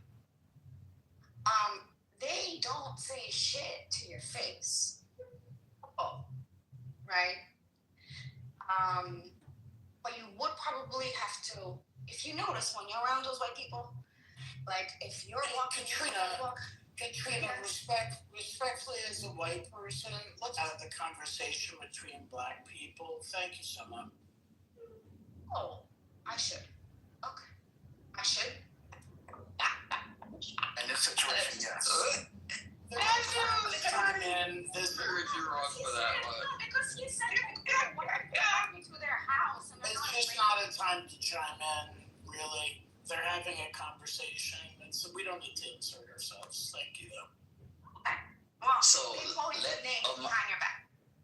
So Omari, no one is saying you act like we don't have right. We have right friends. We have cool, woke white friends. We have white friends who understand, who respect our individuality as black people and doesn't want to make us comport to something that we're not. Those are the white friends we have because we have friends of all ilk. The issue is that you have to comport your way in a certain manner to be accepted by your white friends. They don't just accept you for who you are. That's the difference, Omari. I have a lot of white friends. Majority of people I work with are white. My military friends throughout my years in the military are all white because the Air Force didn't have a lot of black people. It's mostly white. And the problem is that I could have an honest conversation with them about a lot of things. Even some of my white friends who are MAGA, who voted for Trump and whatnot, we can have a decent conversation. They were like, yeah, you got a point here. That I will not vote for him again because this is crazy.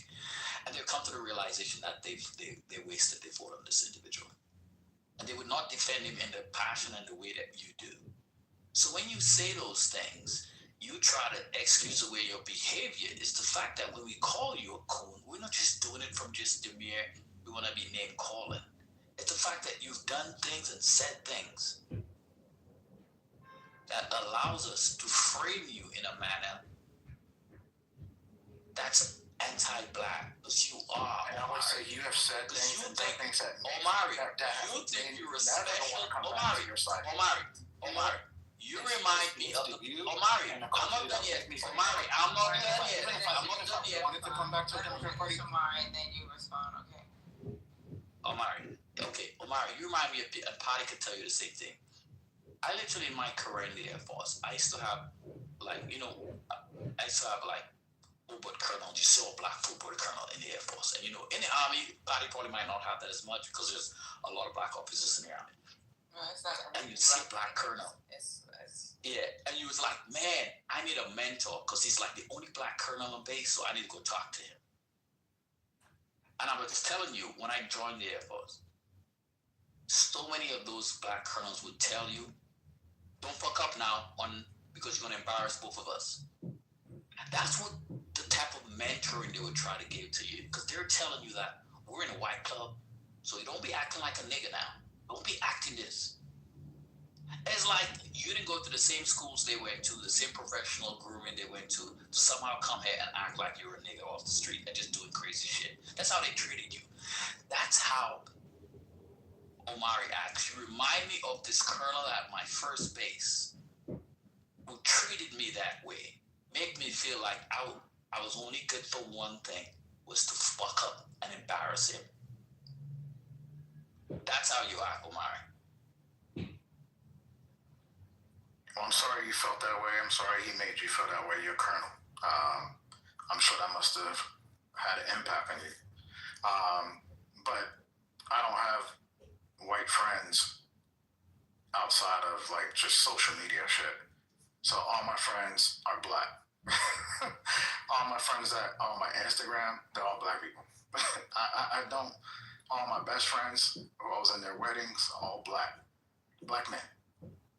I'm not really sure who you think you're maybe talking to on this Clubhouse app, but you have me all the way fucked up with somebody I don't really understand who the fuck you're talking about. But whatever helps your medulla connects to other parts of your brain that doesn't work, have at it. I don't really give a shit because, again, this is a social media app. We're never going to meet you in real life. I don't care to meet you. So therefore, you can pretty much say what the fuck you want to say. Away with it. But for the most part, it's not true. So do I give a fuck? And first step with somebody not get away with it? I didn't say I'm mad to get. And last, I don't give a fuck what you said, and bitch. last, I would say just listening to you and the next person that's going to say, I wouldn't even. Bitch, you culturally, you answered it because now with your dumb clone ass, bitch. I don't want to come back. See, if I hang around like the normies, you're right. The civilized bitch, you are normal, bitch. Look at people you. act like they have class. You are the most normal, basic bitch Maybe ever. I could come back. Look at you. But I don't know why these the motherfuckers reason- play with you. You are you're the stupid. reason why You're people hate ugly. the Democrats. Bitch, you're not even married to a black person. Shut the lunatic fuck up. I commie. don't give a fuck. Commie. Bitch, you're a coon. Cooney. A big, fat, funky ass, nasty coon. Did you come out to your family yet? Did you let them know that you're a fucking Republican? All right, I'm just gonna turn you down. Yeah, bitch, I know you're gonna skate now because, bitch, I'm about to bring that shit real to you. You dumb fucking coon. I turned my mic down. Yeah, I bet. Omari, Stupid bitch. Omari, you act like we don't go back into the trenches of Clubhouse during the shutdown, during COVID.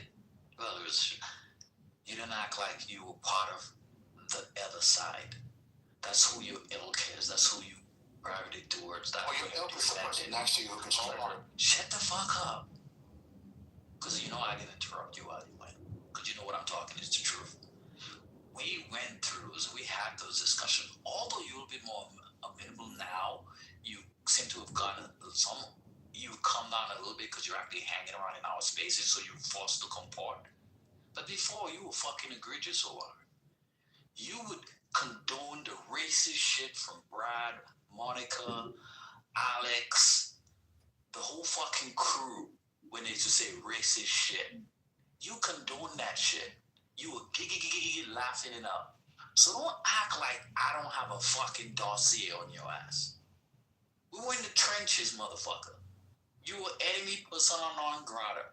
And we just accept you now, like, okay, Lisa likes him. Hold on, that's me, bro. When was I in those rooms? Prove it to me. When I was in the room, you have Matt. Shut the fuck up. Matt, was I in there doing racism? Omari. You can ask Monica and Omari, I am talking. Nobody said you in there. Because you're lying.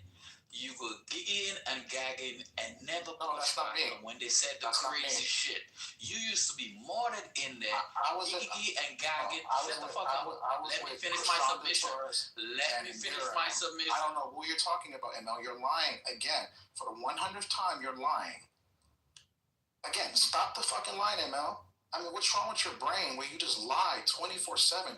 Are you becoming these people who just... I don't know what's going on with your brain, but you lie so much now. It's hard to even have a conversation with you. You used to be, Omari, what side were you on? Omari, what side were you on? Were you not on the side of the racists? I had my own group. You knew who they were. Those you people knew who they were, and they're gone. Name them. I was with Krishanda. I was with Indira. We used to have Stephen Bader in there. I used to have Brad. Stephen Bader racist. MG. He would have Katana. He would have even Mother. You had other people. Moose used to come in those rooms too. We had our own houses. Omari, River, you River? acting like you went into one room. Omari, you went from room to room. We had our own spaces. What Omari, are you talking about? Act like you don't have to lie to try to make a I'm not point. lying about you. That's the thing about it. I am not lying about you. 100% lying for this. On my kid's life, I am not lying on you. You the one that's fucking lying. On my kids, like you're lying. Because you literally sat in there and Gigi Gaga, where they were saying some vile racist shit. You did. Okay. So don't lie now. Prove it. I was Prove there. it. Prove it. But that's a lie. There you go. Brad, Now bring. Monica, Joe B, then the German chick, I forgot her name. Yep. Then This is the most craziest shit I've ever done. You act like we just met you. Where's Miso? It was Miso at. Where's we were is she still in the there. audience? We were there, but the thing is that once we heard that shit, once we realized what type of people they are, and once I tried to like push back and like they pretty much let me know how racist and disgusting they are, we left. But you were the one who stayed. All right. Yeah, when we start going from having normal conversations to just Omari, you see why I call you? We don't telling you real shit. You act like I ain't got it. You're blatant lies. You want to have pretend conversations, and when somebody tells you about honest things, I know why you're doing it. then you want to forfeit the Mel can't even name conversation. the dates. When was I in there, Mel? Why would somebody have a date when it went on Because this? he said he had dossier. Why would somebody Do you think Are about you dossiers? okay? Have timelines. Are you Okay, what's the okay? dossier? That What does it tell you? I took out of my fucking professional life time to document what dumbass Omari Then said. you don't have a dossier then. Use the right word. So, like I documented and I timestamped the dumb shit you said when you said it. Are you fucking okay? Then you don't have a dossier then. Then just say you So shut the fuck up. So how You about keep that? saying the fact that somehow you telling me I know what you said. I was there. You said what you said. You did what you did. What did I say? Gigi Gaga with the people you Gigi Tell Gaga. me one thing I You said stayed that on was those against black stages people. and you didn't say a fucking You word said I said when what you I said said. anti-black What did I shit say? or racist shit. You Like, just Papa, took it I and am. you drank that Tell me shit. what I say, what So I don't said. fucking lie now. What did I say, You man? were there, Omari. I am You not could tell lying me on what I you. said. You fucking know that. You could tell me what I said, or you could shut up. Omari. What did I say? What did I say? Like I said, that you plus used to one be from on the racist stage. conversation. It's not necessarily you saying stuff. It's you being there and not coming off mic and say, "Oh man, that's fucked up. You guys shouldn't have You said just that." switched it up. You just moved it. So I didn't say anything, but I never moved that. I never said you said. So I just said sat you there used quiet. the rooms. Listen to me carefully.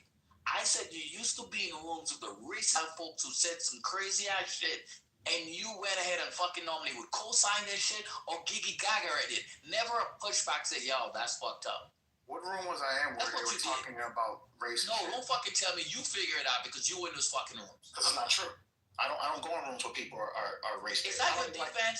Oh, food. I don't go in rooms. When I see rooms on racist titles, that's not true. I don't even go into them even now today. They necessarily didn't have to have a racist title, Omari. What are you? I never even sat on Pepe stages. I never sat on Sarah stages. Don't bring Pepe in this. I never sat on even when Sarah was here. When Curtis and were having rooms when they had that house. I can give you a room and I can give you a phone. When they had the mixed girls. Coco? Do you remember Angelina? Do you remember Coco? Do you remember? Oh my God. Yeah, Coco. To do a These were politics. These were political To rooms. do a room. Yeah. And then Roger used to do rooms. They were political rooms. hold on. You asked a question to give you an example. I actually remember this example really well. Okay. When you, rat ass, what was his name? Oh my God. Just tell me what role I had to play in this room, please. Just tell me what role I had in this room.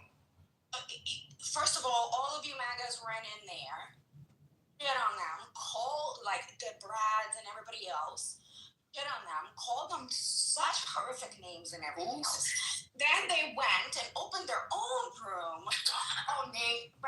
The other guy who was like You're stuttering. You're stuttering and making it up. I don't know what you're talking. Shut up and I'll talk. I have a speech impediment. My apologies, man. Okay. So, and then they open up rooms and like just talk such horrific shit about them, right? And you would be sitting there. I would just be sitting there. We sat there, and you, yeah, but you, like Amel said, you wouldn't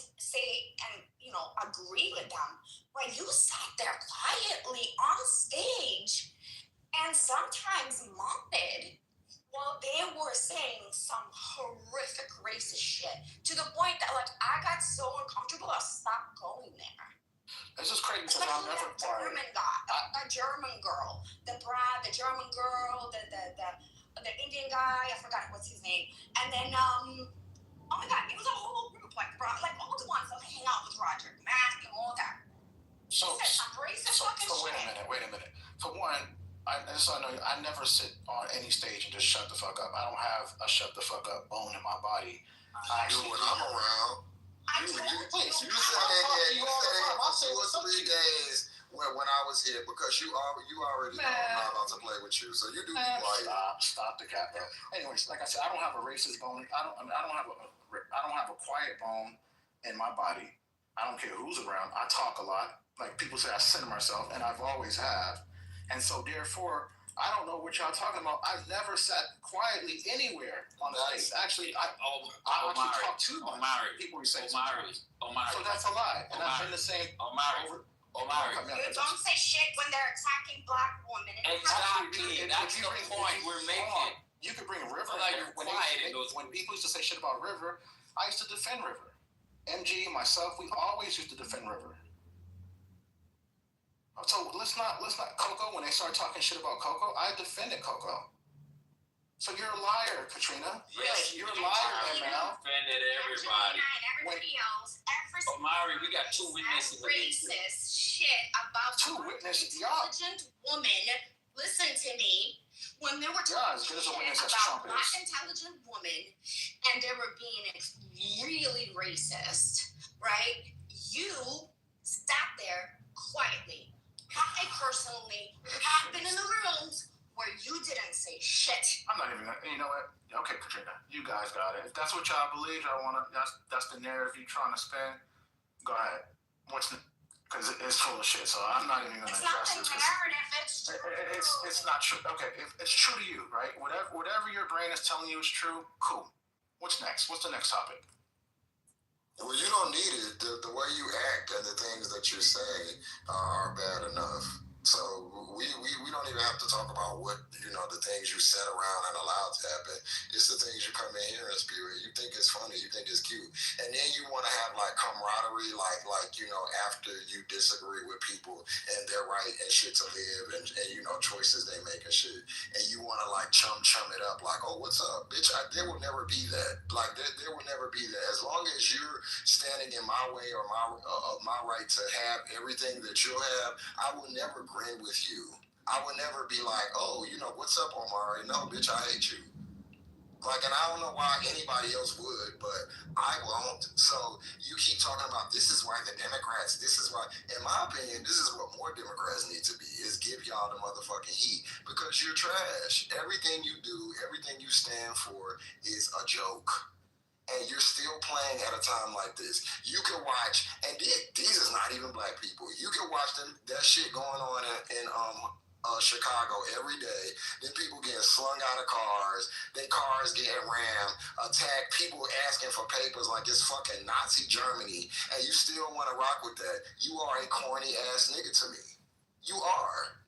And you have a non-black wife who could be subject to that. Yes, I'm gonna bring it up. You have a non-black wife, so you're a big ass coon.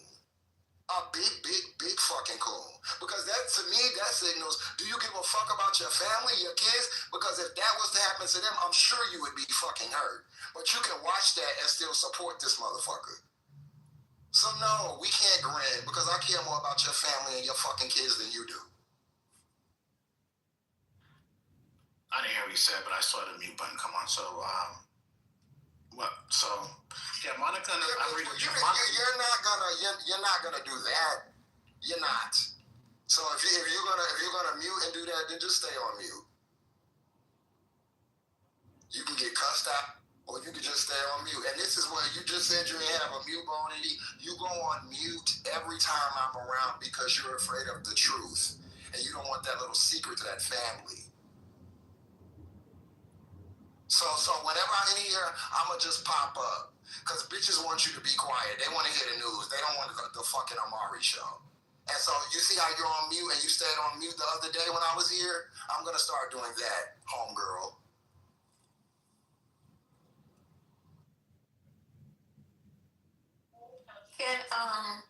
Not trying to. I've been out of the loop for a little while, a couple of days. Can you guys, anybody, explain to me what is going on with Nigeria? I keep getting these, and I haven't opened up the stories, and I know I got the right people on stage to be able to inform me. What is this about? We're going to invade Nigeria, and why? You guys don't mind.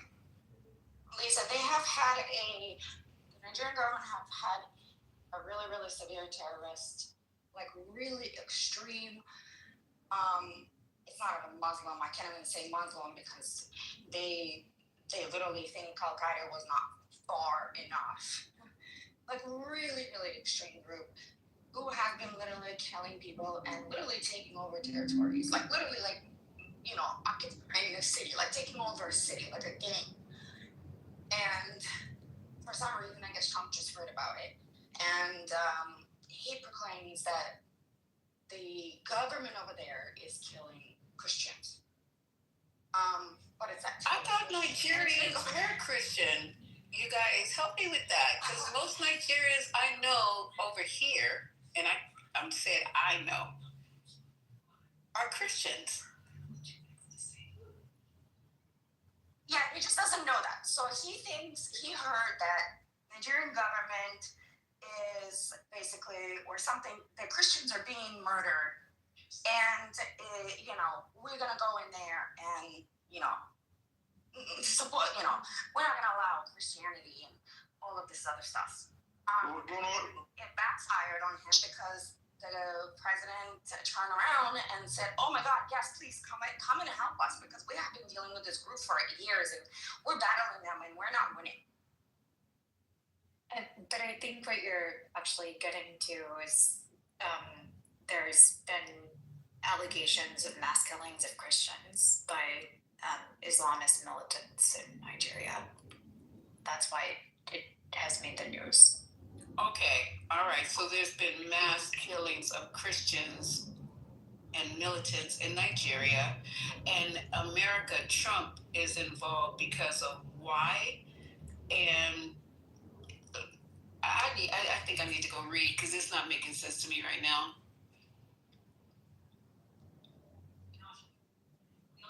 They're not particularly killing Christians. That's not the thing. Just the fact that maybe the majority of the country is Christian and they're killing Christians, that's one thing. But I'm referring to why it made the news, not. Wait, stop coming off a mic. Stop, because Haitian was speaking. You know his mic is a little.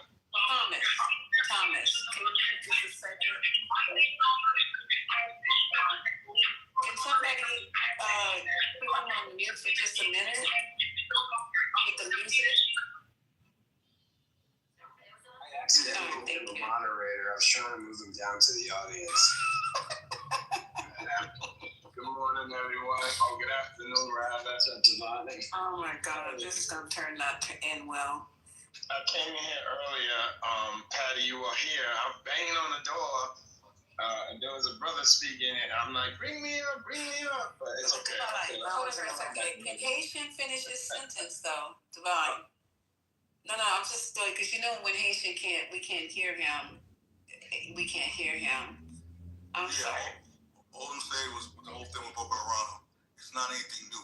The whole thing with killing Christians and just killing people over there in general has been happening, right? So that part is true, but he's trying to merge all this shit for his fucking own benefit because we all know it's bullshit as far as him sending troops over there. And we had special ops in the area before for years that was fucking Boko Haram. And if you remember, we had soldiers killed in Niger, right? That was over there dealing with Islamic terrorists over there. If you remember, Trump told Sergeant Jones' wife he knew what he signed up for. That was during his first administration. That was in that region over there. Niger also asked for the U.S. military to leave. What you didn't have to go 2 years now? But this whole thing with Boko Haram, they're not new. It's not a new fucking group. And it is exactly what I was trying to say is it's in the news for that purpose. So that's why I'm saying it's allegations that are ongoing. Yeah. But it isn't something. It's not a news story. It's a distraction tactic. Because we're entering day 34 of a government shutdown, and Yeah, like Yes, real quick. things are not going well. If you guys remember when I'm just gonna go on mute after this. If you remember when Michelle Obama was in office and they kidnapped all those girls and it was a whole campaign to get the girls back. Yes. That was Boko Haram. That was Boko Haram kidnapping. Yeah, this isn't a new, it's not a new story. They're like, if you do want to read into it, like there are like an estimated, I think like 125,000 Christians that have been killed by these individuals, but why is it coming up now? Convenient distraction. But they're killing more Muslims than they are Christians, so. Does this have anything to do with the fact that Nigeria is the largest oil producing black African country in Africa? I thought we were looking.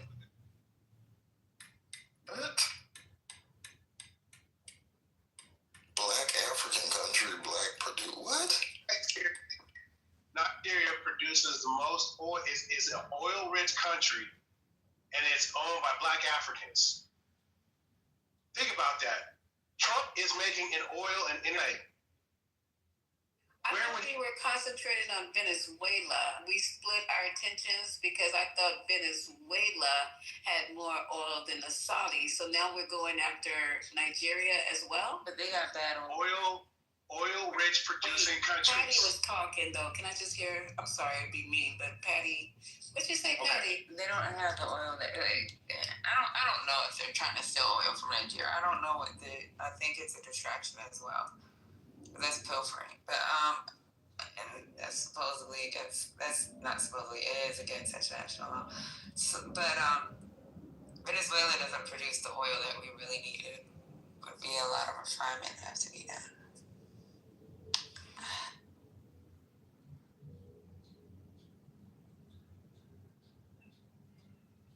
Venezuela is a large producer of oil, but the bombings of the speedboats is certainly a distraction, and I think this is also just another distraction from our master of artistry that is now serving in our Oval Office. But Victoria, it looks weird. I know we all want to say it's just distraction, right? But it does look kind of dumb, or I don't know what other word to put in right now, that we are focusing and making other countries a distraction when once again over here all we're trying to do is get food to the hungry.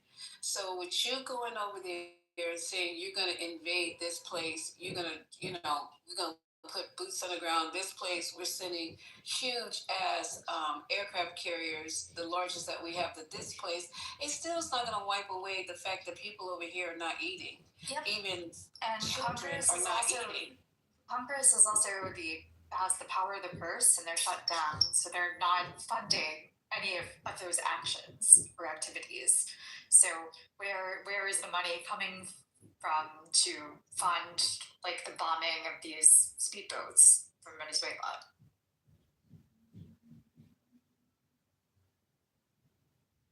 I think they were doing okay with this Jeffrey Epstein and all this stuff as being look over here.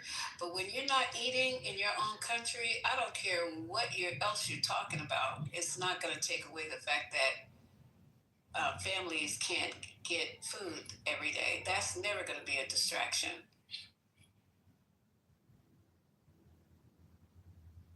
I completely 100% agree with you. And we got money for war. It's my point exactly.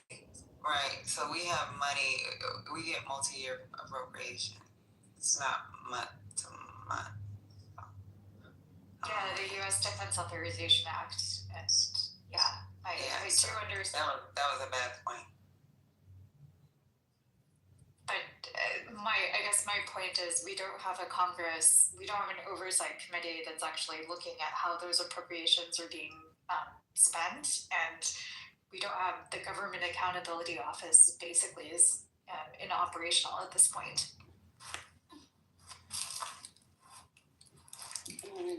At 12.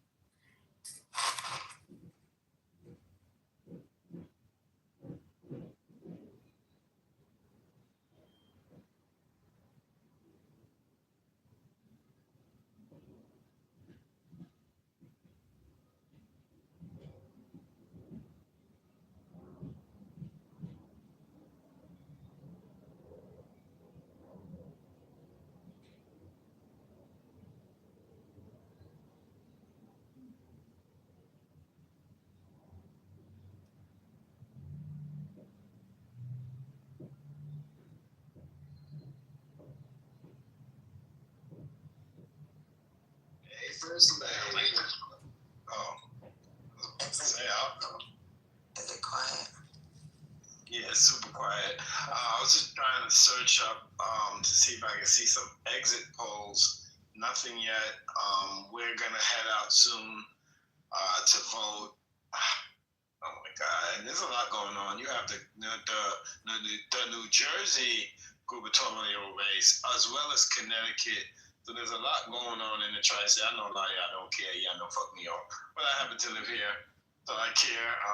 But yeah, I'm not seeing anything. They're usually out and about questioning people as they exit the polls. The kids are home because for those of you who don't know, we vote at the public schools, so the kids are home while people go to their local public school to vote. But I'm not. I usually see like some kind of exit poll data, but I'm not seeing anything. If anybody has heard anything. Divine, do you mind sharing like what you experience when you go to the polls? Because I'm actually quite curious with the, so-called Trump observers that are going to be showing up in California and New Jersey that were highlighted. There is a law where you cannot have any candidate like paraphernalia or any of that within a certain amount of the school. That would be like normal circumstance. So I'm just curious because it seems like there might be something different happening right now, and so I'm curious if you see anything different. If you don't mind just sharing, like, what was your experience when you went to the? No, I didn't go yet. That's what I was just saying. I had to work remotely. Most of you know I do work in the schools, but they have things for us to do. I'm done for the day. I'm just waiting for my wife to be done. She's in the stew. And so we're gonna take the kids, not my grandchildren. You guys don't know. Yes, I'm a grandpa. I know I look young. Appreciate you. But we're gonna have to take them with us, and I think that's kind of cool. I want them to see the process. I would definitely let you guys know. I don't expect anything crazy. I vote at the same place every time there's an election locally or as far as it's presidentially as well. It's pretty calm. It's pretty normal. You go in, you go to your precinct. You match your signature. They make sure it's you. We don't ID here in New York, but what they do is they have an iPad. They ask you your name, and so your signature is supposed to match the last time you signed before they give you your ballot. You go into the little cubby thing. It covers like the top half of your body. You check off who you check off. You go over to the scanning machine. They put it in. If they think you have a nice day, they give you a pen and a sticker sometimes that says I voted. And that's pretty much it. It's not nothing crazy, but I will look to see if you cannot demonstrate by a polling site. They will there's police there. There's police circling. Like they don't play that here in New York. You're not going to be campaigning for anybody anywhere close to where you vote. It would even be like good to know like how many people are showing up or how long of a line did you wait in, because I noticed, for example, just where I had voted in 2020, I spent 2.5 hours waiting in line to vote. But in 2016, I was able to go in. There was no line. It took like mere seconds. In 2024, all the same exact experience. Yeah, I think it's gonna be quick. Let me just say this real quick. I think. All right, but we were having a quick. I hear you. Let me just respond to her. We were having a little back and forth. I'll hand it right to you. Okay, go ahead. Yeah, thank you. So it's not it's a off-season election. So what is it that you're expecting to see? It's not a general election. What is it that you're looking for, Victoria, that you think would be different? My question. The concern was basically Trump indicated that they're going to send federal observers to the elections that were taking place in California and New Jersey specifically. Yeah, I can maybe keep that out of that when he that they were going to be monitoring. well, I understand that they were going to send law enforcement to those same places that he was planning to do that. They were going to put law enforcement there, so maybe they changed their mind. There's always law enforcement at the poll, at least here in New York. But I just wanted to add that a lot of people took advantage of early voting here in New York. Millions have already casted their votes up until Sunday. I wish I would have done that. The polls closed at 5. And there's some guy going viral saying, I voted for Mandami 6 times, total cap. You cannot vote for someone more than once. And he posted this video at like 8 o'clock at night. The polls closed at 5 on Sunday. They opened at 6 today. I do expect there to be some sort of, I want to get over there early because I'm home now. It's going to get crazy later when everybody gets off of work. I know that for a fact. So I'm trying to hurry her up so we can go through this and get back home. But I do not expect anything crazy here in New York. I'm only asking because you can only notice these things when you're on the ground, and I'll probably hear it in the news reflected later, but I'm just curious for people that are individual voters, what experience you have, and if you notice anything different happening, because the idea of the federal government going in to monitor isn't new, but the way that it's been framed under this administration is quite different. So you're going to take note of what's going on and let you guys know for sure. I actually just wanted to answer your question earlier, Devon, which was about exit polls. As far as I have always noticed, they wouldn't release an exit poll this early because it could disenfranchise other voters. I believe that they would do it later in the day, not necessarily, well, by the time the polls are closing is when they would release that information before too soon could distract or deter other voters.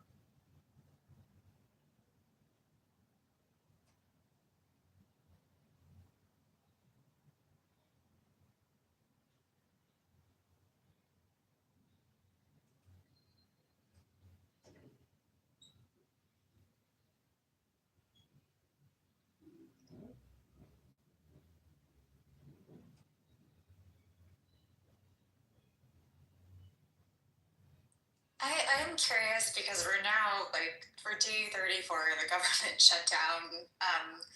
What people think about the fact that we're going to approach the longest lasting shutdown, which was also under Trump 1.0, which was 35 days. He likes to break records. Yeah, I don't think he cares, unfortunately. I don't think he's going to capitulate. I don't think he gives a damn.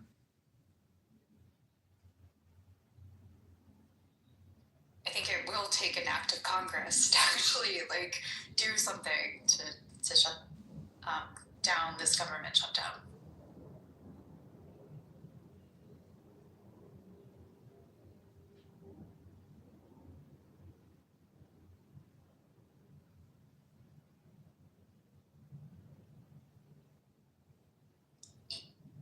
He really likes to play golf, so I'm pretty sure he's enjoying the vacation.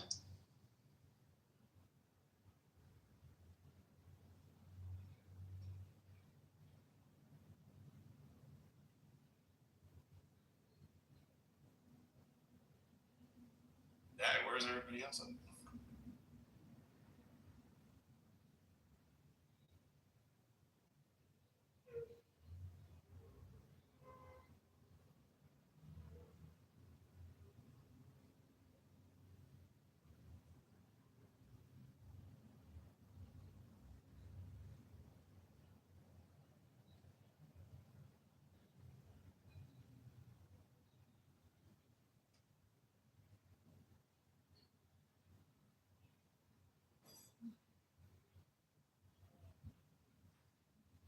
Between the detrimental effects that we're starting to see for the fourth estate, journalists integrity, etc., going to the wayside.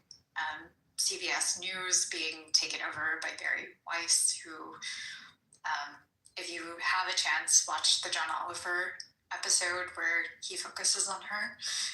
It is worthwhile. But yeah, I'm really like thinking that maybe I have to use Al Jazeera and BBC as my like major news sources at this point. I just saw that Jennifer Lawrence said she was going to stop speaking out because she thinks Americans have become more used to him, and she wants to make sure people are watching her movies. So I think it's interesting celebrities are approaching it differently now.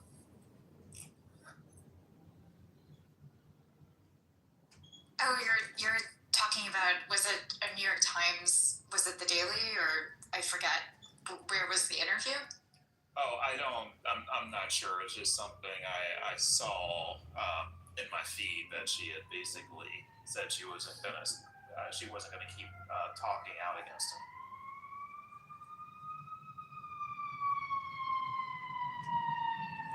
Well, there was a really good slogan from the Washington Post that's now unfortunately dead, but democracy dies in darkness. And it is definitely dying. I think we're trying to resuscitate it, but yeah, to no avail. How is it dying in the darkness when we're in full sunlight and it's right in your face? There is nothing dark about what's going on with this. This is straight in your face. The only thing dark is that we can't do nothing about it.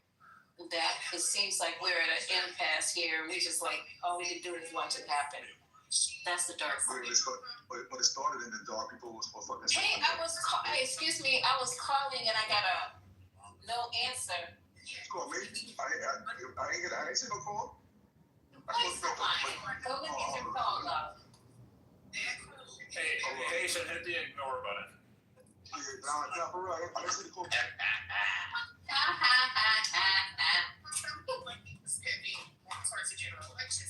In your face, Trump has yes, we didn't. In your face, take that. What are you gonna do about it? But Lisa, when she's right though, Victoria said in the dark, right? Look at all the months that we were talking about, Project 2025. Look at how long before Trump came in office, people were warning all these things are happening right now. I know, but do you think this is democracy is dying in the dark? It's dying right in the full. It's certainly in front of, it's happening before our very eyes. What I'm referring to, I think, is just sorry, there's somebody else off mic. What I was referring to is really like the fourth estate, the journalists that are supposed to hold us accountable.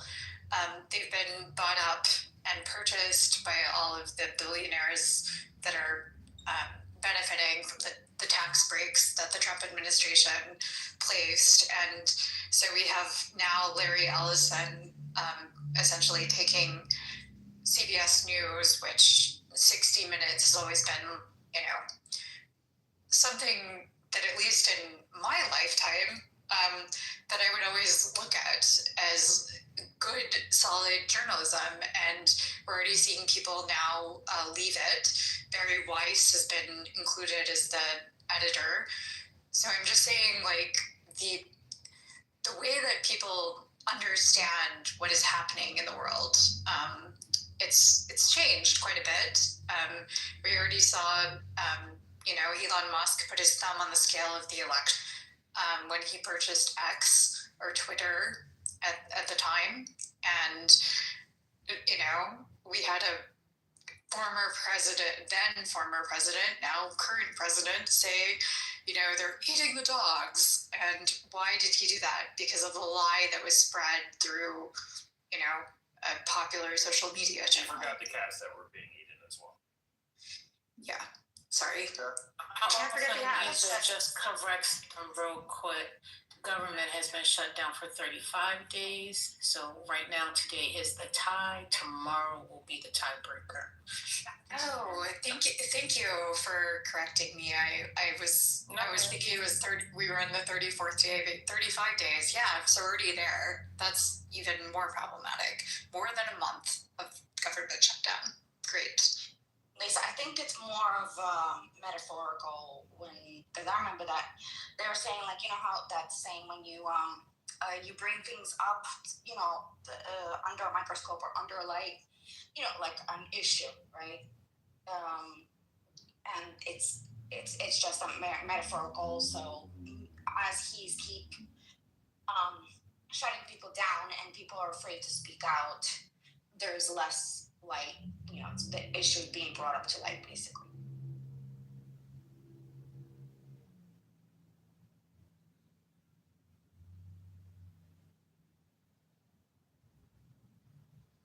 Sorry, I don't know if that was a question for me. I have no idea where you were going with that.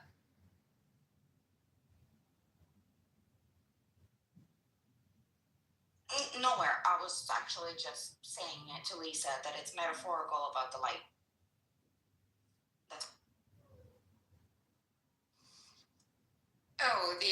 Okay, you were basically about the democracy dying in darkness. What I was referring to was just like journalistic integrity, unfortunately capitulating. If you watch if journalists were actually to have integrity, the headlines for whatever Trump says on Air Force One would be, dementia, four-stage dementia man speaks again, and you would have to subtitle. We're not supposed to give out unofficial medical diagnosis in journalistic reporting. No. But he doesn't actually say anything that is worth its weight. I think if you are a journalist with integrity, you would have to. Yeah, you could. Yes.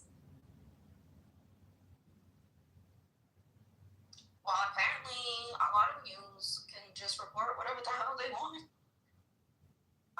And be mindful, not all news is news. Sean Hannity calls himself an entertainer. He does not reference himself as a journalist. I know, and I think a lot of people, when they were talking about, I remember having this conversation. Uncle Carlson, that's Fox News. It's like, that's an entertainment. News is from 5 to 6, where it's news of the day, and they just report the facts. They only do that 3 hours a day. Everything else is an opinion, a talk show, or whatever. It's not news. And just the fact that people don't want to understand that, I don't know. It just shows how stupid. And the education is really bad. I have to agree. It's getting worse.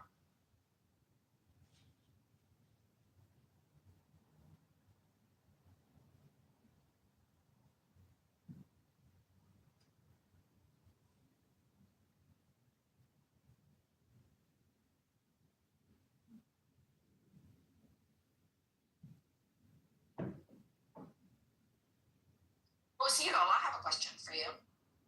Sure, go for it.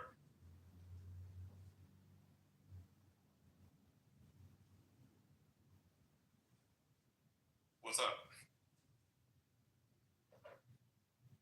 Do you follow the podcast of it's called the Diaries of the CEO or something or CEO Diaries? I don't. What happened? No, it's this guy. He has had tons of people on his show, from Michelle Obama to everybody. He just did an interview with Vice President Harris. I think it came out 4 days ago. I figured, I don't know, he's a big business guy. He started off as a business podcast, and then he kind of went into everything. So I thought that you would follow him. I actually don't listen to many podcasts. I guess my time, which would be listening to podcasts, is on Clubhouse instead.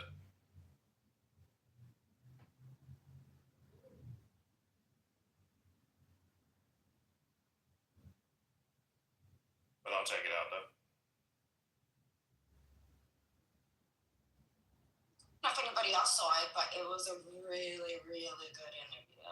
Like that interview was, I don't know, to me, she was so different in that interview, but like more in a good way, like very just raw and open. Well, so actually, you know what it brings up is, so the reason her interviews are mostly better now is because she took the time to write a book, right? She knows what the book says. She's comfortable with it. She can make reasonable extrapolations as she needs to. During the campaign, they were all building it they're building it as she was flying. So the campaign was more difficult because there wasn't as much time for that. No, it's not even in that. It's just that we're not even talking about the book. Like, there's questions not particular about the book, and the conversation's not about particularly the book. It's about specifically maybe her life or some personal questions, or even things like, that she hasn't written in a book. And it's like follow-up questions to what she thinks now. And I don't know. It's just... Well, she's not running for office though currently, right? And I would still think she's been able to think through all of this more. So that I would still make the case that that's why her interviews are better now.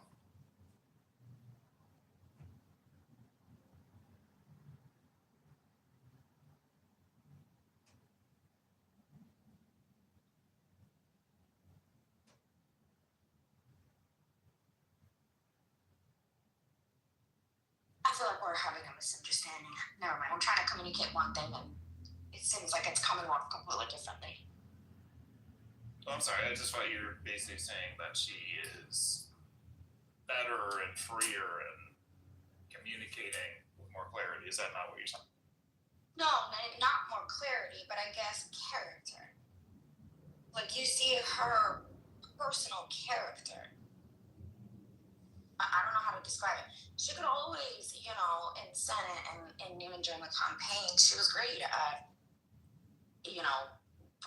spitting things out that were on point, and numbers and stats and everything else. I'm not talking about that. I'm talking about, like, almost like, I guess, I don't know, I saw her like, real deep personality.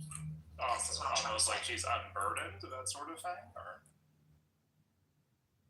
No, she's still burdened. Probably more than before. It's, I don't know, like, it just sounds like I don't know. It's kind of like having you know how it is. Politicians don't sound reliable sometimes. But that, to me at least, it was like as if this is like my, I don't know, somebody that I know for a very long time, and like we're having a very open heart-to-heart conversation, like very emotionally, open.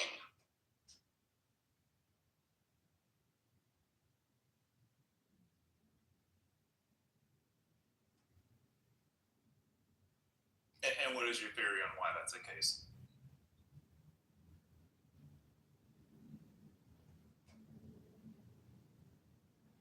Oh, I don't know. I was just asking if anybody else heard it and what they thought about it, because that was my, I don't know, it is. I haven't even thought of why, but I don't know. Did you hear that Cuomo rejected Trump's endorsement? Well, of course he did, because Mamdani would wear it on him. But he's going to take all those people who don't vote for Sliwa and vote for him instead. That was the point of it.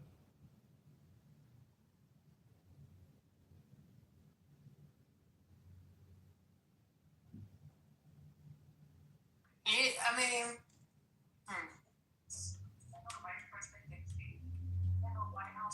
well, I guess we'll see how these polls turn out tonight. They said this is supposed to be it's a tall order for Cuomo. I mean, he'd have to get like 90% of the Sliwa voters, so it's tough.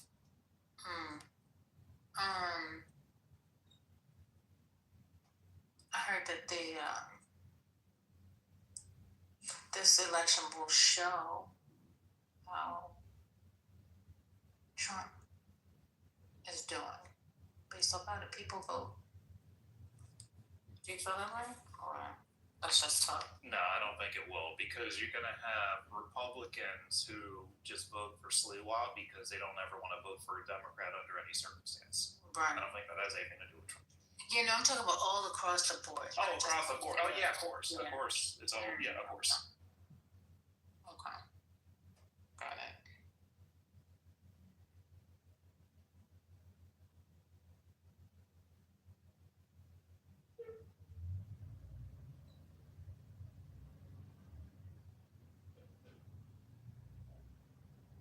What was ML in here arguing about? I just got in here. I don't know. But you know, it's he's been combative for no reason the last 2 weeks. He been super hype, man. He been on their tails. I ain't never seen ML like that. I don't know what got into him. You can't separate his chillism energy from anywhere else now. Now it's all the same. Why y'all keep bringing that poor space up in this room? What's going on? We done people on. Then I heard Trent got a little thrashing today. Okay. I'm gone for a little bit and y'all just act the fool. Hey Omari, happy what is today? Is today Tuesday? Oh yeah, it's Tuesday. Hey Royal, hey Rhombus, hey Aleph. Lisa, how are you? Deborah? Is Deborah still there? Deborah left? Oh no, Deborah's still there. Hey, First Lady, I just came back to my house, but I can have you in my headphone. Tuesday. Oh, every time they say that, I think of tacos. That's the whole thing. I know, but I don't want tacos. Girl, go out there and get those lobster tacos, those fish tacos. Ew. Octopus tacos, Lisa? Really? Really what? Octopus tacos? Really what? What's wrong? Do you eat octopus at all? Do you eat calamari? Do you eat any? Do you? Yeah, I'll have some calamari. So what's wrong with put it in a taco? I don't understand. Tacos ain't supposed to be that damn chewy. If you make it right, it's not chewy. Ew. How do you make octopus tacos? That should sound crazy. You put the octopus on the taco. What's going on? No. How do you prepare it? You just don't. They even have oxtail tacos. with the ink and everything. Oxtail tacos. That sounds. Lisa, you just making up stuff now. Stop it. Okay, CEO, I knew you were gonna do that. I'm gonna put this in my PTR. They got the bone and the oxtail on the taco. Listen, Chef Andre is with I forgot the more well-known chef that does the Oscars. His assistant, Chef Andrew, is my neighbor, and I think I put it in the chat, and I also put it in the Telegram.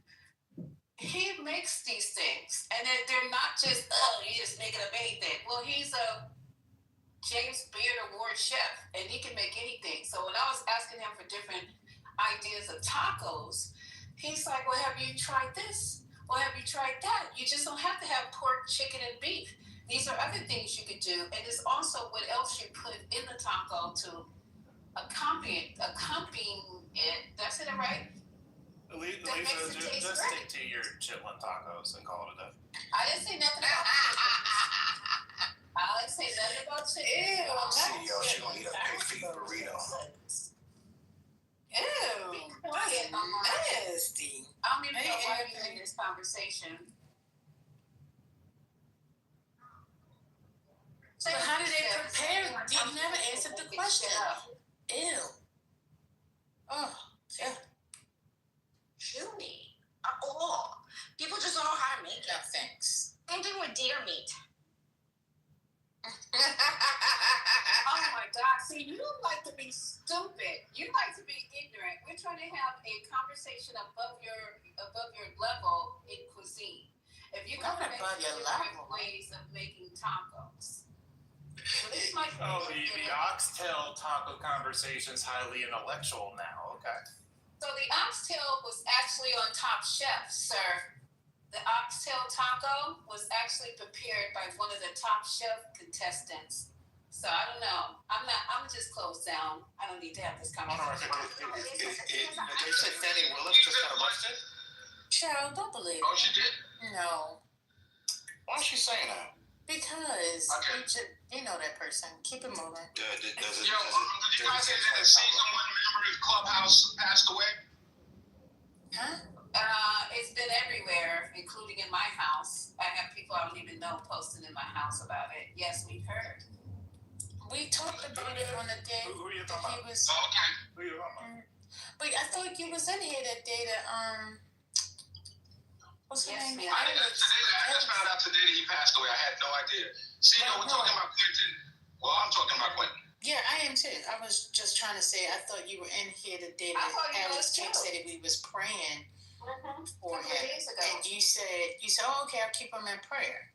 No, when I said what I heard was Alexander said that she couldn't walk. Huh? I'll keep you in Yes. prayer, Alexander. That was yesterday. But the Yes. Clinton part was like 2 or 3 days ago. When I honestly didn't hear. I didn't know Quentin was sick. I didn't know.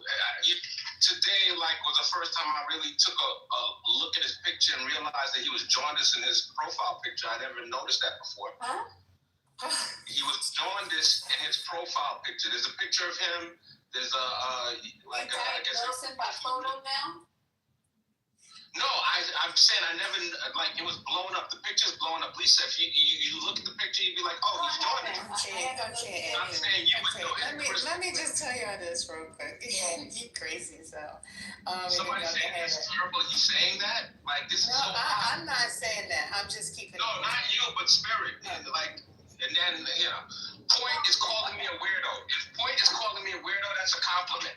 But go ahead. I'm trying to help you. Listen, SNAP benefits, which increased by billions and billions manyfold during Crooked Joe Biden's term in office, due to the fact that they were haphazardly handing to anyone for their asking, as opposed to just those in need, which is the purpose of SNAP. Will be given only when the radical left Democrats open. Will be given only when the radical left Democrats open up government, which they can easily do and not before. Can somebody translate that? Is he saying that y'all ain't eating it? What? That's what I got. Somebody help the slow. From? His True Social? Oh, okay. He said, fuck them kids. I don't know if that's what he said, but I just read what the True Social said. That's exactly what he Outcome, said. babe. That's the outcome. Because when people say people are not eating, they are just like my neighbor. I was saying, so with the shutdown, there's going to be people who are going without food. And this person immediately started talking about that's what they get, that's what they voted for. And then I'm like, well, children are also included in this. It's just not grown ass toothless adults sitting in a double wide. It is also children. How can you possibly deny food to a child who has nothing to do with this? And he's just blank look, blank look. More than they love America. So, all right. Well, what do you have to say about the first part of what he said? He's saying that too many people are on it because people was just showing up and was able to get the benefit. What do you say about that? I say that's bullshit. Go talk to the. Can I just? Okay, so you go. I'll go after you because I was speaking and then you start speaking over me, so it must be really important. Go ahead. I'll go after you. Yeah, I wish somebody would have told. I didn't realize you were speaking. I was just saying that I don't believe that it's true that people were just getting SNAP benefits. I would like to believe that there was some kind of means test to verify that you qualified in order to get it. That's my opinion. I've never looked into that. Well, okay, so you can actually go online and you can see what are the requirements for qualifying for these safety net programs. And if you qualify, you qualify. If there's a problem with qualifications, then change the fucking qualification. But until then, you could be people there on a slide because everything, there's loopholes. Like these corporations be getting all their money, but I don't see us holding vigils about how we're bailing out major corporations and shit, and y'all in here crying about that shit. But you just want to say this for people who want food that we throw in the trash by the tons every fucking day. Food, if it's misshapen, it doesn't make it to the grocery store because it looks like your penis and it's pointing upward. Nobody wants to buy that carrot. So saying that this is disgraceful for a country excess to be withholding something as basic as food. What next? Water? You make a great point, Lisa. You know what else? I think that the great part, they had a lot of things. I wonder how many take-home plates. Hello, Deborah. Those jokers took home with them rather than take the food to a shelter or something. They probably had take-home plates for them to take the extra food home because they probably didn't too much. And Debbie, you see how they miss. Well, how come we didn't capitalize? This is another layup that we didn't capitalize on. This great Gatsby party that he held while withholding food. Where are the Dems? Where are them going like, look at this shit over here. We over here trying to fight for health care and for food, and the President of the United States held a great Gatsby party. If you don't know what that is, please go look up the Gatsby party. I don't know, Lisa. I'm thinking people are paying a little bit more attention, and I think more Americans outside of us who are paying attention all the time. I think some of them are grasping and paying more attention. I think that has a lot to do with the polls. So we'll see tonight. I hope so. In regards to, sorry, Lisa. Go ahead. Yeah, I was just gonna say, in regards to when you were talking about, getting that food away, I had a rude awakening. So my husband worked he worked for a company, and it's like one of those tech companies that, they had everything, the scooters, the nap rooms, they catered breakfast, lunch, and all that, right? And they always had tons of food left over. Because they would order it from a restaurant close by, and they had like trays and trays of food left over. And I remember, I think my husband asked, what happens with this food? Because there are homeless people in New York City, right? You see them. And I go, is there, do we donate that food? Or, because it's a lot of food that goes to waste. They said that, no, don't donate it anywhere, because then if a person eats it and they get sick from it, they're going to be liable for it. So they just threw out tons of food because they didn't want liable. Well, why don't the policymakers go ahead and get rid of that policy so they can get the food out? That would be the alternative as well. Or someone can create some fancy insurance vehicle that protects them from. So CEO, one of those woke companies was Twitter, and Elon Musk, he was on a podcast, speaking of podcasts, last week, the number one podcast in the country, All In Podcast. He was on there, and he was talking about when he took over Twitter and he went to the cafeteria, that there were more people working in the cafeteria, serving people and making the meals than actually worked on premises at the company. And they had done this for years and years and years. And, this woke company, they weren't doing anything with the food either, which is ironic. I live in the Bay. Twitter is not a woke company. What the fuck? It never was. That's not. What are we doing? I don't think that's what you're saying. And in addition, he literally just was saying Elon was describing it as a woke company. What are we doing, CEO? Oh, he wasn't talking about the caterer? He wasn't talking about the caterer? My bad. My bad. I'm not talking about the caterer. My bad. The caterer was normally there's a food service provider. So normally there's a food service provider. Okay, just stop interrupting me. It's not a food service provider. I actually know. Like, I have a family member who literally worked in the cafeteria at the Twitter building when it was supposedly a quote-unquote woke company. Like, believe me, I don't need to be told how it worked. I literally know from the inside out for that particular company. If you want to talk about Stripe, we can talk about that one too. The idea that these are woke companies is insane. Like, like Twitter? Are you kidding me? The one that's consistently for years and years and years had all kinds of like crazy stuff going on that platform. Like, there's nothing woke about Twitter. The only thing they ever did that anyone could point to and go like, I don't know about that one, was remove some of the most vile people off of their platform, which is a private platform, by the way, including Donald Trump when he did some vile shit. Like, that's it. They're not. Why are you? Stop. First off, your audio is terrible. Second off, I'm not done. Like, I'll tell you when I'm done. I know you can't see the screen right now. So, like, that's not a woke company. And second off, like, yes, I agree that there's things that we can do to make it easier to give food, but you know what? That's already true in San Francisco. It's not hard to give food. That's extra. Like, this idea that they're woke, like, first off, one of the reasons why they give food at these companies is that they're so anti-worker that they want to keep you on site as much as possible. The culture of these tech companies is horrific. There's this concept going around of 996, of people who are working 9 to 9, 6 days a week.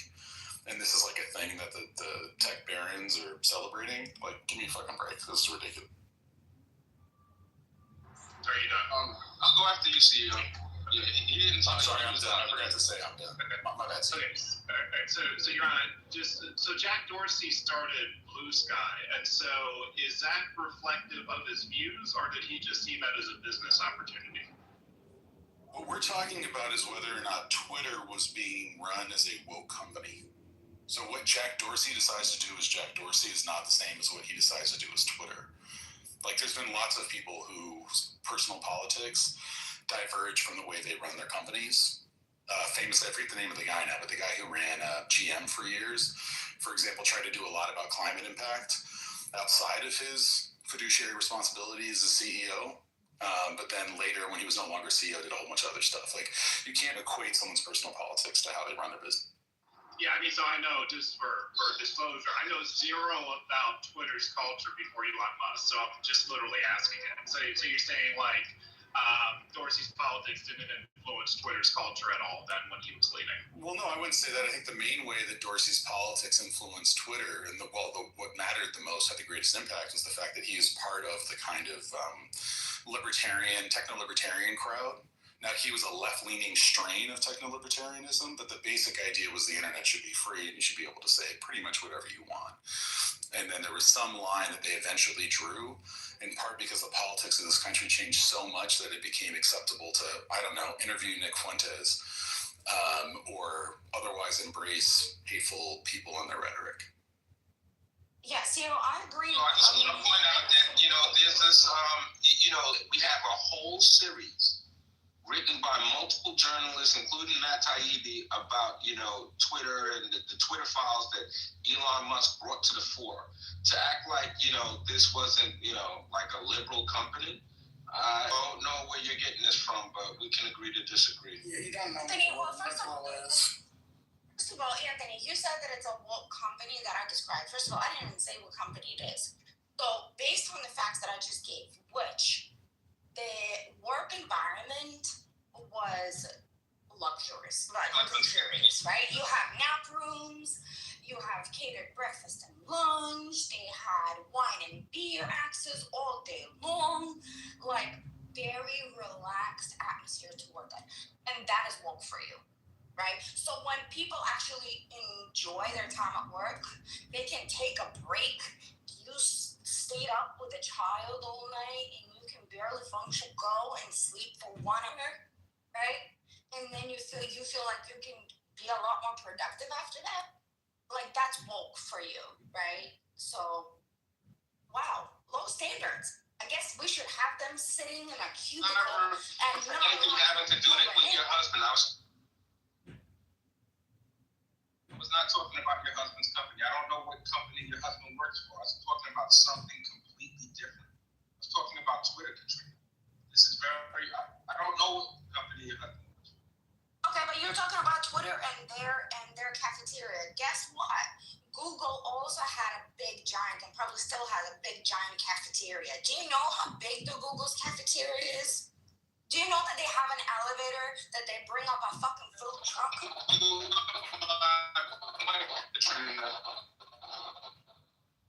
I think the broader issues for these platforms, there were whistleblowers that existed before Elon Musk took over, and notably like describing the privacy and security complaints,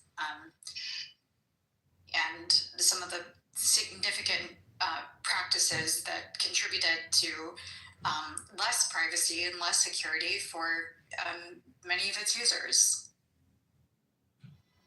Katrina, do you know that they serve octopus tacos at? But you guys are so. It shows what level of exposure you guys have. You're in here with all your smarts and all your papers talking about if the cafeteria, what they serve and how many people are there makes it a woke company or not. Well, I'm so sorry that you guys do not work for companies that feed you. There's so many companies that feed you, and we're basing this argument on what's going on in the cafeteria, what makes a company woke or not. You really, I mean, I'm missing lunch for this. This is crazy. We have companies that I work for that get fed all the time. They have people come and cater, so the employees do not have to leave the actual building. It's more of a convenience to the employees, so you don't have to leave. They feed you a little bit of lunch. Big deal. Spend money, Lisa, and spend money because you try to go and have a decent lunch in New York City in Manhattan on 8th Street every single day. This is a bizarre conversation. And maybe Anthony didn't say it right, but what he was talking about, it's happened on a lot of companies where Elon didn't like the fact that there were so many people that were work from home, that didn't come into the office. He prefers a more hands-on approach. And Twitter, but I do know a little bit about how SpaceX is run. And SpaceX it's very, very hands-on. They're well cross-trained. They are fed. This has nothing to do with a woke company, a quote-unquote liberal company. It has nothing to do with Silicon Valley. You guys don't know what the fuck you're talking about. Thank you, Janice. It's like just because they feed you lunch, they I was about to ask Janice that This is crazy. Are we clear? Nobody said that. Wait, let me just clarify. Are y'all saying that if they have a cafeteria like IKEA, then it makes the company woke? My. I'm sorry. I don't know where Lisa got that from. Yeah. Let me just explain. So what Elon was fucking say where Lisa got that from, because everybody else in the audience is commenting on this same topic. What the fuck? No, you're not. Is that where you got it from? You are not gonna. I'm speaking. You're not gonna keep fucking using me like I'm some fucking preschooler every time you wanna disapprove or approve your point. Everybody in this motherfucking room heard this conversation. Don't say Lisa. Keep my fucking name out of your mouth. Ask somebody else. There's a whole stream of content in the chat talking about this. Okay, like I'm some fucking moron. Okay, so what Elon didn't like. You didn't hear any of that, Trent, did you? What are you talking about? I went into the Matrix. You're going to talk about something that has nothing to do with how Silicon Valley operates. You're going to talk about somebody that you know that happens to work at SpaceX, which has nothing to do with the Silicon Valley shit that we're talking about, with cafeterias, with being woke, with being a liberal. You don't know any of that. I know. I was just talking about how Elon. Twitter was a liberal company. I feel that Twitter was a liberal company. All right. Yeah. That's my stance. So if anybody wants to dispute that, we can have that conversation. You're and I'll say these are the reasons. That's not liberal. I'll say these are the reasons I believe it. Yeah, so I know what D'Anthony's talking about. I heard part of. I didn't hear all of Elon's podcast, but what Elon's focus from the work at home culture, he transformed that at Twitter when he took over Twitter. Obviously, cut a bunch of jobs, and it was a less lax environment. Is work at home woke? I personally don't consider it woke, but I can understand. Well, hold on, man. Why are you so angry? But I personally don't consider it. He's let me just finish what I'm saying. Okay. I personally don't consider it woke. But to Anthony's point, there are some people that consider that type of mentality as a woke mentality, and so there has been a harder focus, especially in the tech sector, some parts of it, and going back to I think it was CEO that talked about the 996 or something, or maybe it was Your Honor, but there is a harder focus on a much more hands-on focused approach and a leaner company as opposed to probably maybe what we call pre-COVID as a more liberal woke company. Right. So basically, a company that's actually treating its people, the company that is actually giving back to its workers, right? Treating them nicely, right? Not like Amazon, right? Where you have to stand there and you have the lines painted and you can't freaking leave those lines. You can't cross those lines for hours, right? So they actually treat you as a human being, right? And they care about their workers, right? And they give them shit in return for their hard work, the billions and billions of dollars that corporation made. And you're saying people think that's woke. So basically, anything that is nice treatment, right, is woke now? Is that what it is? Because that's what I'm getting from you.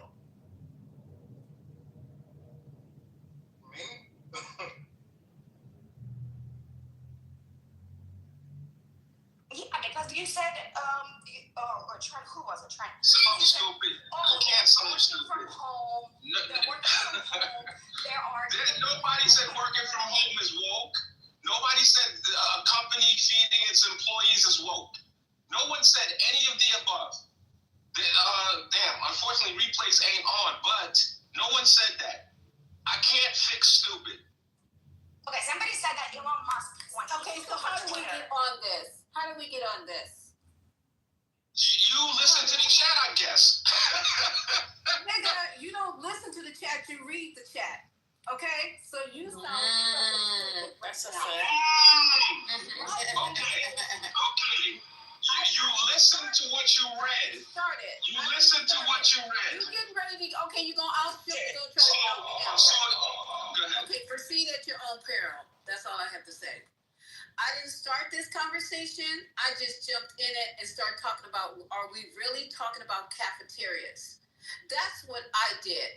So don't try it today. I'm not the fucking one. Who started it? Talking about the fucking cafeteria. It wasn't me. And they aligned it with liberalism. Am I correct, people? These motherfuckers, they try to think you as stupid as hell. So I heard cafeteria. Katrina started talking about the cafeteria. I mentioned that Elon Musk was on the podcast, and what he said that there were more people working in the cafeteria than they were serving food to. And I also mentioned that pre-Elon Musk, that it was a liberal company. Your Honor disagreed, and he's entitled to disagree. What's a liberal company? Okay. That's what we're trying So that's a whole, okay, Scott, Spirit, whatever your name is, I'm happy to have that conversation. But no one asserted that by them serving food in the cafeteria or people working from home makes them a liberal company. This shit is funny.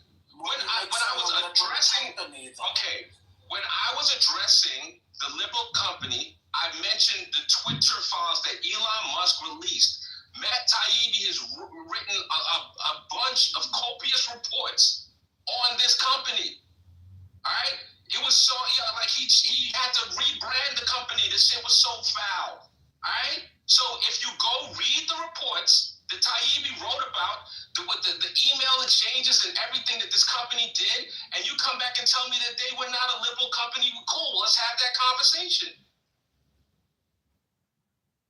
You haven't said anything other than go read what Taibbi wrote. This is all you people say cafeteria makes it a liberal company. People working from home makes it a liberal company. Assertions that were never made. Okay. Eyeballs. It might not have been you, it might have been Trent, but somebody did say that. I still don't know what it is. Yeah, but anyway, Lisa was saying how shame it is that these big companies actually will not donate their food because they are liable for somebody getting food poisoning, right? And somehow we got into this whole woke company. I have no idea.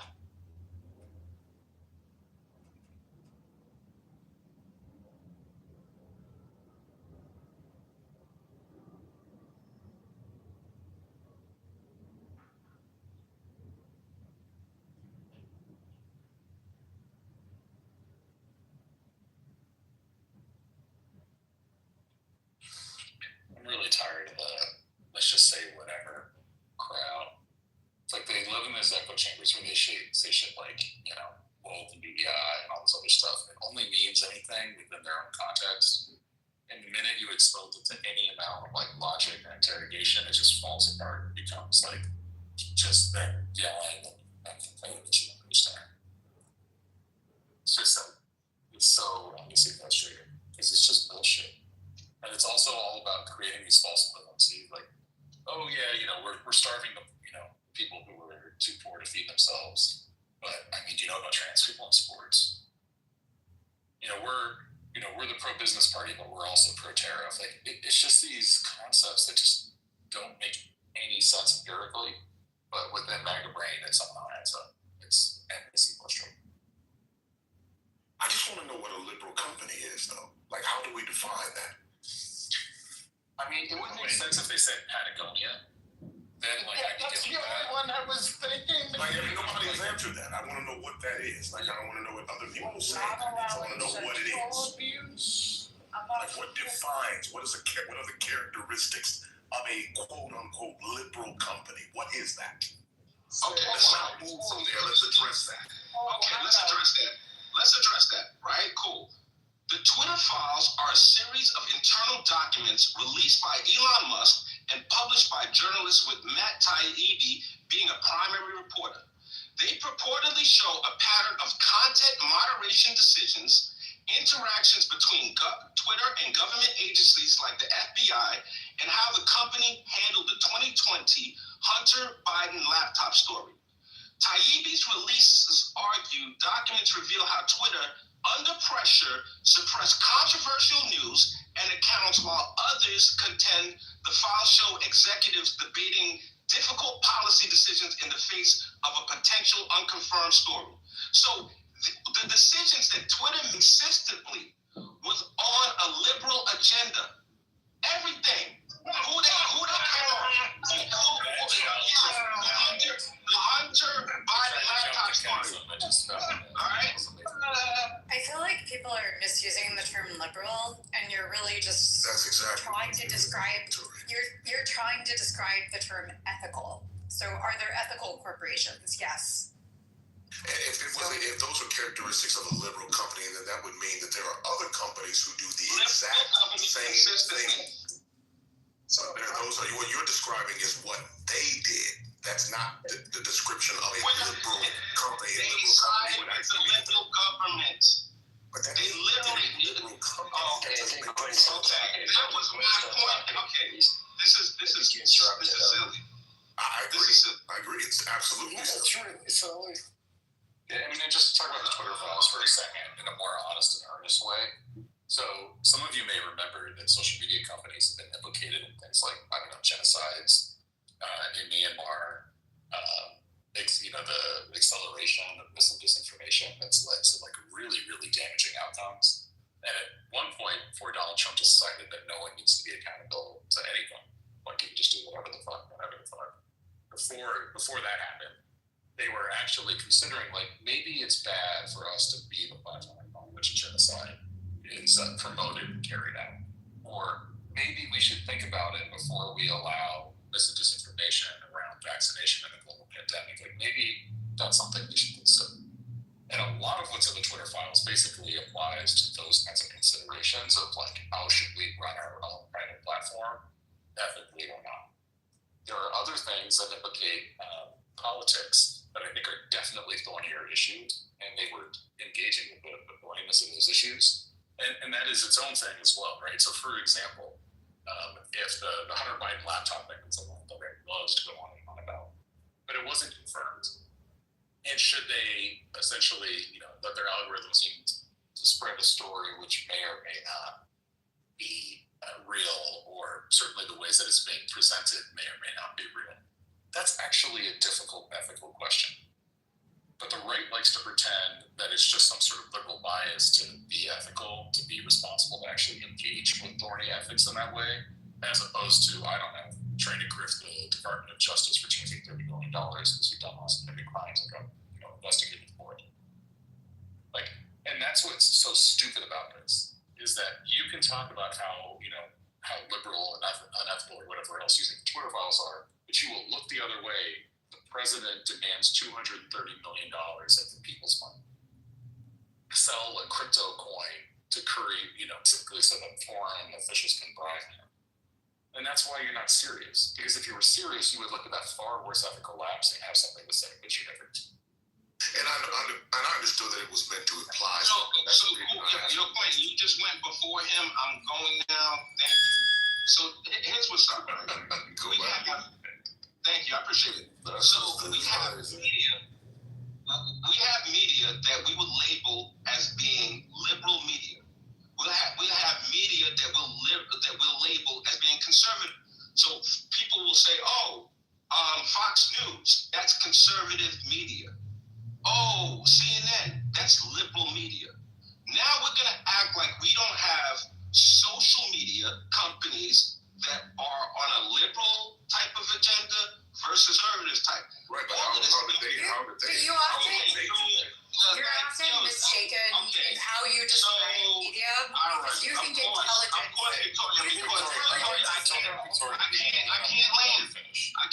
I can't. Go ahead. Okay, so to act like we don't have liberal-leaning media and conservative-leaning media would be a lie. And the same thing applies to the social media companies as well. So okay, cool. I'm in the middle of talking. I'm losing my thought as people interrupt me. Quinn. Because you don't have you're dumb.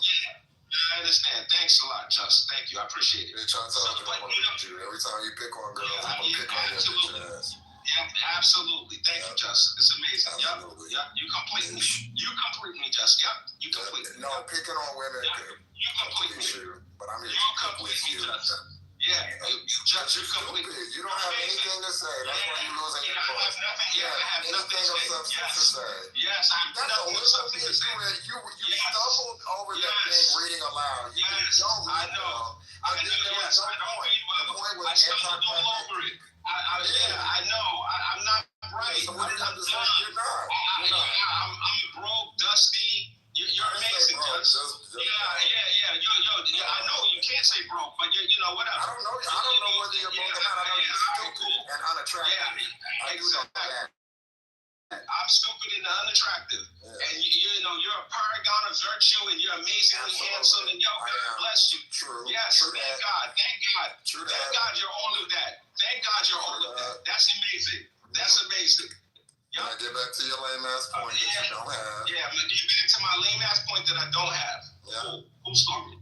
To impress you, here. Yeah. You pressing me. You picking on Sonny. I'm so pressed. You picking on Sonny. You picking on so girls. pressed. So there's a nigga coming. I'm so pressed. You wanna I'm so pressed. Yo, Just pressing you, bitch. I have cooked you plenty of times. There's no need for me to go into it. You haven't cooked shit. There's no need.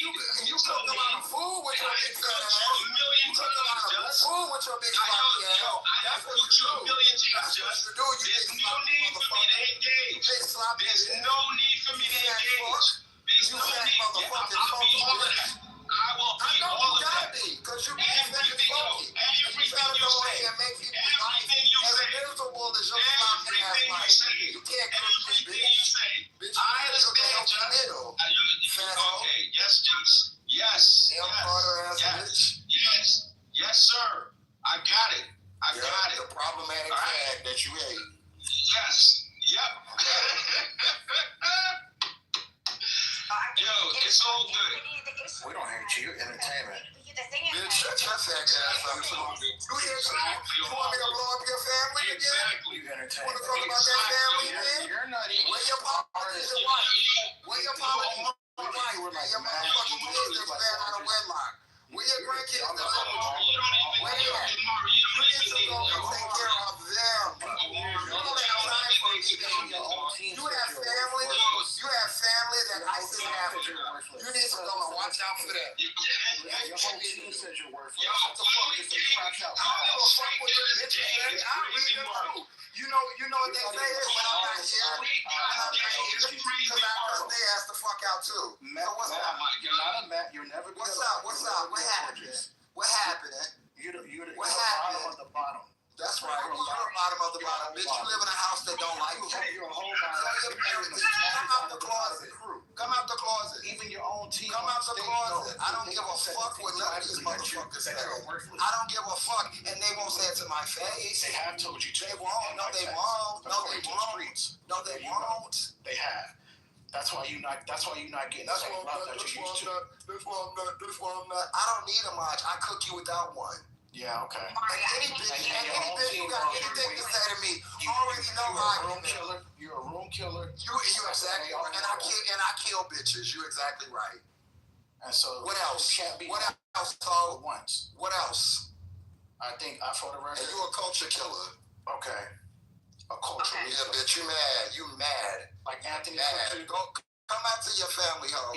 Come out to your family, bitch. Your son is out here fucking bitch having kids out of wedlock, and you're talking to me. You live in a family with 3 generations. Your family, your son. Yeah. Go ahead and mute it because you know not to play with me. You know what a good ass whooping feel like, huh? So back to the actual topic. Yeah, bitch. I just beat both of you motherfucking bitches up. Yeah, so back to the actual topic. Marshall, I just wanted to ask a question. Yeah, go ahead. Do you mind? Okay. I actually think and that was the fucking topic. You're right. It was. They just couldn't shut the fuck up. All they had to do was shut up, but they couldn't. So here's Anthony, when you were saying liberal, right? I'm gonna ask you, what definition are you using? Liberal in politics or liberal in social culture? Because I mean, again, when you just right, Katrina, you're not right. What do you think I mean? What do you think I mean? It's self-evident, Katrina. What do you think I mean? No. So when I talk about the liberal media, what am I talking about? I don't know. You explain it to me. You're not right then, Katrina. If I'm talking about the liberal media, what do you think I'm talking about? I am a Barbie. I'm talking about politically, Katrina. I'm talking about partisanship. That's what I'm talking about. Partisanship. Liberal. So you're politically. Republicans can't be liberal. Liberal means only. Okay, I give up, y'all. I'm not entertaining this anymore. This was a bridge too far. You can't, bitch. Because you're dumb. Okay. You can't. A bridge too far for your mind. You're stupid, bitch. Like you could be Republican and be liberal. So when we talk about the conservative party, we contrast it with the liberal party. When we talk about Democrats, it's synonymous with conservative. When we talk about Republicans, I mean, it's conservatives that we're talking about. When we're talking talking about Democrats, we're talking about liberals. These words are synonymous. All right? Not true. They're synonymous. Very wrong. There's Republicans and there's conservatives. Because you're on stick now. These words are interchangeable. They're synonymous. Words make a difference. No, they're not. They mean nobody is calling the Republican Party the Liberal Party. If you say that, you're an idiot. Be a liberal Republican. No, Anthony, but the Republican Party can have liberal members of it, which it does. I am one of them, right? That's your definition, Marshall. That's not a popularly held opinion. No. You know what a rhino is? Republican in name only. That's what a rhino is. Activists don't like people who cannot deal with the fact that somebody else holds different views than they do. It's a purity test. Okay, Republican in name only. Why do you think they coined that phrase, Marshall? Get the fuck out. Okay, exactly. When we're talking about in like popular culture, when we're talking about in conversation, there's generally two parties. That's it. And they identify with one side. And oh my God. So then you're independent. So then you fall into an independent category. You're not liberal, you're not conservative, you're independent. A blue dog Democrat is culturally conservative, right? Where I live, we call those culturally conservative Democrats Tejano Democrats, right? But they are culturally conservative, right? So when they approach politics, they sit on the conservative side of the Democratic Party versus its more progressive side. Whereas, for example, I sit on the more liberal side, you sit on the more conservative side, right? But each party has wings that are liberal and conservative. Not nearly as much as they did in the 50s and the 80s, but we still have the wings. He only understands partisan through one. Marshall, when people talk about the Republican Party, I was talking to Marshall, Katrina. Marshall, I was responding to Marshall. He addressed me. I'm responding to him. Katrina, I am addressing Marshall. He just addressed me. He just addressed me. All right. So Marshall, here's what's up. When people are talking about the Conservative Party, when they're talking about the Conservative Party, they're talking about Republicans. Typically, if we're just having it as a casual conversation, no one is going to refer to the Democrats as the conservative, and vice versa. This would be a lie. It would be totally false. No, it depends on who you're talking about. These are popular held terms. You can define yourself however you want to define yourself. Marshall, you can say you're a potato. Katrina, shut the fuck up. I'm talking to Marshall. So I am a potato. Okay, you're a potato. So cool. That's how you identify. You can identify yourself as however you want to identify yourself. It doesn't make it so. That's why he only understands part. Can I please just finish talking? That is why you blew the fuck up as soon as I asked you, what definition of liberal are you using? Because there's many definitions. There is one in political aspect and governing a liberal democracy, for example, or there is a cultural society definition. And you told me that I am stupid and there is no definitions and I know exactly what you're talking about. The fuck up. Told you that I was talking about partisanship. I told you I was talking about government. I actually answered the question, Katrina. Liberal. I am asking you what definition. Question. You asked me and I answered it. I said partisanship, government. Enough. Hey, stop. We're not going to spend this much time on one person. Misunderstand. You're crazy. Can we move on, please? Thank you.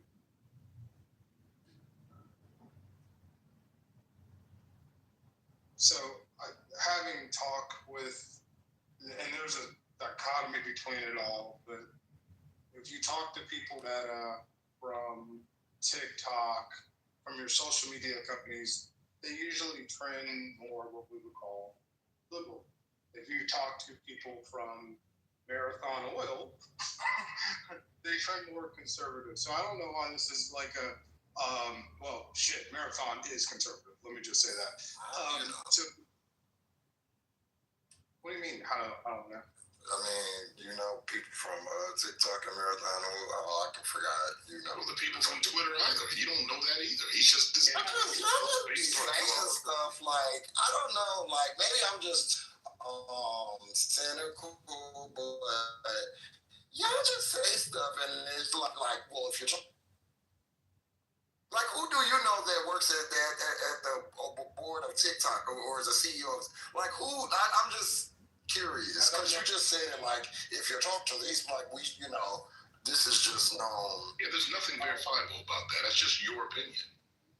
Oh, okay. So I've talked. You want to have a productive conversation, brother. It's a waste of time, bro. Yeah, Anthony, shut your big fat funky ass up. Nobody was talking to you. So go ahead, It's all good. Sour power. Yep, that too. Yeah. Anthony, do you want to get smacked, bitch? Because I can smack you. We live in the same city, bitch. Why do you keep playing with me? Do what you want. Do you want to get smacked? Do what you must. Let's do that, big bitch. Let's do that, big fat. Do what you must. Let's do that. Because you must not talking to me. I'm not talking to you. I'm downtown right now. Why will your fat ass down here and I'll smack you and you can go back to work? You big fat bitch. Stop talking to me, nigga. I smack you for real. I smack your big ass. I am whatever you say I am. Shit, you pick on girls, not me. Don't play with me like that. Whatever you say I am. Now back to what I was saying to Trey. I haven't responded to you. Yeah, bitch, stop talking to me or when I'm talking, ho. Rest things first.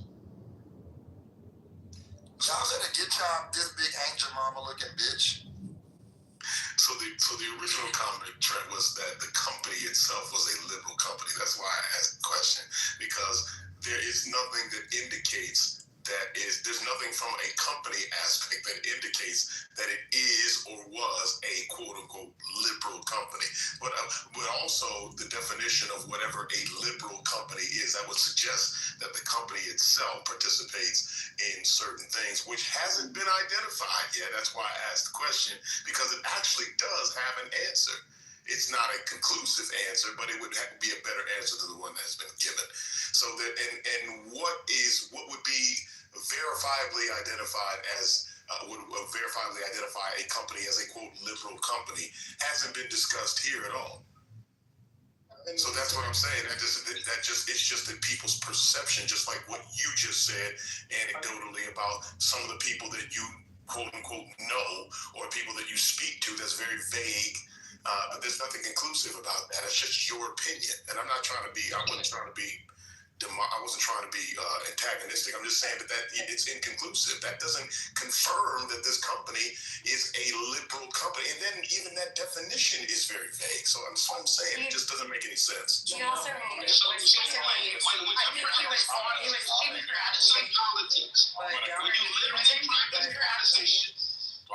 incorrect. Okay. Sorry, he was incorrectly using the term. No. He meant ethical. On purpose. You're being muted on purpose. When you practice partisan politics. Hey, okay, I'm just whoever goes off mute. Just say a word. I'll put at the bottom. Okay, thank you. Patty, were you trying to jump in? If you were, I will defer to you. Otherwise, I was trying to jump in for a second. Go ahead. So I think most of the time, like, you know how we'll blacklist these companies or Republicans are black. I think they look at the donations, right? Like the C-suite donations. And that's how they like say, for example, what was that? Chick-fil-A leans red because of the donation they made. Like, I'm just assuming that's how we do it, right? You look at the suites. That's definitely a good way to do it. Go ahead. I'm sorry, go ahead. Thank you. So that would be a good measurable way to do it. To look and say open secrets, where you can see who's donated to who. That definitely works. Another thing would be to look at the owners. So let's talk about social media right now. we've got who owns Instagram and Facebook. That's it. He, as soon as DEI fell out of favor, was so thrilled to cut anything involved in DEI and has been supplicating himself in front of Trump. Even that he said he was going to invest tens of trillions or something crazy, or hundreds of billions, in front of Trump the other day just to try to curry favor. Is an embarrassment. And he basically, I don't think he's particularly political. I think he just blows with the wind because he cares about money. Next, let's see, Twitter, or X. It's now called Elon Musk. I think we know where he stands. TikTok was just bought, at least in part, by Larry Ellison, who's another person who definitely leans to the right. We've got the whole magosphere of Truth Social and the other crazy shit that they got. Let's see, what have I missed, y'all? Google, Amazon. Google. Okay, so Google's another one that has YouTube. If you got that as a social media platform, which I think should. Google's very clearly motivated by money. I mean, they're not a company with a strong political stance. Don't regulate Google. Let us make all the money.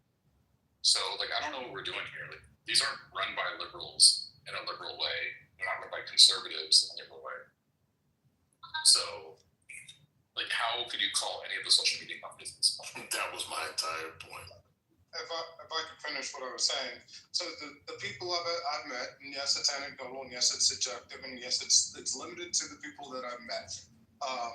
So Meta, I've been talking with probably since 2015. I don't speak to them as much now, but in general, the disposition of those folks is relatively liberal. I mean, they're a lot of them are from California.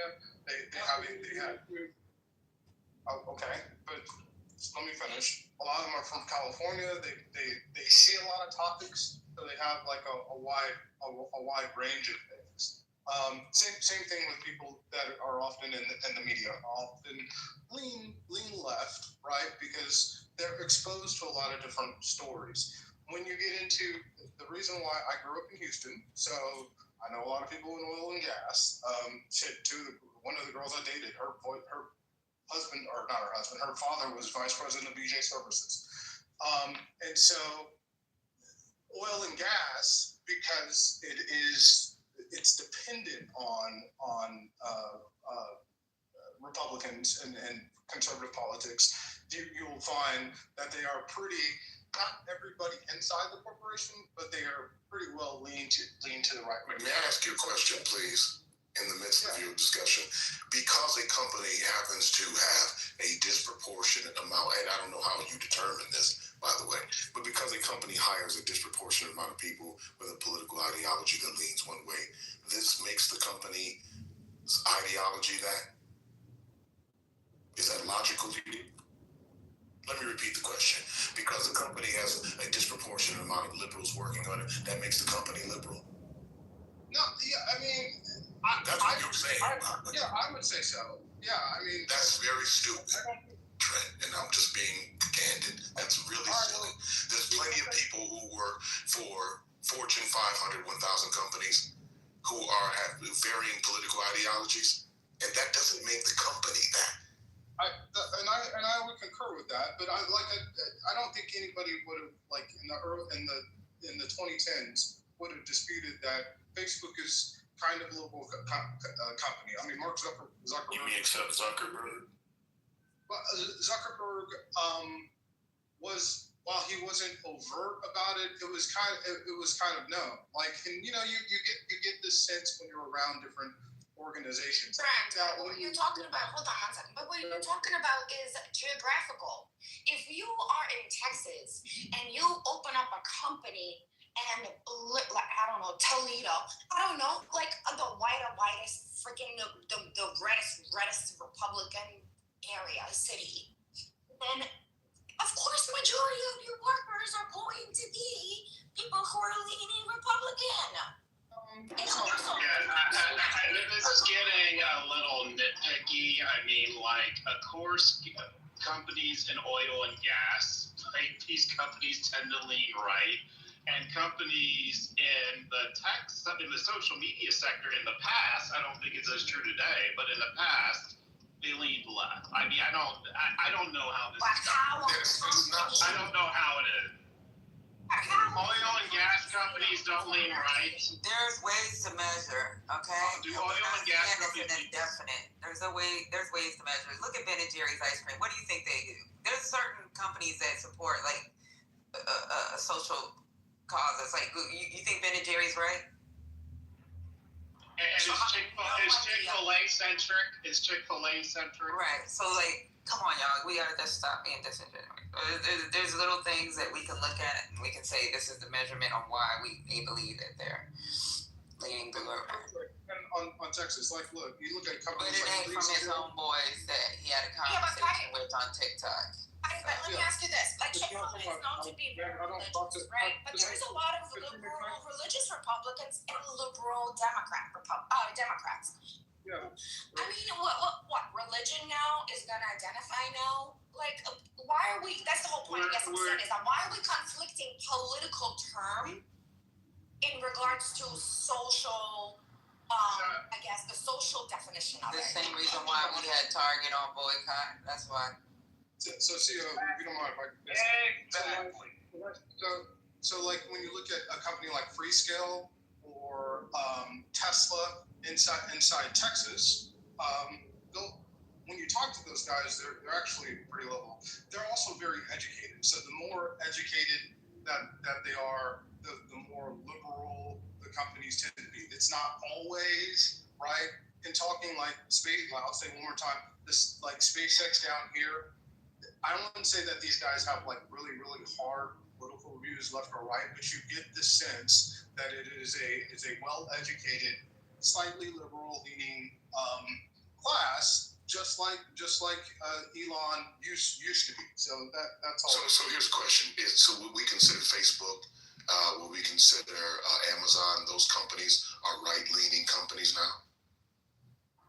Well, that's exactly my point. You just proved my point by not being able to answer. No, it's a good question. I mean, so I think that you have to say that it seems like Facebook is evolving. Amazon, I won't comment on, but I think Facebook, you have to say that you can see how they're evolving because they weren't like this during Trump's first term. It's a very different approach. That's exactly my point, versus the first one. They're doing what is in the best interest of the company. But they didn't do that have an ideology. But they didn't do that in Trump's first. Right, because it wasn't politically expedient. It's not. They didn't do it to this extent, but they did it. Yeah, no, I mean, I understand what you're toiled with it. I mean, you're essentially saying we're being pragmatic, which I understand. But like, if we look at the oil and gas industry. I think their political leanings are always clear over time and pretty consistent. Do you disagree with that? You said in terms of said about the tech companies. In terms of them being to the right. No, tech companies aren't consistent. But the oil company is going to be consistent. They want to get rid of regulation. They're going to want to get rid of. Oh, go ahead, CEO. All I was going to say was we need to do what Your Honor suggested. Look at where their donations go, right? Which adds to CEO's point, which is oil companies mostly donate on the right in the last 10 years. And not only that, some of the policy that they we can't operate and make more money is going to be dependent on Republicans. You were trying to say something. No, it all depends with the tech companies, especially the ones in California. They're gonna lean with. In the Matrix, Lisa. Well, okay. Well, why are you cutting me off though? You were in the Matrix. Go ahead, Lisa. Go ahead. No, go ahead. I'm gonna get off the bridge and then I can. So I was just gonna say, and Quinn, the question also, like, don't you feel like Trump kind of moved towards them because of his interest in AI, right? So his interest in AI kind of moved him towards them. Right. I don't disagree with that at all. That's not what I'm saying. What I'm saying is that they will do what is politically expedient. They aren't. Now, if we're talking about social media companies, now it has been in the interest of oil companies and the like to stay leaning right because their policies tend to favor those companies. But when you're talking about people, they're demonstrably different because people don't necessarily have a direct influence on oil companies. People have a direct influence on tech companies and the way that they swing. So their interest has been swaying with basically however the wind blows. Yeah, but you gotta remember too, Republicans are not trying to regulate tech either. Yeah, Democrats are. So like that could be why they are like they're going towards red now. Like a lot of these companies, when it comes to regulations, when you start putting regulations on them, they're going to go for the guy that's going to support them. And right now, tech support is going to come from Republicans. Like those damn investigations, that were done. All that was under Democrats. It's the antitrust investigation. What else happened with us where we put them on the fucking the TikTok ban, even though it was a Trump move? You got freaking Democrats that's still saying, yeah, they may need to be banned. When it comes to privacy, we're the ones that say we want privacy on this, that, and that when it comes to data. And then Republicans are like, sell your fucking information. Make money off of other people's information. So like right now, tech is going to be red because as technology evolves, it's more access and they don't want to be regulated, period. Yeah. So let me explain. It's actually a left and a right issue, and that's the biggest. What Patty just said is the biggest part of it.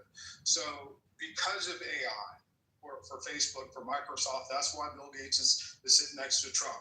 The next fight, it's $1 trillion fight, and that's why Peter Thiel and Elon Musk got behind Trump.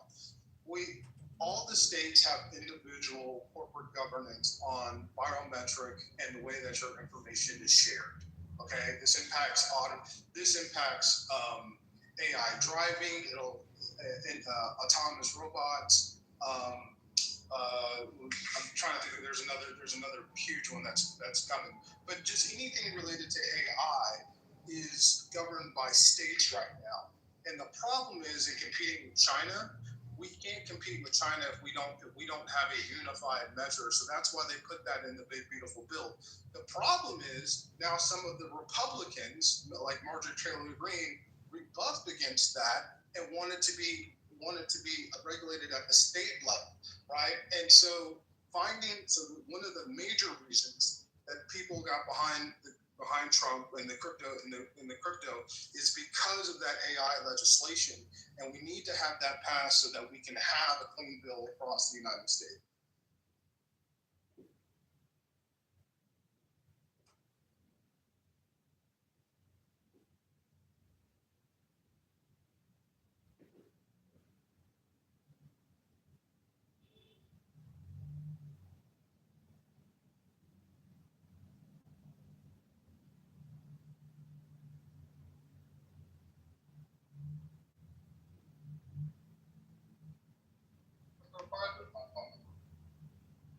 You know, if you Google whether or not like Twitter had a left-leaning bias, it clearly states that they did. They talk about the algorithm left-leaning. There's multiple examples of this, but it is what it is, man. And then now, like the European Commission is saying that under Elon Musk, it's right-leaning. And they've opened an inquiry into that. To act like these companies don't have biases, it's odd. Oh, what is a liberal? But nobody is a conservative? Nobody said Lisa, I humbly disagree with you. All right? Did you guys say that? No. Lisa, I must be listening to a whole nother app. Lisa, first and foremost, Katrina literally said, well, she doesn't even acknowledge what liberal or conservative is. We don't even have an agreement on those terms. How are you going to say no, that's Katrina? But that's Katrina. That's one person. Somebody on stage? It's like that. Nobody said that. But nobody did say that, and they got 3 people in this. Okay, I'm not gonna argue. We don't even have no agreement on what liberal and conservative is. I asked you for a definition. You still haven't given me We don't care about definitions at this point. Y'all don't know what a conservative is and a liberal is. Well, that's what he's At this point, why did y'all yelling about this shit? Who cares? I don't know. Okay, look, Patty. I'm just enjoying the conversation while I'm driving. But can I just say, no one said that. As soon as I say it, 3 people come off mic and say they didn't say it. And so I don't even know what this is turning into. But thank you for the entertainment while I'm driving. I appreciate it. My point was that we can't say whether or not a company is liberal or conservative. That was Quinn's whole point. No, that was not Quinn's whole point. I simply asked for So to Roger, the biggest part of this fight and the $1 trillion question, when I say trillion, I mean $1 trillion question, is what happens with AI.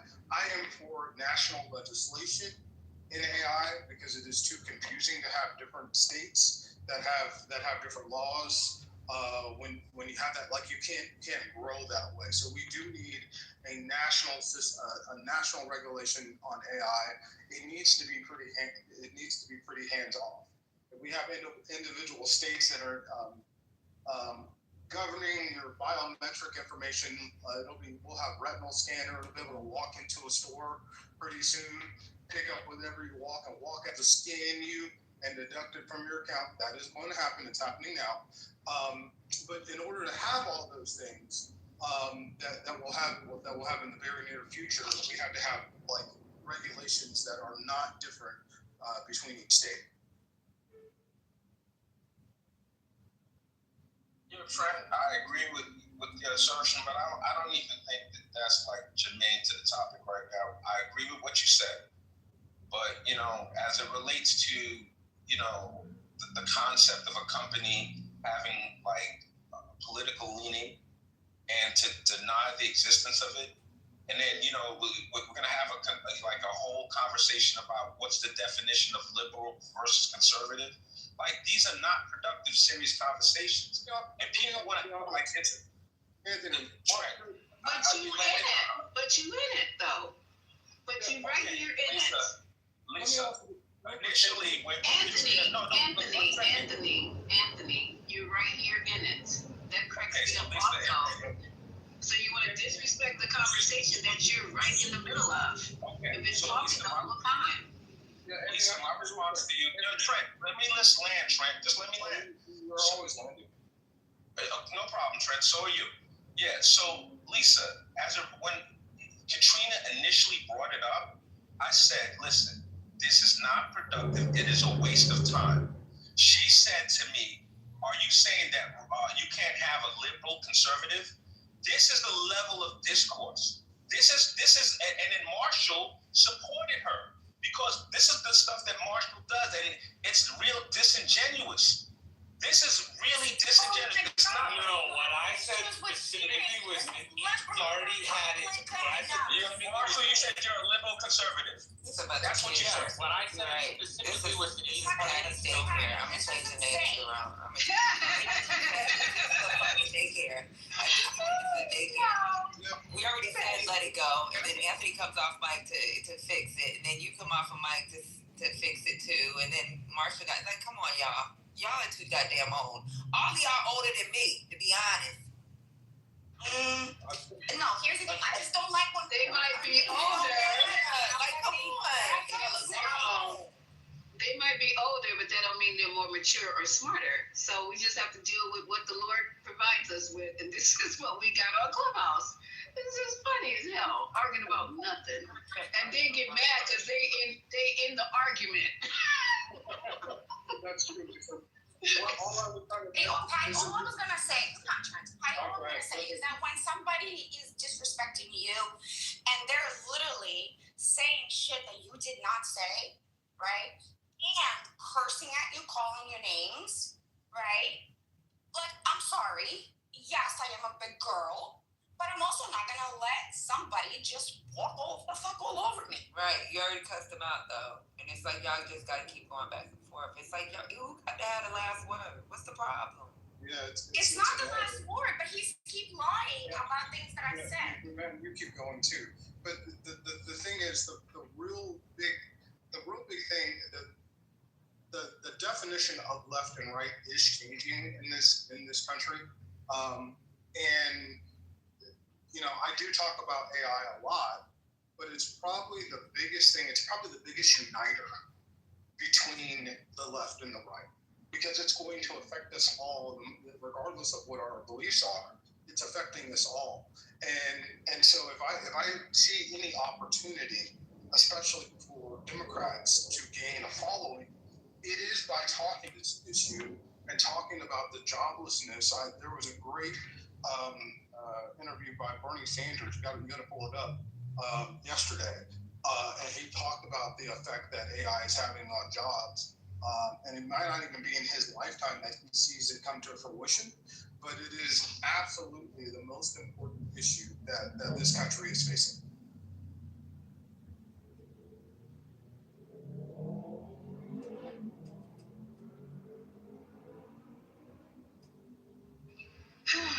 Okay, so I guess all of us are quite aware that AI is going to be a problem.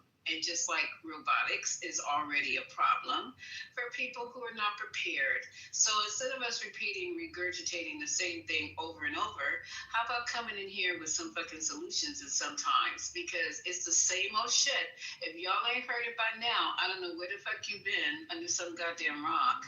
But I think at this point in time, especially for our community, we need to have solutions, solution-based conversations. The rest of this is just poppycock. Solution 1 will be 30 hours. I'm sorry? Solution 1 is somebody calls at 30 or 32 hours for you. Listen, AI is too powerful for us to do anything, right? The person who created AI, is the only person who can do something about it. We can't do shit about it. No, yes, you can. That sounds crazy. Come on, that sounds crazy as hell. The nigga who created AI, wait, can I just say something? This kind of talk right here, What you gonna do about it? What are you gonna do about AI? Can you go on mute, sir? No. See, this is a stop. What are you gonna do about AI? Would you shut the fuck up? You said that 3 fucking times. This is the problem that we have here. Having people come in and tell us we can't do nothing about something that's already here. Yes, we can. We make sure our kids get trained in STEM. Make sure our kids get trained in robotics. Make sure our kids get trained in AI. This is the shit talk that we get from people. Maybe he can't do nothing about it. Maybe it's above his pay grade or his mental capacity. But yes, we can. We can excel in that like we excel in everything else. And I'm closing my mic. Yeah, I'm hoping that we got this conversation with people that actually have some idea of technology and, the iterations of AI. Like what this guy said was like ridiculous. And I agree. I think more education is necessary for our young people because this current crop of adults is lost as fuck. And they don't have the ability to determine. Like I'm seeing like earlier, I saw something where I think it was a Chinese official speaking about nuclear war, this, that, and the third. And someone had sent it to me, and I had to really point out to him that information was false, so on and so forth. But the issue is that people don't have the cognitive lens to really decipher between AI. People are consuming nefarious AI-generated content, and it's having a negative effect. Like they're just running with these they'll see some shit and just run with it. So that's the scary part right now. I think ultimately, when we train our young people, they'll have the skills and the lens to really know bullshit when they see bullshit. So I mean, it's out of the bottle now. But and even before it got to this level, ChatGPT introduced a lot of people to it.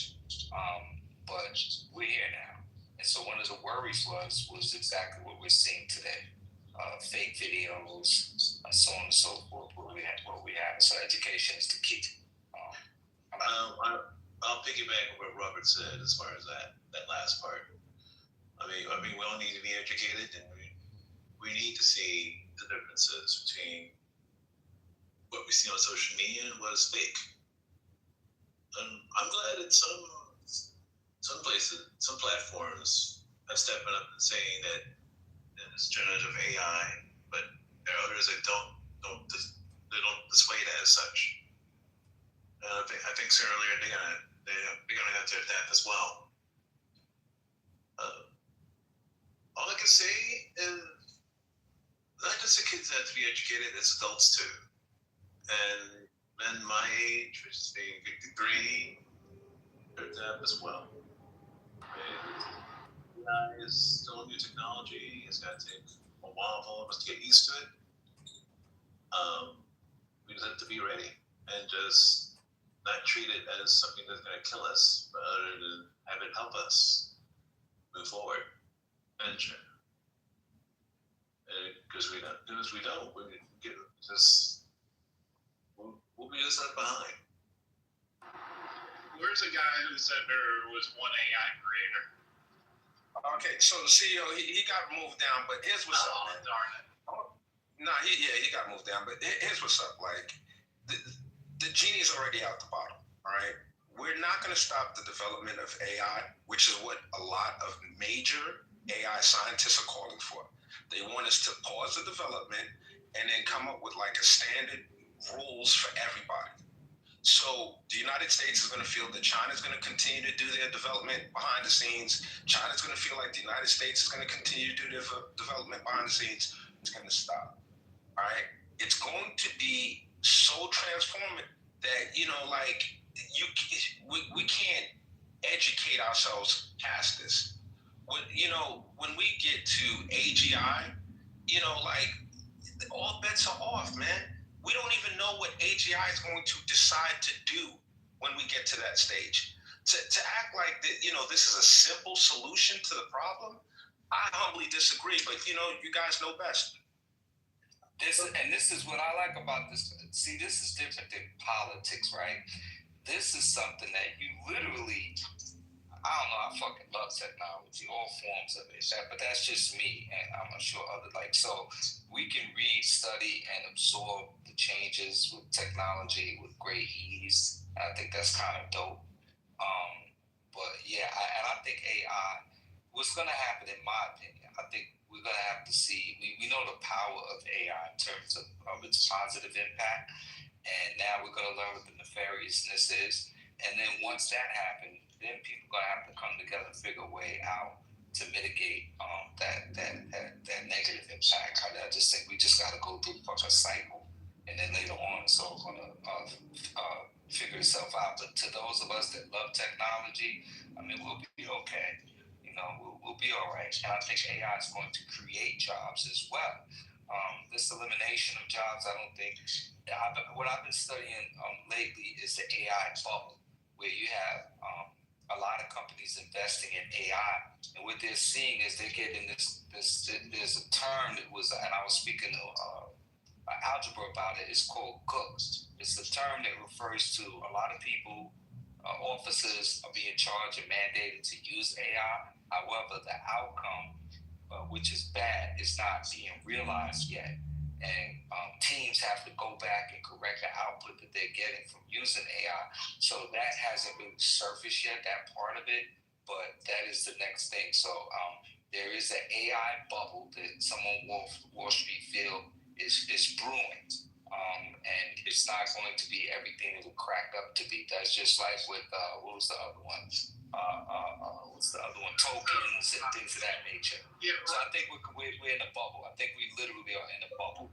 Yeah, remember, and this isn't towards you, but I just kind of am not in love with people framing it that way, because, like, people said the internet was a bubble, except for it's been around 30 years later and it's created trillions of dollars. So AI may go through a cycle, right, where too many companies were funded and a few of them won't work out, but it's not a bubble that's going to pop and then you never hear from it again.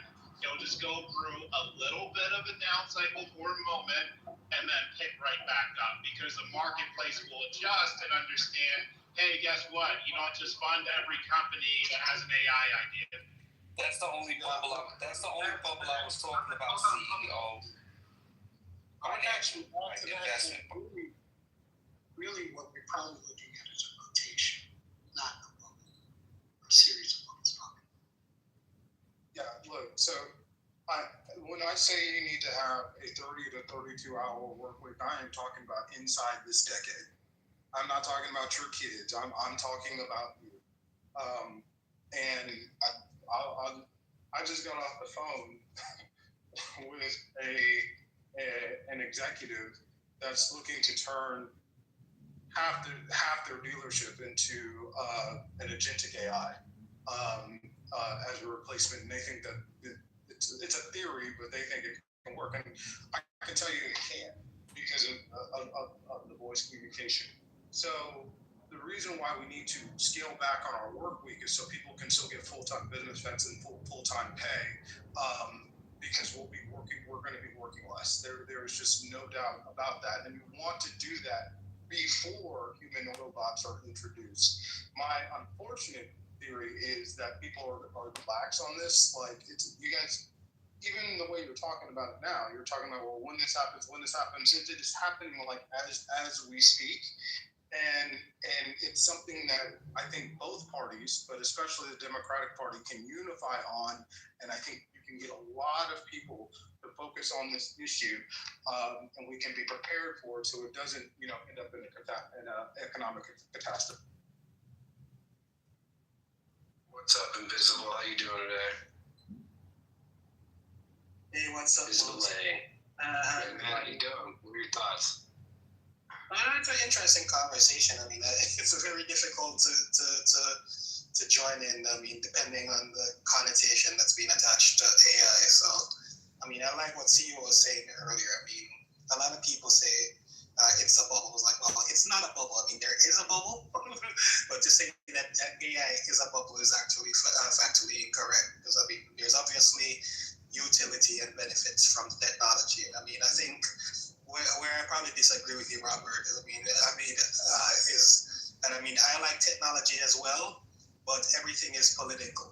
So just the regulation and determination of how the technology can be applied and how it's being used, and whether it meets ethical standards, and whether it's disenfranchising particular groups, and whether it's allowing opportunity for everyone. I mean, those things are political. So I mean, I think that conversation is just starting. And I mean, obviously, availability and access to jobs and who is able to access those jobs is an important one. So, I mean, it really depends.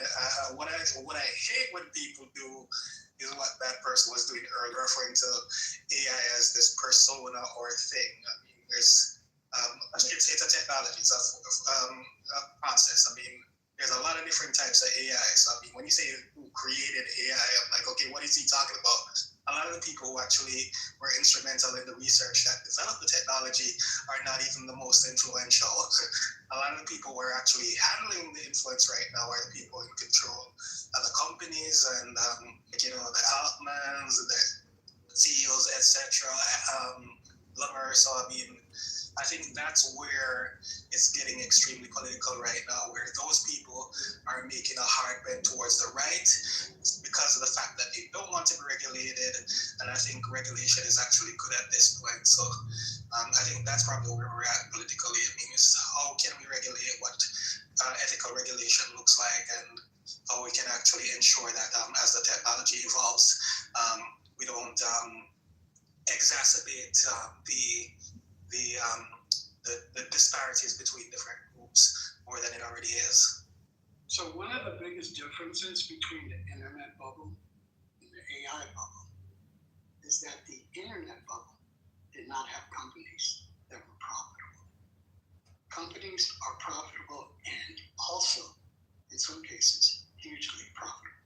The other difference is that it took 3 years to get to the usage rate of what took the internet 13 years to get to. Well, that's a great point, Alana. And I'll say this, look, Lane is one of the few people that I will listen to on issues. He's well versed on it. Lane, I'd love to hear your hearing. What do you think about the 30-hour, 30-hour work week in the United States? No, I mean, we definitely are going to be able to work less. So what that means in terms of productivity is my concern. So does it mean, for the companies who are willing to implement that, that's great. But a lot of them are going the opposite direction where they're just getting rid of the employees. So, this is something that obviously is going to have to be regulated as well. So, if you think it's a good idea, I think it's a good idea also.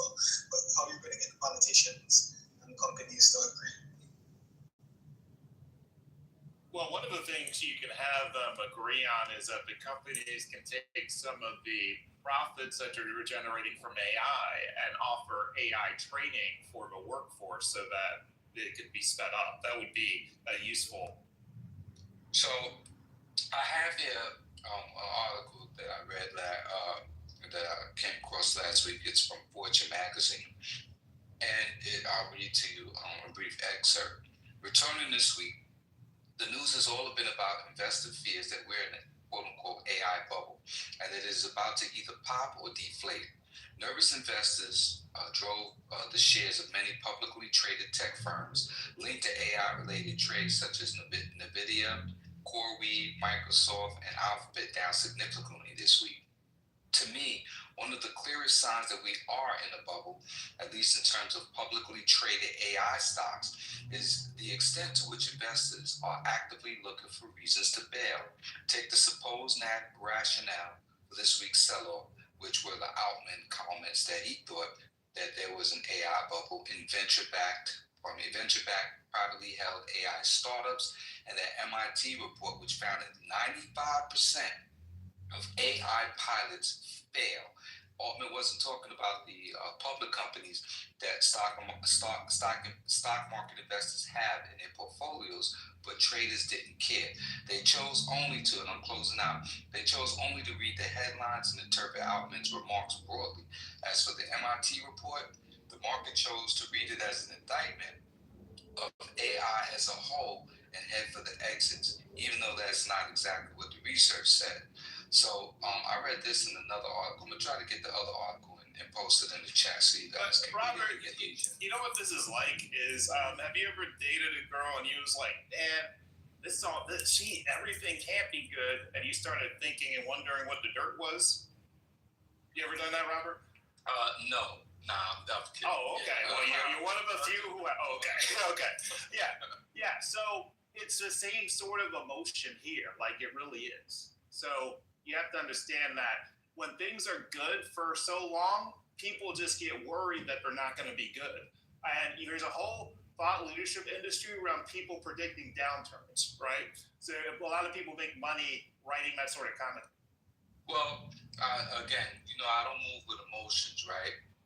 When I look at something, any topic, whatever it is, fuck emotions. Like, you got to go where the facts and the data lead you. Otherwise, you'll just be a fool talking what you don't know about, like that gentleman that we heard earlier. The purpose that I was mentioning earlier is, in fact, that, again, a lot of money has gone into AI. And the executives and officers at companies have been tasked to use AI. And I got to get algebra in here, but because he and his team were talking about how now they are incorporating a mandate for their engineers to use some portion of AI in their work, and they're going to be it's going to be part of their yearly performance evaluation. And according to algebra, he's saying a lot of times, like, you can just go in and do whatever and it counts towards your production. Like with AI, you can use it for whatever, but the whether or not young engineers are really building new skills, so on and so forth, they don't think so. They think that, that it's messing up their learning curve, actually, and it's distracting them from that learning curve. So this is what I heard. How is it distracting them, though, and how they're not learning? Well, you have to let them explain it. Like I said, that's why I want one of those. I'm trying to ping him in here now. He can better explain it to you. I'm just saying what our conversation is centered around. Yeah. So I'm not here I'm just saying what the conversation. Because in tech, I don't see somebody in tech having a problem with it. We're talking about somebody that's an engineer, so you know the daily job of an engineer. So I'm in cybersecurity, Robert. So I have an IT background as well. So I understand what you're saying. But that's I know about cybersecurity. I know about cybersecurity. He has a big problem with it. All right, Trey. I'm gonna picture. What is? I was saying my husband is in tech, and he's an engineer, and they have been asking him to use AI. Yes, no shit. That's not what I'm saying. What I was saying was it's not hurting anyone. Okay, great. He is against it though, because what happens is that these new engineers come in, right? And they're pretty much like, oh, we're gonna hire. Basically, what is it doing to the job market? They're hiring fresh out of the college young students who barely know shit, and then they're just basically saying use AI to build programs. So Katrina, hold on. As somebody who's in IT, that's a bunch of bullshit. Because what happens in IT, right, is you get people that get hired right at college, typically, unless they have certifications and have experience with a portfolio or they can show they did work, they're not going to get those jobs that you think they're getting. So you have to be competitive, not only with your degree, you have to be competitive by showing that you're continuously changing and getting new fucking certification. Because certifications change all the time. So what's in demand? What's in demand today? What's in demand today in the IT sector might not be demand 6 months later. So at the end of the day, go ahead, y'all fucking got it. And it's funny how people in this fucking room have some time with y'all. No, hold on, Robert, hold on. It's funny how some of y'all know every fucking thing. It's like you're the master of everything. But go ahead, y'all got it, Robert. Yeah. So Haitian, now you know, as a cybersecurity professional, your job is to you get a job is to go in. I'm good. Yeah, I got what he's saying. I mean, it's not. I'm good, bro. I'm not impressed. You got it, bro. Okay. So cybersecurity, you go in and you assess the threats to a company. Your job on a regular basis is all about assessing threats, testing the system, so on and so forth. There's several different. First of all, Robert, when I'm talking, hold on, Robert. So when I'm talking, you might know everything, like you said, and Trent might know everything, but I'm trying to get stuff to the room, right? So when you say cybersecurity, that's all you do is with the threat. No, that's not what you do in cybersecurity. Do you understand about pen testing also? Do you want to go through that, Robert? You want to explain that to us as far as pen testing? Keep building, bro. Keep building, man. Keep building. I'm saying, can you tell us what pen testing is? I'm gonna stay on mute. Okay. No, listen. It's really simple. My argument is really simple. It's not to undermine anybody in technology. It's simply saying a lot of resources are being put into AI. A lot of resources, and we can't predict whether or not all of this investment is going to pan out. That's all I'm saying. I ain't stepping on the So real quick, as far as the bubble, but y'all saying that the ones who saying it's a bubble, it's not a fucking bubble. What's happening is every company wants to get their fucking hands in there, right? Every company wants to be the first one to come out with this shit. Every company wants to. First of all, a lot of the AI you're seeing are running off the same fucking API, which a lot of y'all don't even understand. Okay, so a lot of these AIs that you see every day aren't necessarily that fucking new. But if you go and look online, you will see a new AI about 80 a fucking day that's coming out online. If right now, if I wanted to sell you a fucking AI package for your company, Robert, I can white label one for selling more right now. And you would probably think it's the fucking greatest thing since sliced bread. Meanwhile, 500 other people have it already. But y'all got it, you got it. Trent, you talking about me or you talking about Robert? As far as not knowing pen testing. I said Robert doesn't know. Oh, okay. I'm about to say. I'm not. Here's the fucked up part. I'm not claiming that I know every. Hold on. I didn't make no claims that I know everything. Like I didn't make no claims at all. That was the whole point, Robert. It was being sarcastic, Rob. Okay. That was the whole point. If you don't know, let someone who knows speak.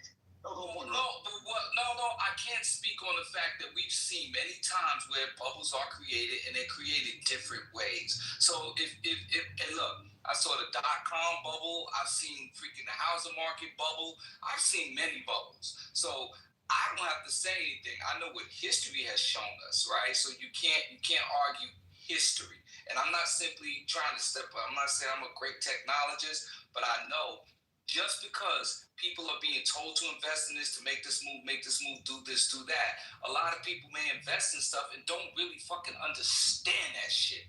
They task their team and they task their companies with figuring out because somebody told them that this was the way to go. And they're not doing the proper analysis to see, like enterprise platforms. When you get on the AI, this is how they measure engineers' performances, right? They're in the enterprise platform. They can measure how the engineers are utilizing the AI platform, the enterprise. They can tell what they're doing, how they're doing it, and how much is going into the work that they're rendering. That's all I'm saying. And I'm going to let y'all deal with it after this. That's all my concern is that a lot of money is being invested into AI, and we don't know if that investment is going to pay off. That's it. That's all. Thank you. I left. Sorry, would you mind waiting just a sec? Invisible Lang's been trying to get in, and you go after him. Lang, are you still there? Yeah, I mean, I wanted to respond to Asian's question. Yeah. I think he left. Yes, I mean, we can. I mean, it's an interesting question because I think what you were saying to Robert. I mean, the fact is that all of the development companies and engineers right now are utilizing the technology. So I mean, it's not even a question as to whether it's going to be incorporated. It already is being incorporated. 60% of the development in most of the tech companies are actually being done by AI right now. But to what you were saying that Algebra stated, the issue is the black box. A lot of these engineers don't understand what the AI is actually doing. And there's a possibility that they may never do, right? So, I mean, there's an anecdotal example right now about an engineer who, client coded a feature into production, it passed grade, it went to production, and then after it went to production, they realized that it was actually vibe coded, and they didn't understand the going behind it. So they had to do 3 months of refactoring, and the engineer was actually fired as a result. So that black box issue is actually the issue that a lot of people are concerned about because when the engineers don't understand the code, then there's very little accountability, and that's an issue. Can I just say, Invisible, when I was saying my husband is actually very against it, is for that reason, is that there are hiring people who don't understand just the basics of it, right? Who have never even, people who, and no, you don't have to have a degree. You really don't have to have a degree to be a programmer. If you are just talented and you're self-taught, full stack engineer, you don't need a degree for it. Your work speaks for yourselves. But what's happening right now is my point was is that they're taking junior developers and replacing the developers that know the infrastructure, they know the pipeline, they know all of that, right? And they're just putting these green people who barely understand the basics of it. And here's AI that's going to write code for you. And they're trying to save money that way. I don't know if you're in that industry, Invisible, but have you noticed how they're specifically in developers, with all the layoffs, how much they drop their salaries now? Because they're just going to hire somebody who is super green and just, hey, use AI. That's it. And I think that's one boom that's actually definitely over, which is the developer engineer boom. I mean, we saw it with Wall Street, and then it went to tech, where these engineers were getting $300,000 a year to work from home, and that's changing again. So there's definitely that issue. But I doesn't feel that. I think the opportunity is, because I don't like to always look at just the negatives. The opportunity is there's a lot of people who can develop applications and do engineering now that wouldn't have been able to prior. So the concern is still the same.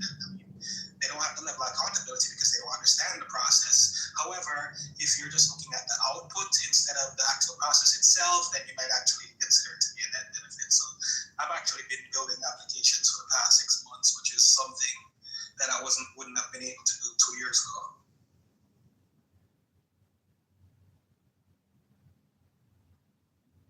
So So Trent, is there an AI bubble or there is not?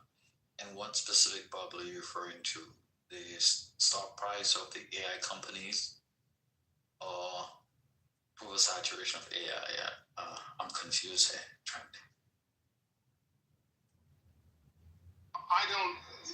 There's an AI bubble in the stock price of some of those companies, like just like CEO was saying, same thing we have with the internet. But there's no doubt that AI is working. That's where I kind of disagree with Robert completely, because I'm watching it physically now. I'm watching it work, and I distinctly remember having a conversation. You got an AI? You got an AI, Trent? Yeah, I have an actually. You got a robot? Yeah, I have an AI avatar. I've got two of them. You have a what? An AI avatar. Oh, you have an avatar. Is it just like you, or it's a better version of you? It's just probably a better version. So you got two Trents in the world now? Dang. There are two Trent, serious question though. What did you say earlier? Can you explain again what you said earlier about you were on a phone call with the executive and he is ramping up to do what to dealerships with AI? No, so what they were proposing is, could you replace how much of a sales force could you replace with agentic AI? And while it's not possible today, it's not far off, right? And that's what we're talking about. So you have AI voice, AI video. A lot of what you're seeing from Sora, that's AI video, but that'll be fully conversational soon. And so because so much of our economy is service based, when AI can communicate in a conversation, which it can somewhat now, but when it can communicate in a conversation, we're in an entirely different world. And so the point of but I want to answer. So there is a bubble, but it's not like AI is not working. And the problem is it's not as if there is a replacement coming for these jobs. There will be people building humanoid robots, but when you get to humanoid robots at scale, humanoid robots will be replacing a ton of jobs, right? Like there'll be maids, and like a maid right now can do 3 floors in a hotel. All right, I'm just putting that out there. And so she can do 3 floors in a hotel. Well, soon it'll be the maid in the hotel, and she'll have her own assistant robot, and she'll be expected to do 5 floors in the hotel. So that's where we're headed. And so there's not enough replacement of that working capital or jobs available once we get to scale with humanoid robots and AI.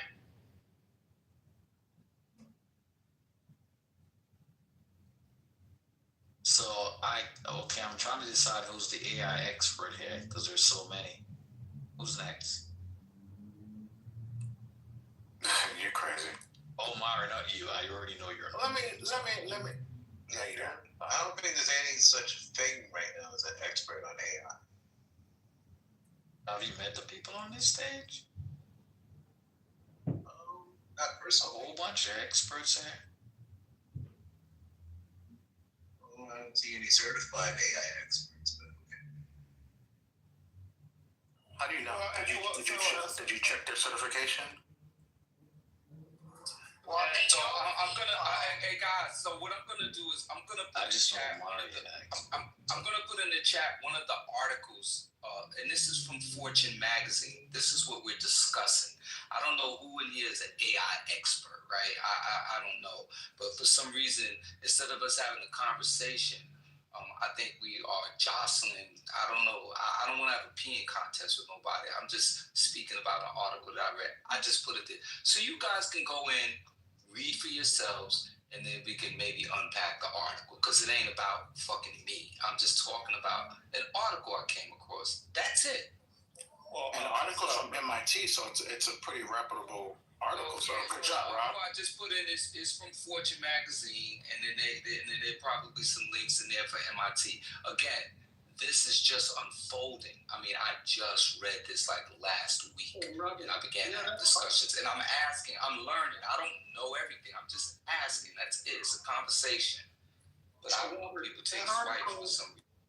That article is also countered by the Stanford research, which shows that companies are they're not hiring junior people because their experienced people are able to do more with AI.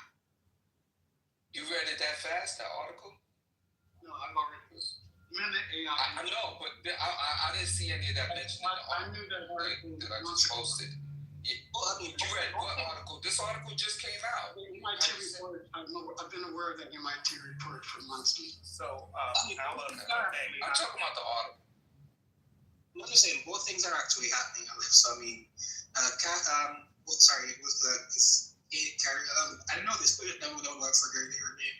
But I mean, what she's actually speaking to is her anecdotal experience as to what is happening at her husband's company. So there's definitely some companies that are applying that methodology where they're like, okay, instead of because what you have to acknowledge as well is there's a lot of senior engineers, like the person that Robert was referring to earlier, that are actually resistant to the technology and don't know how to use the AI tools. So I mean, even Kurt, the CEO of Cursor was talking about that and saying, so the people who are not versed with the AI tools, they try to at least give them time to adapt to it and adjust before they make a decision. But I mean, as that person was saying earlier, which was actually correct, is that I mean, utilizing AI tools right now in development is actually mandatory. So if you're going to use the technology, then of course you have a lot more experience and skills than a junior person would. But if you're resistant to the technology, then they figure that, I mean, in terms of trajectory of technology, it's much more stable strategy for them to hire a junior person who knows the technology, who will actually develop and learn the skills that you have. So I mean, there's both things are actually true. I'll say this, look, and I know you guys think I'm a know-it-all, but part of my job is assessing AI companies, so which I've been doing since 2023, and a lot of us didn't think that AI that was 36 months ago. We didn't think that AI would be anywhere close to its and so when talking with these executives, these developers, these CTOs, and seeing what is now possible, it is part of the reason why I'm ringing the bell on it, because I'm like, we shouldn't hide the fact of what's happening. And I'm glad that people like Bill Gates and Dario Modi and now even like Bernie Sanders are coming out and talking about it, because the public is so ill prepared for what is changing very, very rapidly. Bell has already been wrong. I mean, Amazon laid off 14,000 corporate employees last week. I mean, if that doesn't send a signal as to what's coming, I don't know what will. I mean, do you guys remember it was like 2 years ago, they were in Vegas, I forgot, I'm so horrible with names, the company that made the humanoid robot, and they're planning to use them in service industry. So your hostess is going to be gone. Your busboy is so basically like and they had the Vegas. They had had them out and people could interact with them. I mean, yeah, you could easily use them for jobs like that and replace human beings. The Amika robot, that's the robot that you see. I've talked to Amika. It's the ability for it to conversate and probably transition, and we'll probably see them in like old folks' homes at first, because they can hold a conversation and hold memories. They'll also be able to pick people up, do the laundry and sort of things, but they're only going to get better. So the Neo robot, I think, went on sale last week, first time. And then we'll see Optimus and some other figure AI's robot will come about. It's going to be a huge impact to a lot of industries, and we're just so ill prepared because a lot of people don't understand what is possible and what can happen. I agree with Lisa on earlier. I mean, I think learning the technology is probably the most strategic and beneficial thing an individual can do at this point. I mean, what somebody was stating earlier, I mean, I don't consider myself an AI expert. What I am is an AI literate, which is what most people need to be going forward. Because I mean, if you don't use the technology, then there's going to be a growing disparity between the people who are using the technology and the people who are not. So I think everybody needs to become an AI literate. I won't say expert, but literate. I like that term, and I agree with you. Definitely should be literate. Like anybody running, sticking their head in the sand and they worrying and all that, panicking and all that. You better fucking learn and expand your mind. Like that's the least you could do, no matter what. That's the least you could do. Yeah, AI literate. I like that term. Thank you.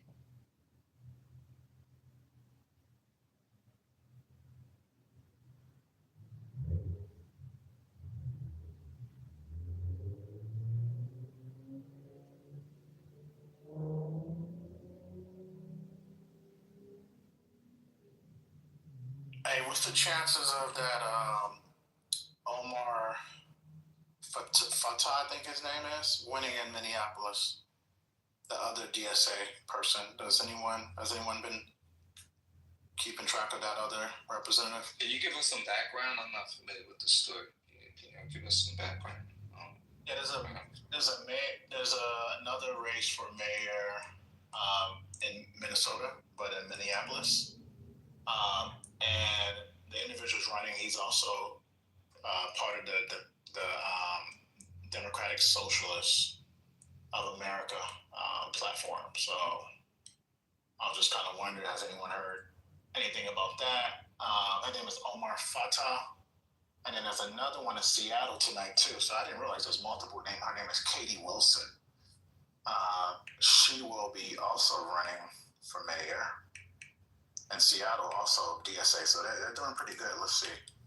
Elected in Seattle would mean social housing, a $1 billion bond for affordable housing, mental health professionals, this is not bad stuff, and defending illegal immigrants from deportation. So yeah, so there's two other DSA. So DSA is taking over the Democrat Party. Maybe if they win, they would turn the tables 3 for 3. We know Madami's gonna win. It'll be interesting to see if those two win. So we headed towards so we got MAGA, the offshoot of the Republican Party was MAGA. So is this new surge of the Mamdamis, is that going to be an offshoot of the Democratic Party? Are these going to be two new things going on? That's interesting. That's a good conversation. The versus them, I guess, right? That would be the new Dem versus Republican. I don't know. You can put my name on this as a prediction, Omari and Robert. I 100% believe socialism will win out in this nation. I already said it earlier. Socialism is going to win, and it's going to be because of everything, all the technology that's coming. But Mondami is the canary on the coal mine. I believe he wins tonight, and the nation is going to gravitate more and more to socialism at the end of the decade and probably be full-blown socialists in the mid-2030s. And who's the opponent now? So is MAGA is their opponent? Is that correct? Is that what you're saying? I think MAGA's gone when Trump is leaving. MAGA's gone with Trump. MAGA's gone with Trump. Like short term. Well, MAGA's been here before Trump, right? Technically, but that's what I'm putting on the floor. Like I have no fucking idea. So, but and Trent, your statement, it bears some thought. I mean, I don't think anybody can deny that. Like, I think that would be pretty ignorant, but it's something that we can definitely entertain and dissect. Absolutely. I'm a full-fledged capitalist. Voted Republican many times, but when you look at where we're at as a country and what is and what isn't working, and I've told my Republican friends, they think I'm crazy. I'm like, no, socialism is going to win because there's no way. And Elon's telling you too. I mean, if you listen to what Elon is saying when he's talking about BMI. They're talking about socialism. They're talking about socialism. It's the only. Go ahead. Someone was speaking. You said BMI, you meant UBI. It's the only answer to when you get to scale with humanoid robots. I don't see another. But I definitely don't see the form of capitalism that we have, and partially, possibly, not even democracy, that we have right now. Once you get to scale with these technologies, it will change everything. Anyway, I gotta go get a drink. Y'all have a good Because I mean, remember, we kind of went through that, not to this degree, probably, not to this degree, but when car manufacturers, right? Like, we all remember, you know, all of the car parts were put physically by hand by people, and then all of a sudden, you know, now we have machines that are doing that, and conveyor belts and all this other stuff. So now, compared to before, you don't even have that many physical people who are actually putting a car together. But now we replace that industry. We need people to make those conveyor belts and the machines and then service it and everything else. I don't think it's catastrophic, but yes, there is going to be a good amount of people who are going to lose the jobs and the skills that they have known because they're going to have to learn something completely new. That's a good point, Katrina. This is a new day. I agree with you.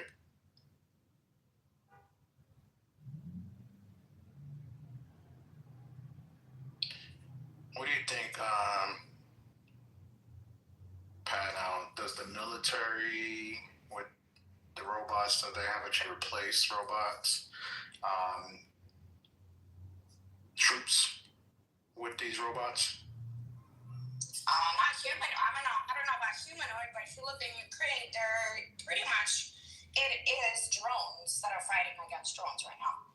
Literally, there's no human. There's barely any human contact on the front lines.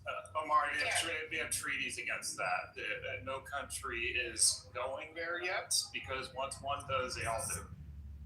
Well, you heard about I don't know if you heard the conversation, CEO, but I mean, there was actually an interesting commentary I was listening to this week, because I mean, this is where it gets political as well. So I don't know if you're familiar with Lucky Palmer. I mean, he's the founder, Andrew, previously the founder of that Meta VR system that Facebook now uses. It was Oculus at the time.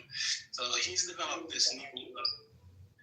Yeah. So he's developed some new, military weapons that are using AI technology. And his issue is that, I mean, there's the human in the loop concern, which is that, in order for AI or artificial intelligence robots to kill people or carry out particular executions, there needs to be a human decision in the process. And he's saying his concern is that, I mean, if that is actually required, then you need RF, and the RF frequency can be jammed. Therefore, his argument is that, I mean, these autonomous weapons should be able to carry out execution. Yeah, so I mean, so that's I was thinking about it strategically, and I was like, okay, I understand how it makes sense, but the issue with that, like you said, in the international regulation, he thought it was ridiculous because of the fact that, I mean, if you're now saying, okay, we're going to use these autonomous drones or autonomous humanoid robots to kill people, but we're going to have a regulation that it's going to be illegal, then that's not going to work either. Invisible. I was gonna ask, but in regards to the jamming, I mean, I don't know that much about it, but in regards to the jamming, the signal, and everything else, and this is obviously like on a very, very, basic level right now, but between the Russia and Ukraine, we're seeing how they were using the regular, Mavic drones and stuff like that, and even like robotic dogs, and they were building their own little drones. That would walk over and blow up, basically, like little. And would walk.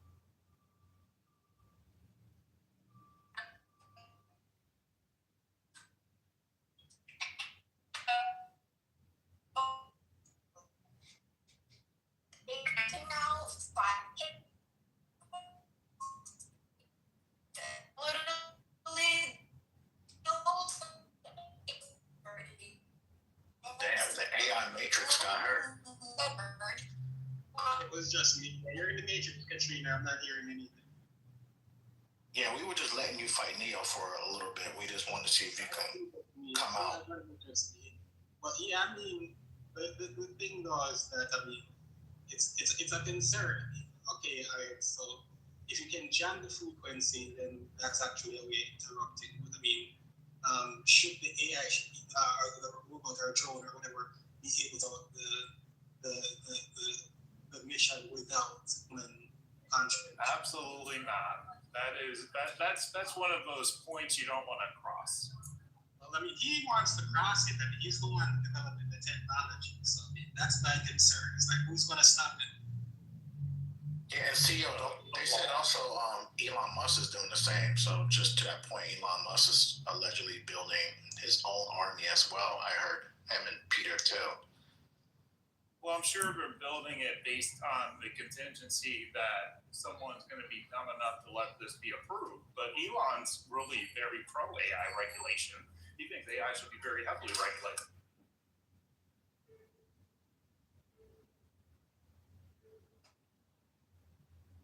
Yeah, I mean, I think it's a point we shouldn't cross. But I mean, he's arguing that the same argument with everything else, that if we don't cross it, somebody else will, and China will. Well, I think you have to be prepared to cross it, but you don't actually cross it. You let someone else go first. That should be everybody's attitude. Well, yeah, I agree.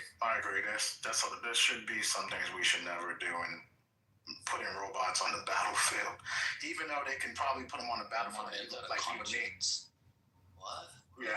Okay, no, don't derail. And so that even though that individual, his consciousness was generated by AI.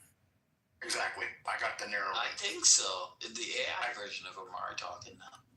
Yeah, I went and got it inserted when after the conversation with you. With that being said, you know, we are living in times where they're now not going to have the nuclear treaty anymore. Like, they're going to probably let that shit go. Like, so who knows? CEO, don't always expect the unexpected. Well, I mean, look, but there's some lines where it's just like, okay, so we're just going to destroy humanity, right? And like, the nuclear line is one of them. If a country decides to use a nuke, all use nukes, and it's all over. There ain't nothing, there ain't no discussion, there ain't no planning, you're just done. Hey, CEO. So what do you guys think? Y'all saying humanoid robots is going to rule the world and going to kill all of us? I'm curious. No, I'm saying that's not going to happen because no country will cross the threshold. Because once one does, all of them do. Like militarized humanoid robot? Correct, yes. What if you can't tell the difference between...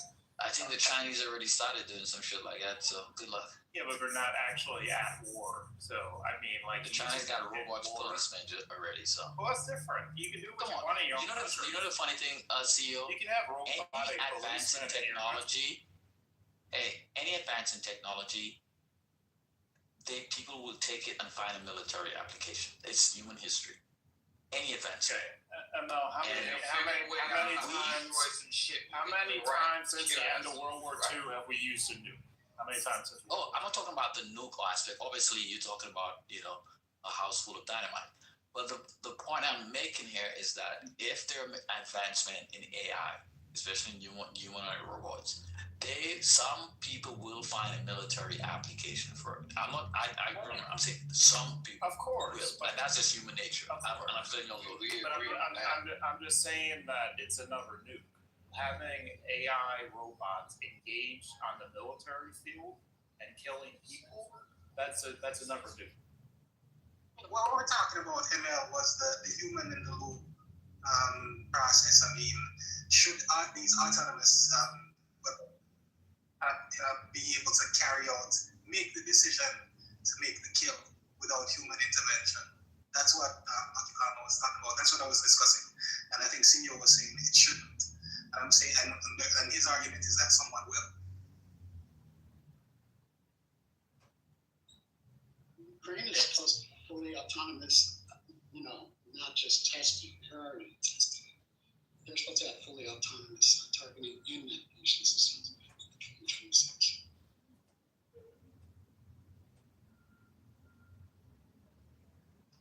So I have an update for you guys. Here in New York, I just went to vote. It was quiet. It was starting to fill up as I left. There was a lady in there who was very upset that she was saying that she is a registered Republican and she has been purged from the system. They can't find her, and they were offering her an affidavit, which she declined. So I'm going to see if I know anybody else in that particular situation. And looking at the ballot, and I know that the party that Cuomo was under is called the Fight and Deliver Party.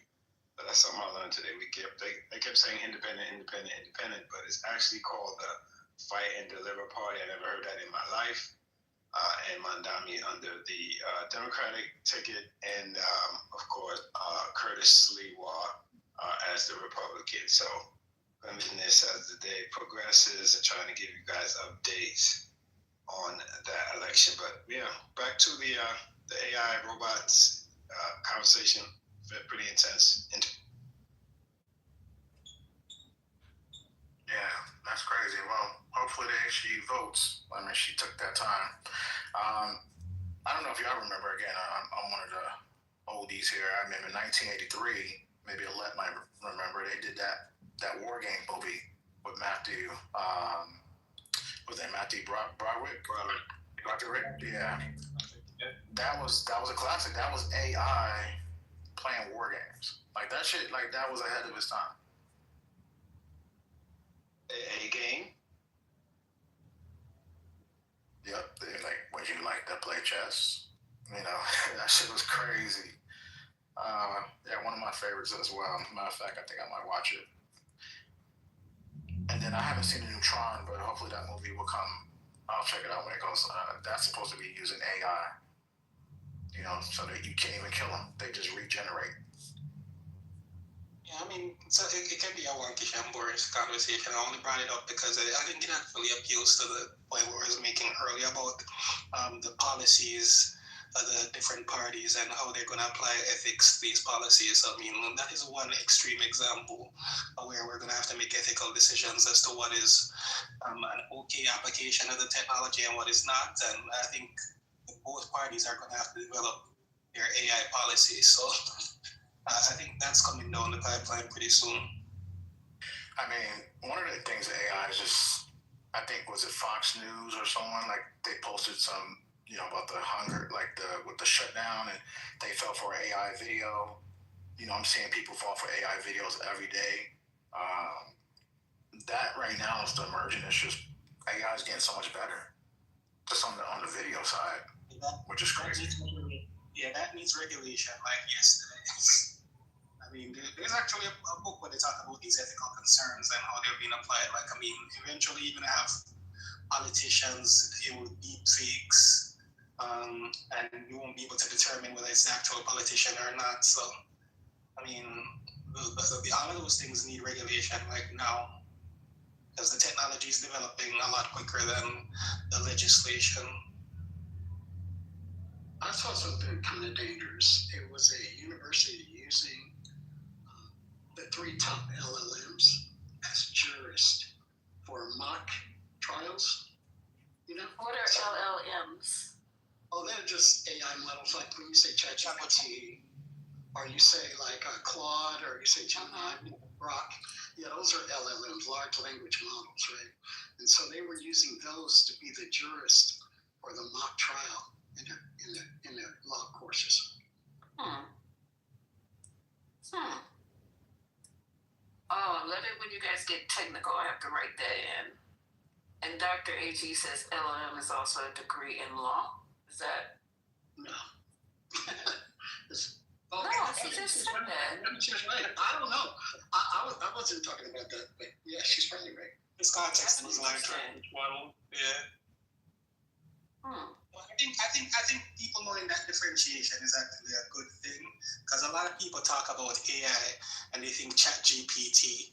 But these programs, they fall into a classification referred to as LLMs, large language models. So ChatGPT, Claude, DeepSeek, Perplexity are all examples of LLMs.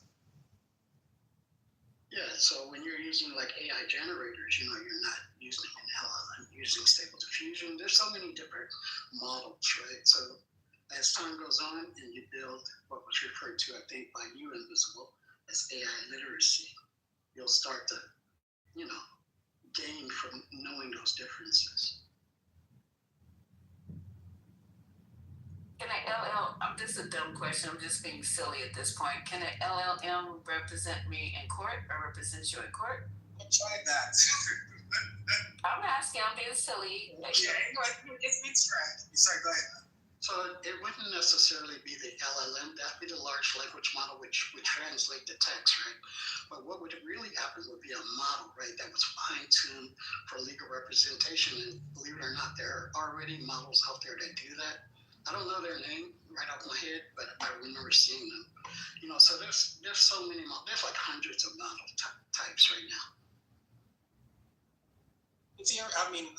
There's one gentleman who actually tried it. It wasn't the LLM itself representing him, of course, but he was doing self-defense, utilizing the LLM. And I think that's, we're already, at the last company I was with, we're already using them to review contracts.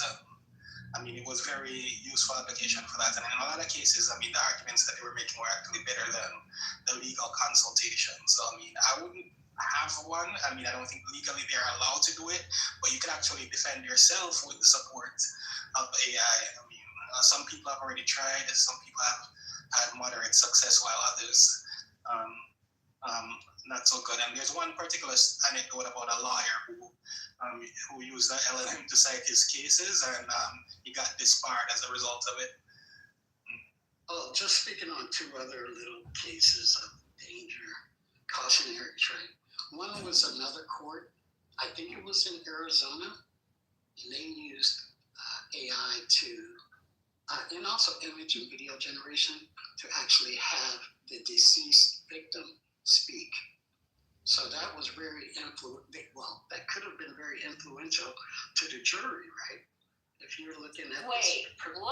You said had the deceased victim speak through AI. Yeah, like a resurrection. There's a company named Reflector.ai. They're actually MBA, and they basically will resurrect your, anybody you want, right? That you have memories in the form of media, like archival photographs, video, even books and journals and stuff. They can build a simulacra of that person, right? So that now, like this one person, they would have their grandfather who died talk to the kids and crack jokes with the kids like he would crack when he was alive, right? The AI just like replicates that. And it's called Reflector.ai.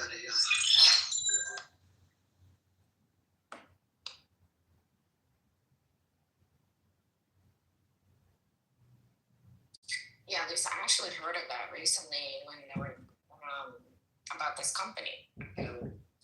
You can basically, while you're alive, you can go in there and basically describe yourself, put videos, photos, give your history, how you feel about, just everything. Basically, you describe your personality to it, and then when you pass away, basically it will create like a computer version of you who will be saying stuff that you would normally say. Literally. It's kind of scary.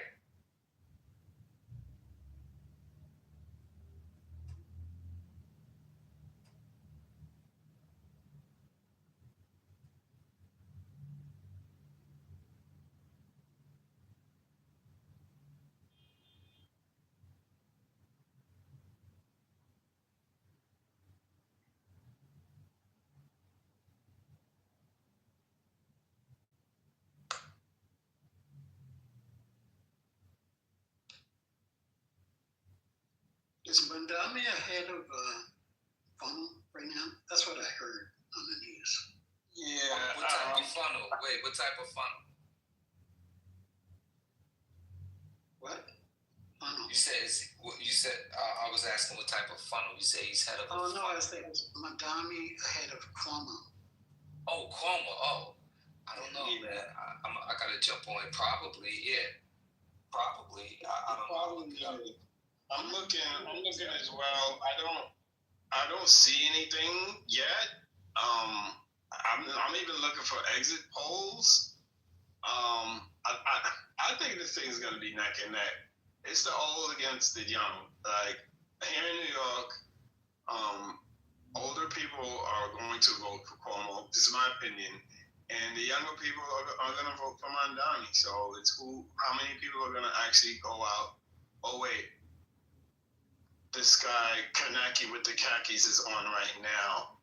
So yeah, he's on for New York News. And are more people going to vote like after 4 o'clock? Well, that's the thing. When we look at the over the weekend in early voting, the majority of early voters has been astonishing for older voters, and younger voters haven't come to the polls in early voting. And so now we wait to see if the younger voters are going to come out today. I mean, the younger voters are going to come out today and vote, but so far that may be, that could be a telling thing that, you have a more mature crowd coming out early and making sure they put their vote in. So this, now if there were younger voters coming out, yeah, then there's no possibility of an upset. But I think the fact that older voters have come out in droves, I was looking at the numbers, and so yeah, it may be an upset, and I predicted an upset.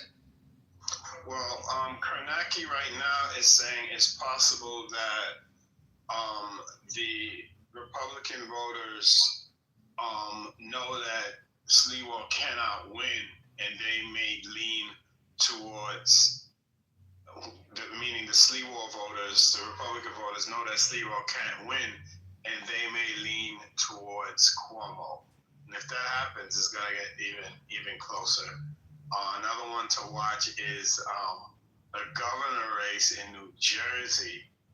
Mikey Sherrill, if you guys don't know, this is an ex-military pilot on the Democratic side against Jack Ciattarelli, who is the GOP candidate.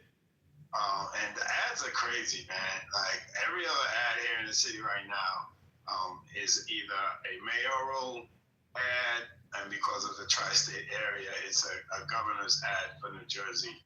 Because, we share television stations here, New York, New Jersey, and parts of Connecticut. So this is going to be interesting, guys. Very interesting. Yeah, I'm all queued up for Decision 25 on NBC News, so I don't think they've started. I think maybe probably about 6 o'clock or so they're going to start running, showing the results and predictions. So everything is at 0 now. So I can see the Bronx, Brooklyn, Manhattan, Queens, and then other races for New Jersey. So that's when I'm going to come back on, like about 7 o'clock. I'll start looking at this link that I have and seeing what this shit looks like. So I see a poll from the Marist Institute for Public Opinion is showing that Andrew Cuomo leading Zohran Madani by about 10 points, 55% to 45%. Wow. What type of poll is that? What that's Marist? I don't even know, but to be honest with you. But another poll by AARP, that's from New York, found that Madani maintained the lead in certain surveys, but many older voters, like you said, are undecided. It's a head-to-head. So looks like it's pretty close.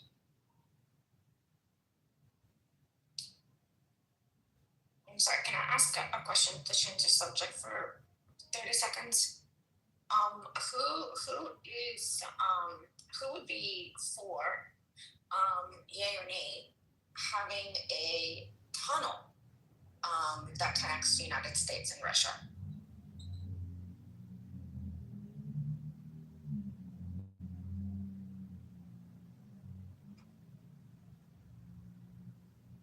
What was the question?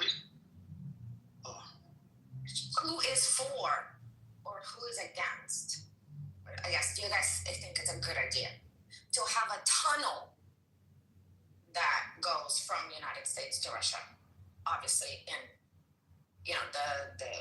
by the Alaskan border? already a Why? tunnel. Why you have a problem? I'm for it. It gets to open up the world. The whole world gets to be connected. With Russia. Yeah. Oh. Okay. It's not like you have an unmanned turnup. We obviously there are borders, and they're gonna control who goes in and who gets out of it. And we could always blow the shit up if it comes to that. But I don't have a fear of it. The Russian border crossers, that would be cool. Yeah, I mean, we gotta start building bridges sooner or later. Putin is not gonna be in power forever. Yeah, but Mel, he's got just the same way how we had Lenin, then we had Stalin, then we had. He is gonna be gone, and it's just gonna be another Putin. It's the people change. The Well, regime but doesn't. Yeltsin wasn't like Putin, right? Yeah, and he's hated, absolutely hated. So a tunnel from America to Russia, is that what I just heard? Yes. Yeah. So the news is. It's easier when you say Alaska to Russia, Robert. Right. No. That's what I said. The Alaskan border. Oh, that's not what I heard. I didn't hear Alaska. Okay, that's what you're saying. Okay. I don't even have any comment on what was just said. I'm just going to wait till the next topic comes up. But I put a link in and we all could. This was in an article like what, a week ago, Katrina? There's an article a week ago that I read about this. Yeah, so for tonight's discussion, guys. I'm just surprised. And Elon Musk is going to build the tunnel. So. Okay. I think it's interesting. Okay, so for tonight's discussion, I put a link in there that we all can look at it real time and unpack these numbers as they come in. Right now, they're all at zero. So I'm just suggesting that we can all just add this tool later so we can have a lively conversation. It's just going to be fun. Are you trying to stop Starlink from stealing the election for Cuomo? Did it for Trump. Quick breaking news. They got about half a dozen sites in New Jersey, and someone put in the chat, I'm seeing it now as well. Over half a dozen polling sites in New Jersey received threatening bomb threat emails.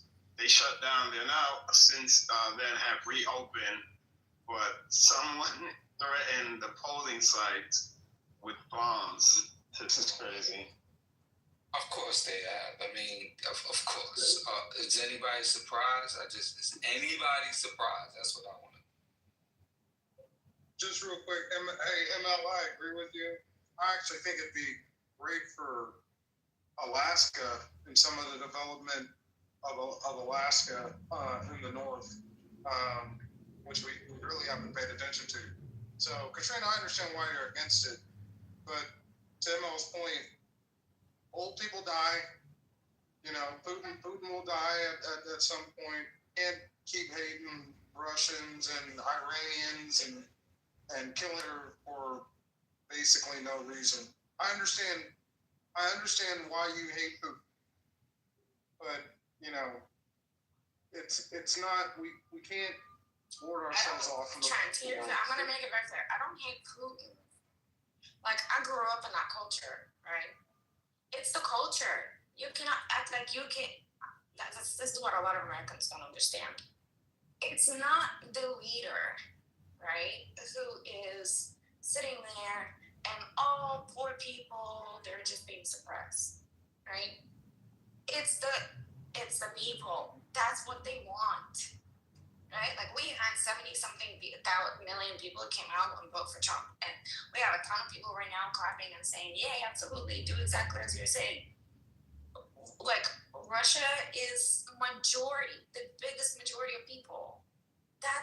They want somebody like Putin, and like I said, you had Lenin, you had Stalin, you had all the physical people are changing, but people are gonna pick and choose what they want.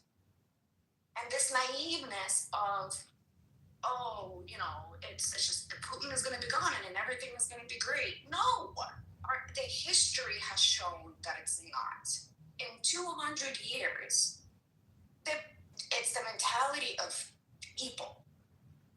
When they are saying, "I'd rather die or eat dirt and starve," just so that I can have, quote unquote, a great country, right? Or destroy United States. Like, Putin is just, it's just a figure. You understand what I'm saying? Yeah, I get you, but I'm here in Brooklyn, New York. There's a very vibrant and active Russian community. There's other Slavic nations, Eastern European nations that have carved out their own communities here. I don't think that what you're saying is the mentality of, you can't throw that over a whole country. Not everyone agrees with Putin. They have to, remain silent, right? Because we know what those in power do to people that go against the grain in that country, and many of them have left, and gladly leave, because look at our country. We're made up of many nations, right? Pluribus unum, right? Out of one, many, or out of many, one. This country, especially New York, every culture, every country is represented here. So you can't say that Russian people, all of them, agree with their leadership. Yes, some do, but just as many, I say, don't. I'll end with that. Divine, I'm gonna make it very clear, because I'm pretty sure I said it those words on purpose. Majority and the culture, the overall culture and majority of people. Of course, there are some who are against it, right? Navalny was against Putin, and for some reason, the United States even gave an Oscar to him, right? And yes, he was against the Putin regime, but he was still had that, that Russia is the better, and we are, he was saying, why attack Ukraine? We should go attack other countries that are not white and Slavic.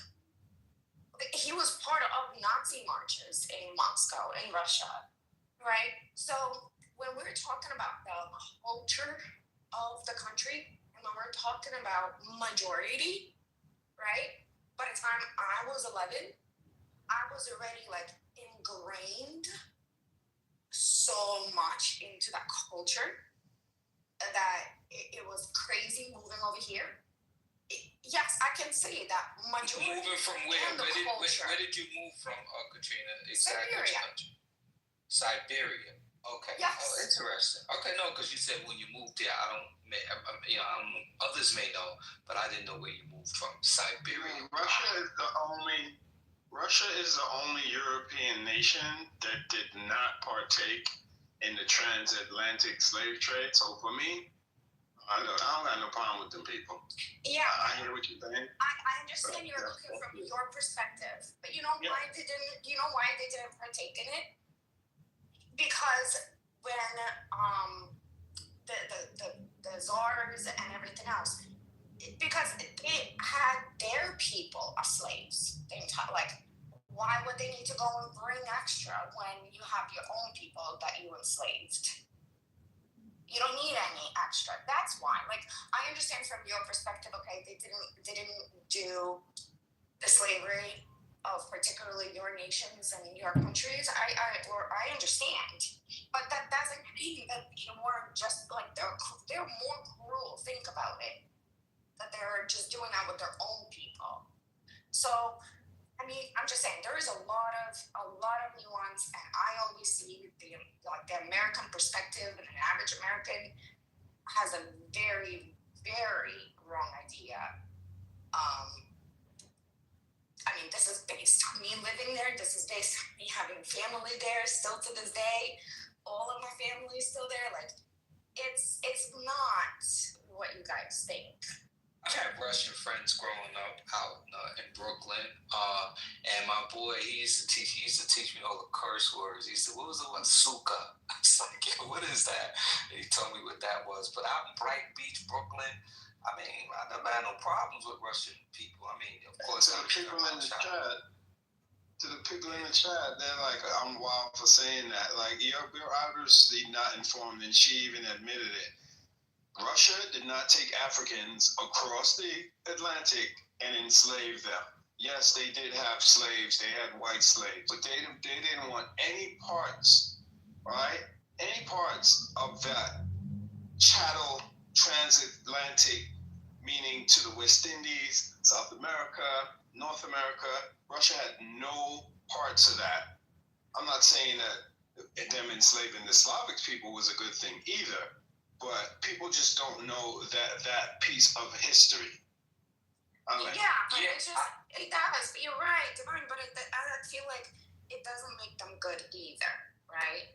So just because they didn't use somebody else's people, but they used their own people, right? So think about it. I think it's even more cruel, right? Where you use your own people, right? Better to use others? Like what? What are you saying right now? What? What I'm saying is that usually the people were the people in charge, or the government, or the kings, or whatever, right? They have to promote this somehow, right, to the people, and they go, oh, you the people, right? Like here in the United States, you white people, you guys are gonna benefit a lot from having slaves, right? But over there, if you think about it, it was we have a certain class of people that are treated as human beings, and the rest of you that are own people, you're not even humans, you're slaves. You know what I mean? Hey, y'all sure they kicked them blacks off the train when it was time to leave Ukraine? I remember them videos. Okay, Trent. Sure. Trent, that wasn't actually in Ukraine. They were kicking them Africans off the train. That wasn't Ukraine. Trent was Ukraine or Russia. Ukraine, two different. It's two different countries. Train, bro. Stop it. It is two different countries. Do you not understand that? It was in Ukraine, Trent. I'm talking about Russia. You're talking about Ukraine. It's two different countries. It is not one country. Hey, ML. When it was time in 2022, when everybody was fleeing Ukraine, Eastern Ukraine, they were kicking the blacks off the train and leaving them behind. That's Ukraine. We're talking about Russia here now. I know what we're talking about, but I know what she's talking about. Just making sure you understand which country we're talking about. She hates the Russians because of what happened in Ukraine, and I agree with her. She hates a Russian because she's Siberian, one of the coolest places in the world. That's why. I'm literally. I'm playing with you, sir. Seriously, I grew up in that environment. Like when I say that I had to do a lot of soul searching and reflecting when moving to the United States, because at 11 years old, the racism, that Russia is the greatest, right? That whole narrative, that whole what they call as patriotism, where did you settle at when you came in? It doesn't matter. Okay, I'm. You can Google me. Literally, I'm all in the internet everywhere. My whole point is that it starts in kindergarten. It's when we're talking about how the United States right now is rewriting history. That's literally what happens. Like the history books are so rewritten that, like, I came to the United States at 11 years old, and I was telling Americans, like, no, Russia won World War II. You guys have nothing to do with it. Like, you just jumped in right at the end, because you wanted to be also a winner. But Russia is the one who won World War II. We're the only ones who, really fought. Like, everybody else just jumped on the bandwagon at the end. Because that is what is taught. Starting from kindergarten. We have, and the culture is so militarized. When you have, imagine from Veterans Day, every single government school and every single daycare, whatever, or pre-K, has their kids dress up in military uniform and, do patriotic stuff. Like, it's forced, right? plays and marches and everything else. Like people really don't understand. And like I said, Putin can die tomorrow. There's going to be another Putin that is going to come into power.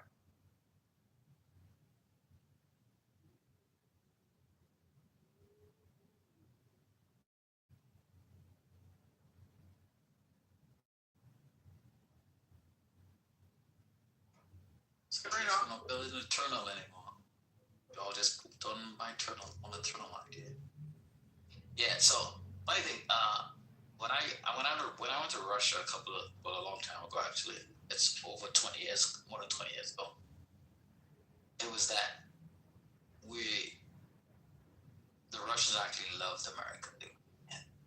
I go to America. I want to go to America. I didn't meet one Russian that didn't want to go to America. It was kind of way.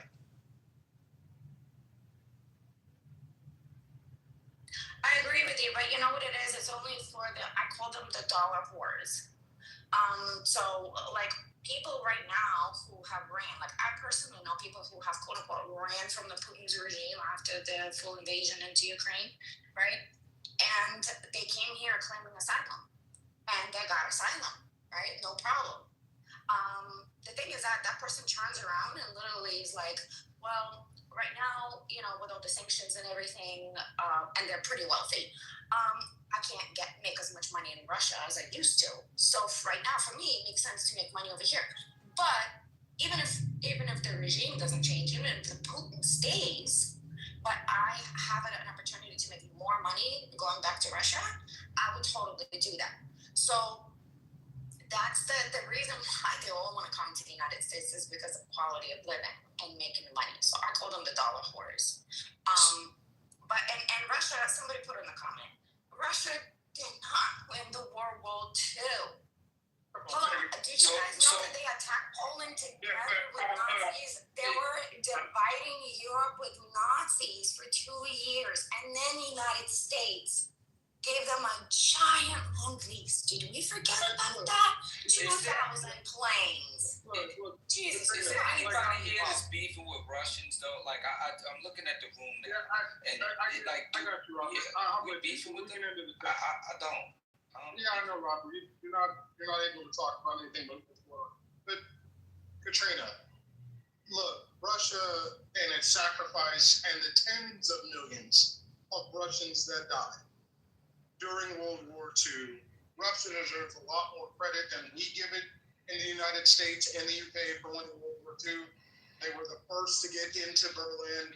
They did turn the war around.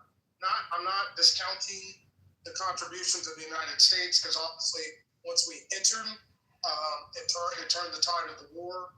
But Russia deserves a lot of credit for winning World War II. Okay.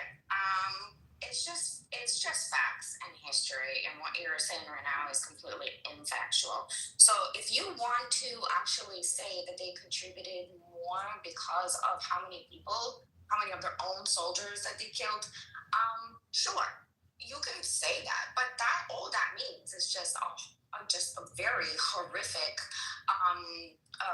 military strategy that doesn't care about their own people. The same thing that's happening right now. They did it by a meat grinder, right? That's the thing. The regime doesn't care about its own people, right? So we're just gonna throw bodies, right, to the point where you get overwhelmed like a horde. Seriously. So, I mean, if you think that is the measurement, sure, I think it's bad leadership. Katrina, did you say infactual? Girl, don't be having sending words in here with these MAGAs, having them think we don't know vocabulary, girl.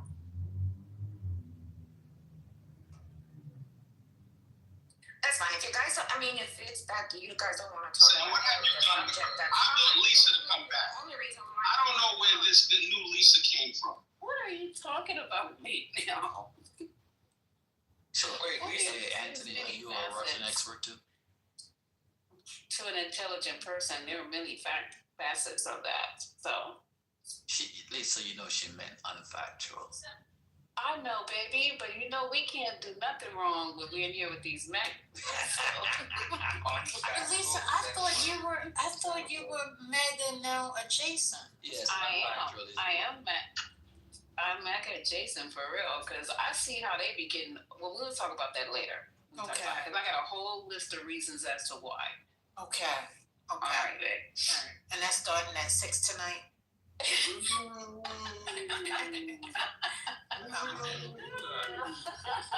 Lisa Mandami or Cuomo, are you gonna vote?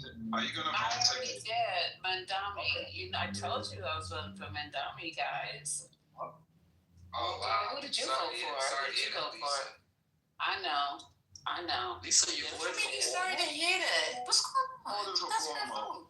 First lady. Lisa voted for Cuomo. Is that what y'all saying? No, she voted for Mandami. I voted for Cuomo. Yeah, I voted. How you vote for Cuomo? Say that again. I voted for Cuomo also. See, look. Why? They MAGA now. They MAGA. Well, no, They done joined the MAGA. They done joined the MAGA team. They done joined the MAGA team. Yeah, You right. go ahead. Anthony ahead, voted against Mandami because they call him a communist. Yeah, here's why. Here's why. Omari and Trent for this. I really do. I'm not talking. Wait. I'm not talking about this recent shit that's going on with this man. I ain't talking about that. What I'm talking about is this. is that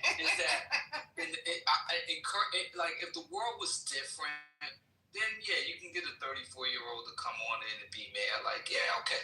But what we have ahead of us, there's a learning curve that Mom Donald's going to have to face. There's a learning curve, and by the time he comes out his learning curve, it'll be 4 years from now, and that's it. So yeah, his learning curve, he doesn't have the structure, he doesn't have what it takes to really get the legislation passed that he's been talking about. So we'll see. That's There's a lot of other New Yorkers that believe that he can. That's cool, but those New Yorkers are people who, a lot of those younger voters, they didn't grow up in New York. They come from wealthy families. They're living in the woods. Lisa is young, but she ain't that young. And Spirit is young, but he ain't that young. So now what?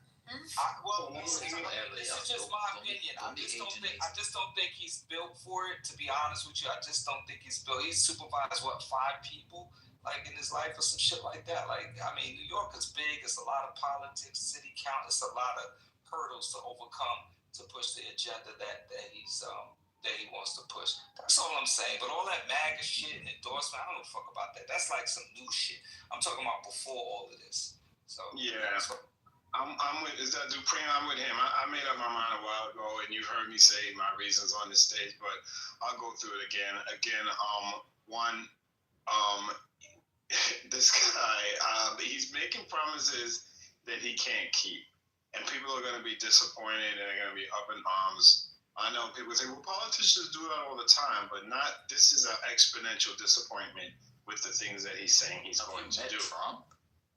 Is it true that? Okay, let me land, please. I live here, so the president hasn't really affected me in such a major way as this mayorship will.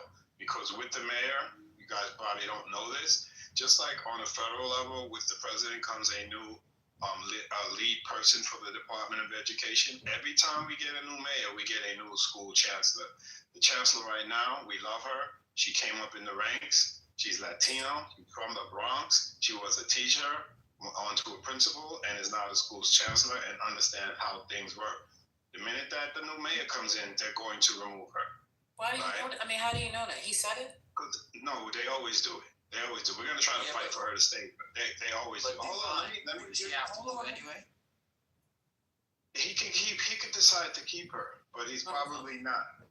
Yeah, the sitting mayor can leave these people in position. Also comes a new department, chief of police, right? These are positions that change. They're very political. But again, this guy, he's following the wrong path. He's in the nightclubs. We don't need you in the nightclub, Mr. Mayor. We don't need that. No, we don't. The man's a young man. Let him party his life away. Yeah, he could party in your shit. Divine was in the club. I mean, Divine was in the club. Don't mind Divine. He was in the club. Okay, but it was was okay when we had our mayor with the 2-3 carat diamond earrings in both ears and flying off to Turkey for God only knows what reason. He was in the clubs. Yeah, he was in the clubs everywhere. Clubs, hubs, tubs. He was definitely in the tub. Definitely in the tub. Full disclosure, Lisa, you sound like a straight hater, man. Where is Lisa? I want to know where Lisa is. First lady. Hold on. First lady. First lady. I tell Anthony to stay off of my jock. Ooh. Did you? He's stay off of your my G string. Okay. I had to think of something that he would understand. A G string. You said Stop saying my name. Stop saying my name. Stop saying my name. That's what I'm trying to get you to do. Stop saying my name. Say my name. I'm with Robert on the whole Trump. Expressing my disappointment. I don't know when you changed up, Lisa. I don't care that Trump endorsed Cuomo. That doesn't matter because he shitted on Cuomo during the pandemic, right? Cuomo's the man. I don't care what y'all say. I do not agree with the sexual allegations, the whole shit with the women, but shit happens. We always say we need to forgive. No. Look, he did what he had to do. He did what he had to do. He paid those women. He paid his dues to society. He didn't do jail time. This man's a politician. He knows New York. Now we sound like, wait, I told you he was back there. Y'all doing it again. He has the relationships, I feel, on a corporate level, because we know corporations in New York City go hand in hand. I don't know how they're going to react to Mondani. I don't know how we should react to somebody who's accused of sexual misconduct either. Because we talk about it with Trump and they excuse him. So are you saying that we should just ignore the fact No, I'm that telling you. No, I'm not telling you what to do. I'm telling you why I I'm voted saying for him. as a group of people, just ignore the fact. He settles his case. He paid his dues. Hold on, Robert. Let me answer this, because I get this a lot. You voted for a man that sexually harassed women. I don't agree with that. But when it comes to politics, I think he's the better candidate. He handled COVID effectively. He was against mandates, right?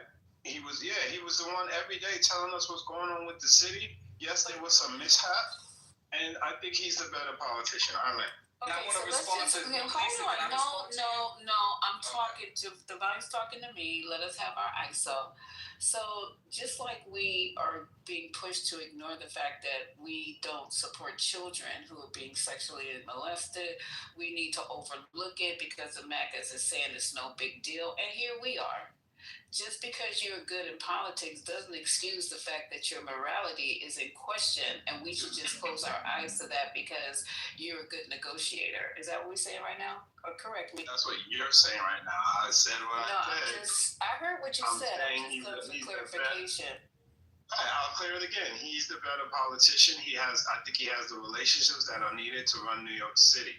I think the people who have sense and look at what Mondani has to offer and what Cuomo has to offer on paper with a plan and an agenda. We don't need free buses and city-run grocery stores. We need housing and educational programs. We need pathways to success. We need success for our youth. We need people who don't have houses to be housed, right? With a plan. Cuomo was in there before. What happened when he was in there before? What all the things that you're talking about? He just got revolutionized. He was governor, and the city was all right. I know he was. Okay, I got that part. The city was who was mayor when he was governor? So I want to jump in real quick.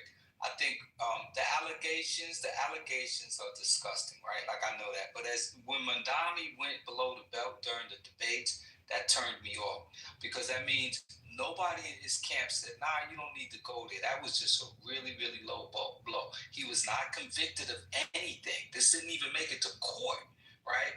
So that's one. But when he hit below the belt, that told me that Mondani didn't have the foresight to say, hey, you know what? Nah, let's keep it to policy, etc. So that right there, that fucking left a bad taste in my mouth. Now, during COVID, the way Cuomo had that panel set up on stage, the the way he respected his commissioners, the way he showed the reporting, the way he utilized technology, the graphs and the breakdown and all, that shit was phenomenal. He made mistakes. Now, let's be clear. He did make some mistakes. All of us do, right? And all of us would in that capacity.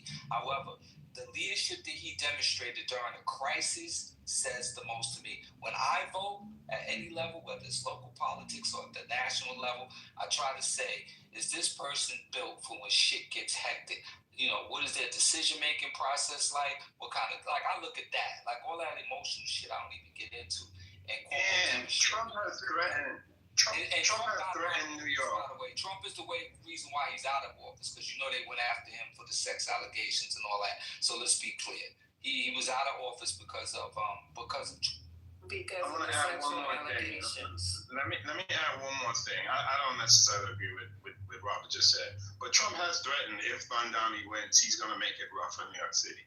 He said that. And he also said the same thing about California, any other blue state that doesn't kowtow and capitulate. So that's not nothing we should be scared about. Should we be scared and run as Dems again, once again? Okay, as a Brit, can I ask you all? No one's asking about Brits right now, ma'am. We're talking about Americans in New York City. I'm sorry. Okay, am I done with my ISO? I heard what you said. I'm not scared. We should not be scared. And again, I'm voting policy. If we went through the policies in here one day, Patty was here, we went line for line on policy and on paper. And we went back and forth with Corey. Cuomo's the better candidate. That's just, to me, that's just the fact. Okay, all right, I'm good with that. I'm not here to argue or change anybody's mind. We're just having a discussion. So that's why those really private when you go in there. Yeah, no, I respect your vote, you know, and again, if he does win, which he probably is going to win, I just hope, you know, the city can still prosper and he can address the issues that I have. Homelessness, educational opportunities, and access to affordable housing. Yeah, those are my issues. Yeah, and I need my project green lighted. Like, we got legislation that's supposed to go to the governor, and man, I ain't gonna lie. I do have an interest in this shit like a motherfucker. We were right here, and then Adams, you know, I don't know, he just fell apart. So we can't do anything until like we see what's happening with this election. But yeah, I want this affordable housing to be fast tracked in New York. So that means we can get approval for the shit that we working on. So we'll see. And I have a question. Just, you don't have to answer it. You and Robert, was that you, Robert, that was just talking? Yes. Did you guys vote for Mayor Adams? I'm just asking. You don't have to answer.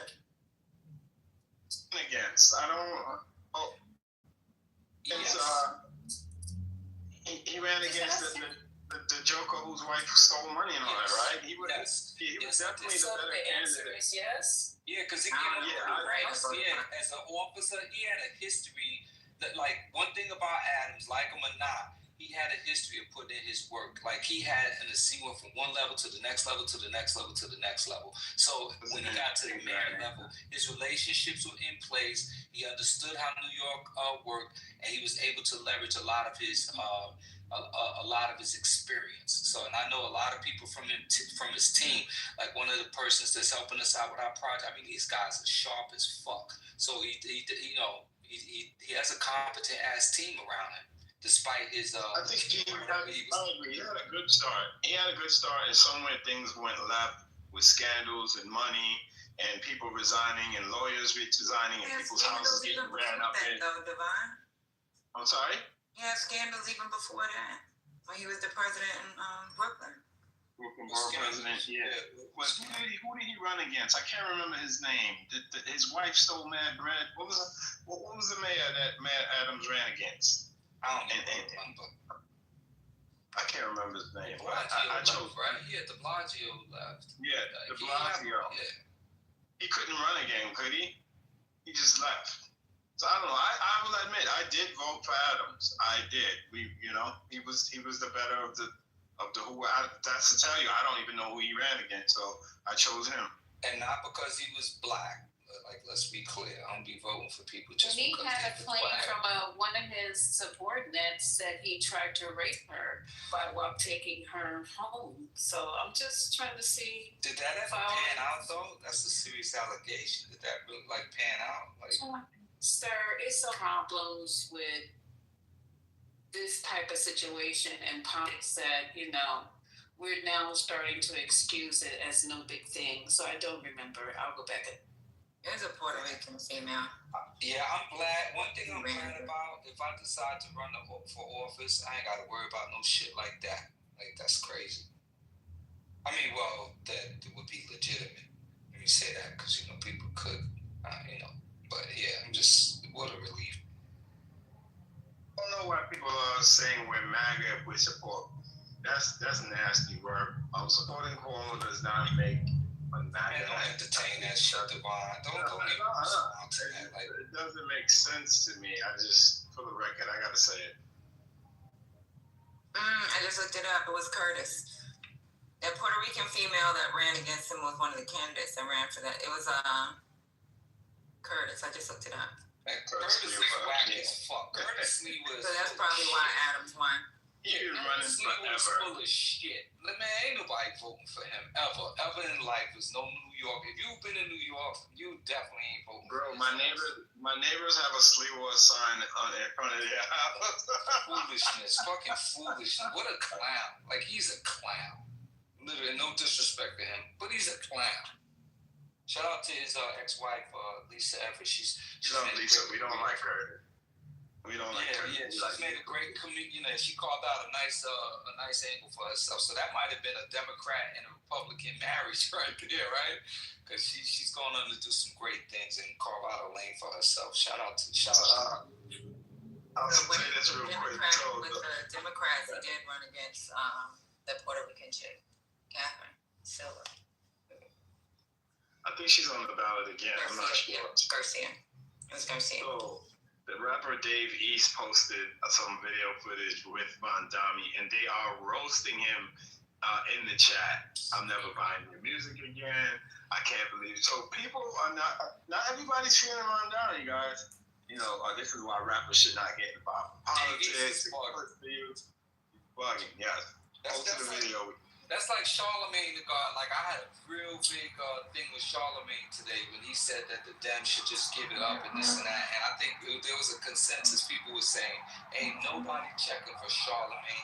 He is not. And I wrote a thing and it said, dear racists, we don't try to shove Charlemagne down our throat. We the culture, do not fuck with him like that. So no matter how much y'all try, whatever he says, don't resist. It was funny. But yeah, that's what they're trying to do with Davies right now. So I'm just saying that all these politicians are flawed, and hopefully some of the things that are like the words they use on this app, tangibles, maybe Mandami can get to it, maybe he can't. McConnell is no guarantee that he would be able to complete any of his campaign platform. But hey, you say the right things and people go, oh, we don't have this, we don't have that, and half the time we get none of it. So I just like Mandami because it's a little shake up, and I think that's what we need. Como is just establishment. He's been around forever. Why don't he go someplace and sit down and let the new young people get involved in politics? And that's across everything. For me, they might be wrong. They might have some crazy ideas, but I think these young people are starting to get involved in politics. Did everybody bring a jacket? Did you all bring a jacket? Yeah, Mike was high. I tried to meet her, but I can't meet. Yeah. I got my jacket. Your mic is on, Slalom. I muted her. Oh, yeah. But no, it's not working. The mute button. Who is it? If you need to take a swim, thank you. We have a slew of talented young politicians here in New York. A slew of them, man. I mean, but they it's got like run. age 40. Right. But Mondami is, I wouldn't consider him amongst that talent. But listen, Robert. He's a great campaigner. They have to run. they have to run. You can't just consider yourself great and you don't get out there and actually run. He ran. So why don't we just keep encouraging the younger people to get involved in the political process? Because Cuomo needs to sit down. He's been around too long. All these people, we need to just start purging. We really do. Barrier, guys. It's very expensive for mayor of New York City, just like it's super duper expensive to run for president. I mean, people say, yeah, run, but when you go to open up your wallet and open up your campaign fund, people all of a sudden got what they call it short arms and deep pockets. I agree with you, but money has become a barrier to politics. Like basic, having small donations. I mean, we have to also support them when they get ready to run. We just can't sit up and just not support them. New York's a little different, Lisa. New York's a little different. New York's a little different. Well, a lot different, actually. It's 100% different than any other city in the United States. We need young, talented people. Absolutely. I don't think anybody would disagree with you, but it ain't him. It ain't Mondani.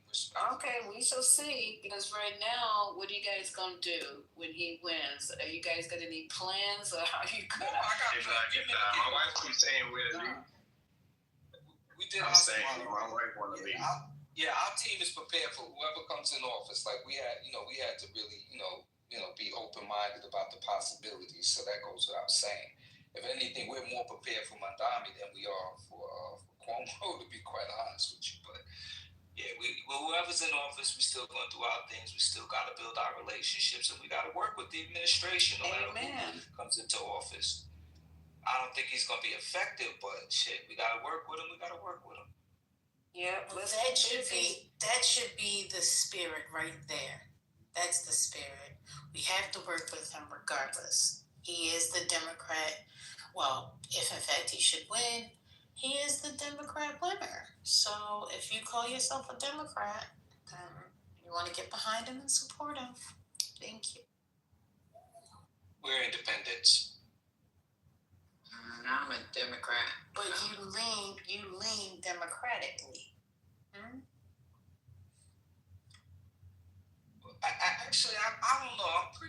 I don't know. I'm concerned. I'm like in the middle. Right. Okay. Yeah, I'm definitely in the middle. Robert, I'd love to hear your conservative views. I'm sorry? I said I would love to hear your conservative views. You do hear them all the time. You heard them earlier. I got ostracized in the room earlier for my views about, I ain't going to say the T word again, but that might be considered a conservative position.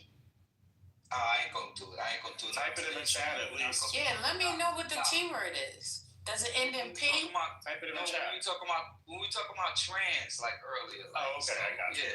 Yeah, so I have very conservative views, but, I think people need opportunities to really get ahead. Like, everybody is not like us, and we got to accept that. Like, everybody doesn't know a thing. Like, this is a fucked up society, and a lot of people just haven't gotten the memo and are still trying to figure things out, and we shouldn't just ostracize them for that. Like, parading around because you take away SNAP benefits is just wild work. Like, literally attacking the poor and downtrodden and trying to punish them, that's just sinister to me. That's just sinister. Robert, I'm not trying to start nothing, but this is a genuine question. Maybe I should ask you in the back about conservativeness and trans. You can't be conservative if you believe that a person needs autonomy. Well, maybe we have this conversation in the back chat. No, we can have it later. We definitely have it. But the point is earlier, I got myself in trouble because of that. But I'm gonna stand on what I stand on. But we could definitely have that conversation another day. But tonight is election night in America, and that's what I'm gonna focus at. So I guess Lisa, what do you mean by autonomy? I don't want to have the conversation unless it's with Robert, and then we can have it later on. Because there's certain people that got, their gun on their hip and a bullet with my name on it on this stage. So I'd rather us have it in another. We can have it later on, like maybe at about 9 o'clock tonight when the other ones start getting sleepy, or you guys need to take your meds or whatever. But me and Robert can suss it out. I'm just gonna say. Not that people need to take their meds. What is going on? The way I live my life and like my personal views, what I would do in my family, I think I'm actually very conservative. Now everybody must be Well, what I'm saying is that the difference is what you do in your own home and what you do with your own self. Those are your views. It's not, oh, we're against others.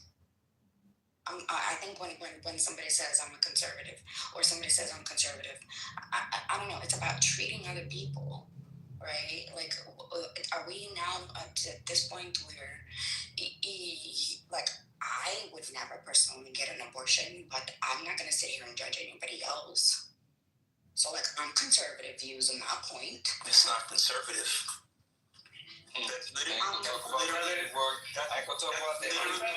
think that counts. Yeah, I got you. That's literally pro-choice.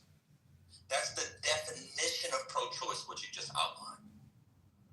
See, you guys want to be conservative so bad because Democrat, liberal, progressive, socialist, communist is so tainted with the stench of fecal matter, of dingle-buried assholes, that you'll take any position that you have, which is mainstream Democrat position, and call it conservative. If you believe that other people should have the choice to get if you believe that other people should have the choice to get an abortion and the government should not prevent them, but you don't want to have one, that is the definition of pro-choice. Well, you remember Ben Carson on this one? I listen to people on the app every day. There was a guy in there earlier who called himself MAGA, but believed in racial quotas. I don't know the kind of trick bag. I got to give Roger Ailes credit for it. People just won't say what you are. Katrina, you just laid out a pro-choice argument. The Republican plan, the Republican argument, the conservative argument is abortion should be illegal in all or almost all circumstances. That's the conservative argument. That's the whole point, though. But that was not the way. How can you go to racial quotas? Hold on, Katrina. Can I squeeze this in? I don't think I know MAGA, but MAGA. Aren't you MAGA if you don't believe or do believe in racial quotas? No, the guy, his name was Man. I call him Man. Oh, Man. Oh, okay, and he Man. said he's MAGA, but he believes in racial quotas for black people. And isn't that MAGA, though? He's a social. No. No? That's like radical. Racial quotas. No, racial quotas. Yeah, he believes that there should be jobs set aside for black people. Yes, it is. Okay. I get you. Okay. How do you call yourself a conservative? Katrina just laid out, I don't want to get one, but other people should have the choice to. Quite literally pro-choice. So if that's the conservative position, I guess the Democrat position is every second pregnant woman that comes into Chick-fil-A, they should take the baby out and kill it. Is that the Democrat position? Like, come on. So look, isn't pro-choice somebody who has a policy? No, pro-choice is choice. It's choice. Take away choice. Can I respond for 1 second, please? I was actually making that point on purpose. I'm not saying that I am, but if you look at the actual, like, how quote unquote conservative Republicans and the true definition of it, right? And the whole point of this society right now, how your choice is your choice, but you cannot force other people to your choice. Right? So if I don't choose to be a certain way, if I choose to do a certain way, maybe the way I live is quote unquote conservative. But no, because you believe other people have a choice, though. You still believe that other people have their own choice. Exactly, but isn't that that is exactly what pro-choice is. It's body autonomy. Conservatives say hell no, you cannot get one. Period. Bottom line, they don't care whether it's their body or anybody else's body. They say that it's a sin. Abortion is murder. Period. That's how they feel. That's their values. That's what they stand on. That's it. That's all. They can't see. The thing that's like conservatism and, like whoever can do good things, can do big things, can make people's lives better. if you're a Republican, you don't really. Most Republicans think a lot of the stuff that's not being done right now shouldn't have been done in the first place, right? Like SNAP benefits and other things. These are things the government shouldn't play a role in. So in some sense, if you're a Republican, a traditional Republican, your base, it probably supports not doing some of this stuff. The problem is, added to the traditional base is Trump's base. Trump won people making under $50,000 a year, right? As Trump said, won them not bigly, but he did win them. And, those people, a lot of them are on SNAP. And so, how do you sort all this stuff out? I mean, is it worth